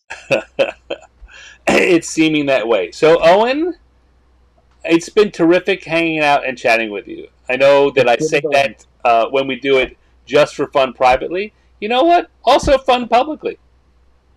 Good to know. Thank you. I had a great time, and I appreciate everyone coming along and interjecting questions and opinions and comments and pledging. It's been a great time. Yes. I am in fact in danger of turning into a pumpkin. So, all right. So I'm going to say, for those of you watching, first of all, once again, please check out the Damn It Owen Kickstarter. Under 2 days to go, and please share it. Second of all, if you have enjoyed this, and if you're still sticking around after 4 hours and 40 minutes, so you like something about it, leave a message, leave a comment in whatever it is. What we're doing here is one thing. The sites treat comments left outside of the live stream as different things. So please leave a comment here or on one of our Facebooks, or preferably both. And if you want us to keep doing that, let us know. That will certainly give us the impetus. Otherwise, we'll just do it only when we feel like it. Well, we might only do it when we feel like it anyway. That's true. But and this is important, positive feedback makes it more likely we'll feel like it more often. Yeah, really. Yeah. All right. Owen, please send my regards and love to LJ. LJ, Stan sends his regards and love. She waved. Awesome. Those of you who it's like at least one or two people were watching from Indianapolis, enjoy the rest of Gen Con. If you're watching from some other convention, enjoy the rest of it. Maybe one of these days we'll see you live and in person at a real hotel couch again. Until then, you can come back for another Convo on the Couch the next time we have a Convo on the Couch.